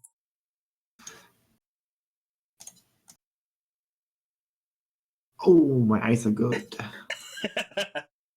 Yeah, your eyes work. Even though I'm high. So yeah, like, as you're kind of sitting there, like, stoned out of your mind, and watching all the pretty fire explosions and everything, you do manage to see. You notice William and Iris. You notice them kind of stumbling out of the bar, carrying a body along with them, and you're probably going to notice with that William is a lot of red on him. But I want to run them over. I mean, I want to pick them up. Oh god, but now you have to make a driving check for this maneuver. So oh god. He actually doesn't have the keys. Oh. I guess William, because you were the one driving. So, I'm already sketched out by John. I would not leave the keys with him. Yeah, that's gonna bite you now. Well, I guess if John wants to get over there, like, you could always try to hotwire the car. Yes, I'm gonna do that. So, okay, it's gonna be, I guess this is gonna be your knowledge of cars. So, I guess let's, well, let me think. It's gonna be dexterity plus, let's see, I would say larceny normally. You don't have any larceny, so, you're unskilled. So, it's just gonna be a dice roll of 1. And with willpower? Oh, with willpower, well, since 1's the bottom, that would be 4 willpower. Yes. Yeah. Yes, I want to do that. Okay, you managed to do it successfully. So you do manage to hotwire the car. although that was kind of a turn there, so you're not going to be able to drive just yet. But you're a good distance away from them. They're a good distance away from the car. So going back to tinfoil, I guess you all are kind of carrying this body, through this war zone here, and I guess We're not gonna go through the war zone. We're gonna try to get back to the bushes. well, again, it's going on all over the place. But I guess you're gonna try to make it for the bushes then. So let me think. I guess when it comes to dexterity, you're gonna have to make a dexterity stealth again, because for a moment you're gonna be out in the open, so people might notice. Nice. Ooh. Okay. Well, you got a 3. You have a clutch roll. So, yeah, let me do a little contested check there. All right. So, okay, you managed to successfully kind of sneak off into the bushes, with the body. No one is the wiser. And meanwhile, I guess we'll go back to Drumstick, and now, if you want to use the car, you can. I do want to use the car and pick them up. All right. So I guess like that maneuver is going to require you to go, because they're in the bushes right now. I guess really you're only you can kind of go around the back. So there's some concrete there you can drive around. But it is kind of rough driving there. So let's see, dexterity plus drive. I'm thinking not going to be any issues with the car. So okay, it's going to be 3. Oh, nice. All right. You don't run them over. So okay, yeah. So as William and Iris are kind of off to the side, just hiding for their life, all of a sudden, the car, the John just kind of rolls up in the car. Lights still off and everything, but you recognize the car.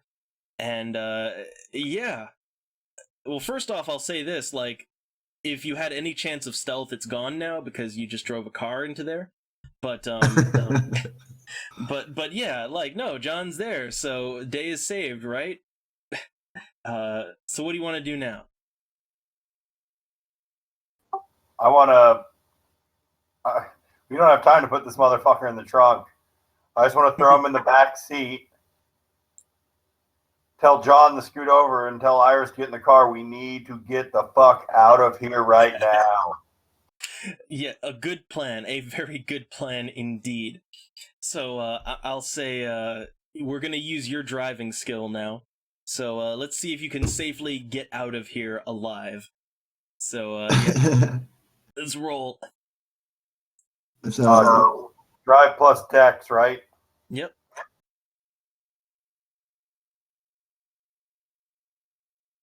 okay.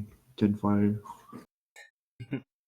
All right. So because his drive is he's got a lot more drive points. So okay. 3, very good. So as you sort of pull out, this battle raging on, people being set on fire, gunshots all over the place. Who knows who's going to win that, but you've gotten in your car and you are just getting the fuck out. You're just going to leave them to their own devices. And so as you're kind of speeding off down the road, you've got you have a biker gang leader in the back seat with which I guess Iris is in the back with him. John is going to be next to Tinfoil because he had to scoot over. And then you still got that one tied up in the back in the trunk too. So you're racking up quite a body count. But yeah, you're out of there. You've managed to pull it off. We need to get further down the road and then toss Mr. Biker in with the other member of his crew. And about what time is it now?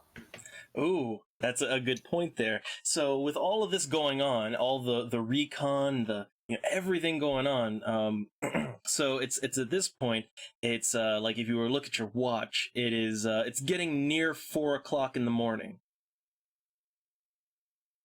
So I glance at my watch. I glance back at Iris. So Iris, you may have to do something that will be very, very uncomfortable. We're not going to make it back to Ashfield in time. You're going to have to get real cuddly with the other two in the trunk. Oh man, oh man. So yeah, she's kind of giving the look, but don't give me the look. Do you have any better suggestions? We need to pull off soon anyway, so I can go through the bag of medicine and shit I found at the motel before I bleed out and crash everyone into a tree. Oh, look who's complaining. The guy who just got picked up by a high motherfucker, hijacking a car, not being trusted by his teammate. Do you want to walk? No, a thank you would be nice. Motherfucker. Which I guess also to point out, like, yeah, William has been bleeding a lot too. You've taken like in all this time, you've taken a little bit more damage. Another lethal and one bashing with all the bleeding you've been doing. But yeah, Iris. So she's just kind of gonna give the look, but she does concede that yeah, what's gonna have to be done. It's gonna have to be done. So yeah, she agrees to that. And also she's kind of looking at William, who is again at this point bleeding out. And I'm just gonna it's gotta make a check for something.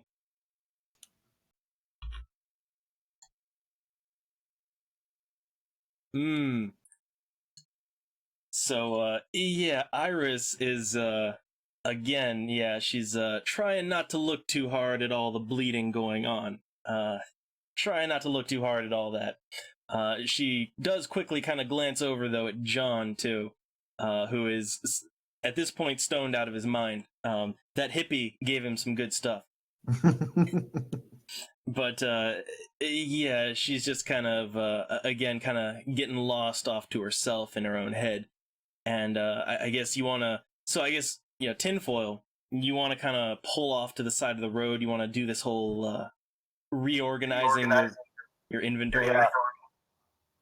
Yeah, and Iris can pop the trunk and put the guy in there. Yeah, I'm gonna bandage myself up and take some of the meds and stuff I found at the motel. All right. So okay, like let me do a check for something else here real quick. All right. So okay. So yeah, as you kind of everything you're getting the bodies in the back. It's a tight fit. I'll say that. Like you kind of got the two bikers. They're just kind of stacked right next to each other. And again, time is advancing. Dawn is going to be pretty soon. And yeah, Iris kind of takes a moment there while you're parked, and she looks at John and then over at William, and she kind of talks to William real quick and says, keep an eye on him, because while I'm not here to help you, all I'm saying is keep an eye on that one. I wanna, I wanna actually get out of this alive. Yeah, it's pretty high up on my list of priorities as well. I can't believe it. You surprise. got out of there because of me, but don't trust this fucker. Yeah, no one trusts the demon, the one that cavorts with the demons. But okay, so yeah, Iris kind of manages to squeeze herself in there in the trunk, and closes the thing behind her, so it's fairly secure. And I guess now it's just William and John, and William, so he's gonna have to bandage himself up, and this is gonna be a bit of a medicine check. So for field medicine, It's going to be dexterity plus medicine, which is 5. And you're going to have to make, basically, to stop the lethal damage you're taking, you're going to need, 5 points. You're going to need 5 rolls total, 5 dice total. I mean, 5 successes. I would like to use my last point of willpower. Okay. So your roll in total, dexterity and medicine, 5 plus. So you're going to have 8.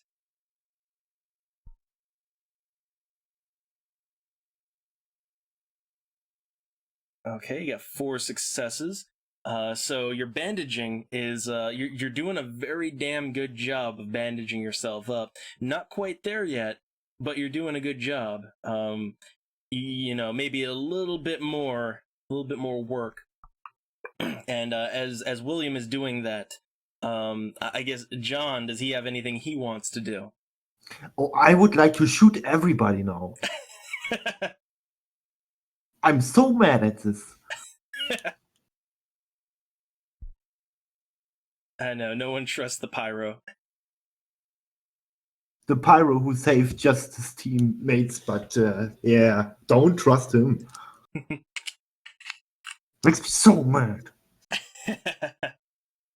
I ain't gonna help William. I'm just gonna watch him bleeding to death.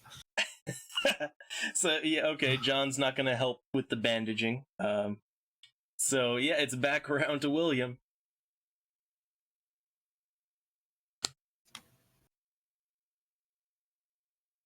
So roll a 5, yay. Yep. Gotta get the rest of that wound tended to. Oh man. Fuck me. I guess it must be John. He's so demoralizing. It's just it's putting you off your game. May I add, I'm laughing at his fail. So I guess yeah, you got to make the roll again. The only thing you're losing is time and blood.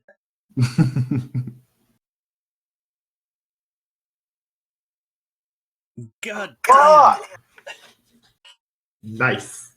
Oh, so I guess I'll say that while you're doing this, you've taken another point of lethal damage. So you're gonna need 2 successes to make this, because you're again, it's taking you some time to bandage up. You're still bleeding, so you might want to, summon all your determination and really try this. Oh, a roll again. Is it gonna be lucky?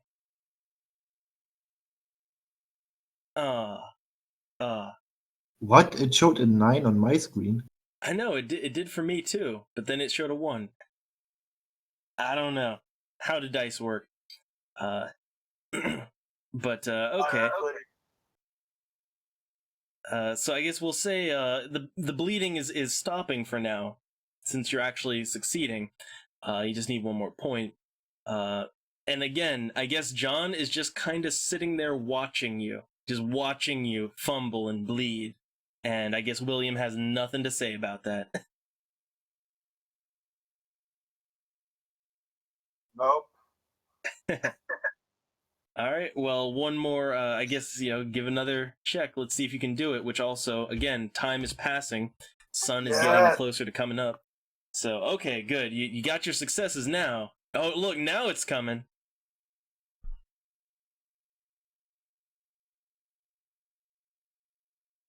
Did I do the thing? Oh, fuck, All right. did I do the thing? Well, you can roll again. Yeah.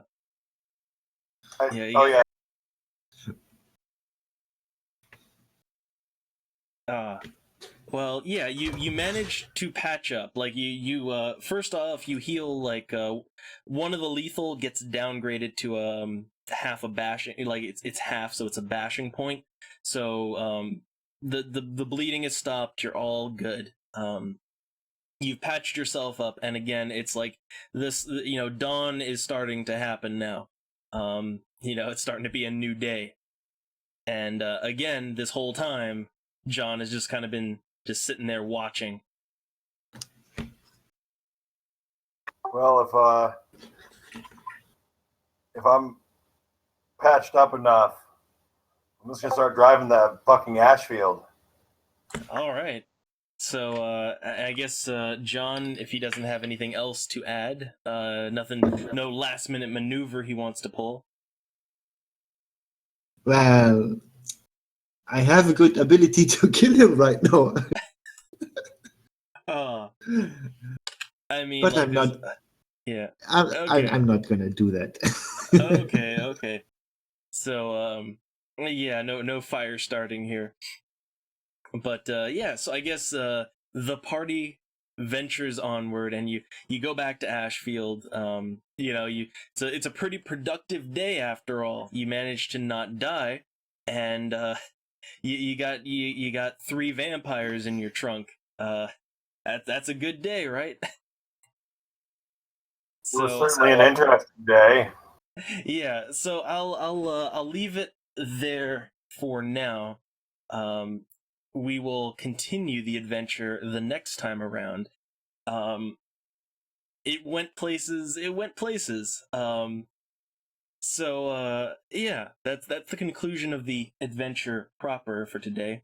I'll calculate EXP and all that afterwards. But yeah, so I don't know. How was that for an adventure? How'd you like it? I actually got shot. I approve.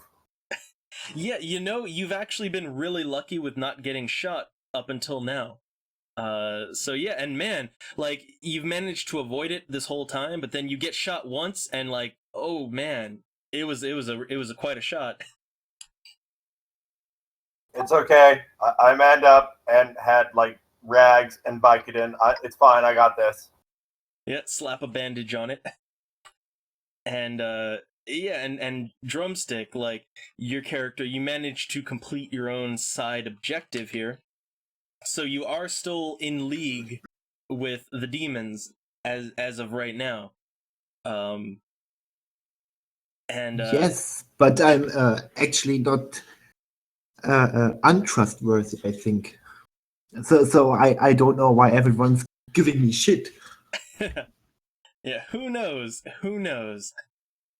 Well, Iris is because the whole you taking vampire bits things, and William is still slightly untrustworthy of you because of the shit show that was the mall, and You mean the mall where John with ritual summoning trying to trap Mammon?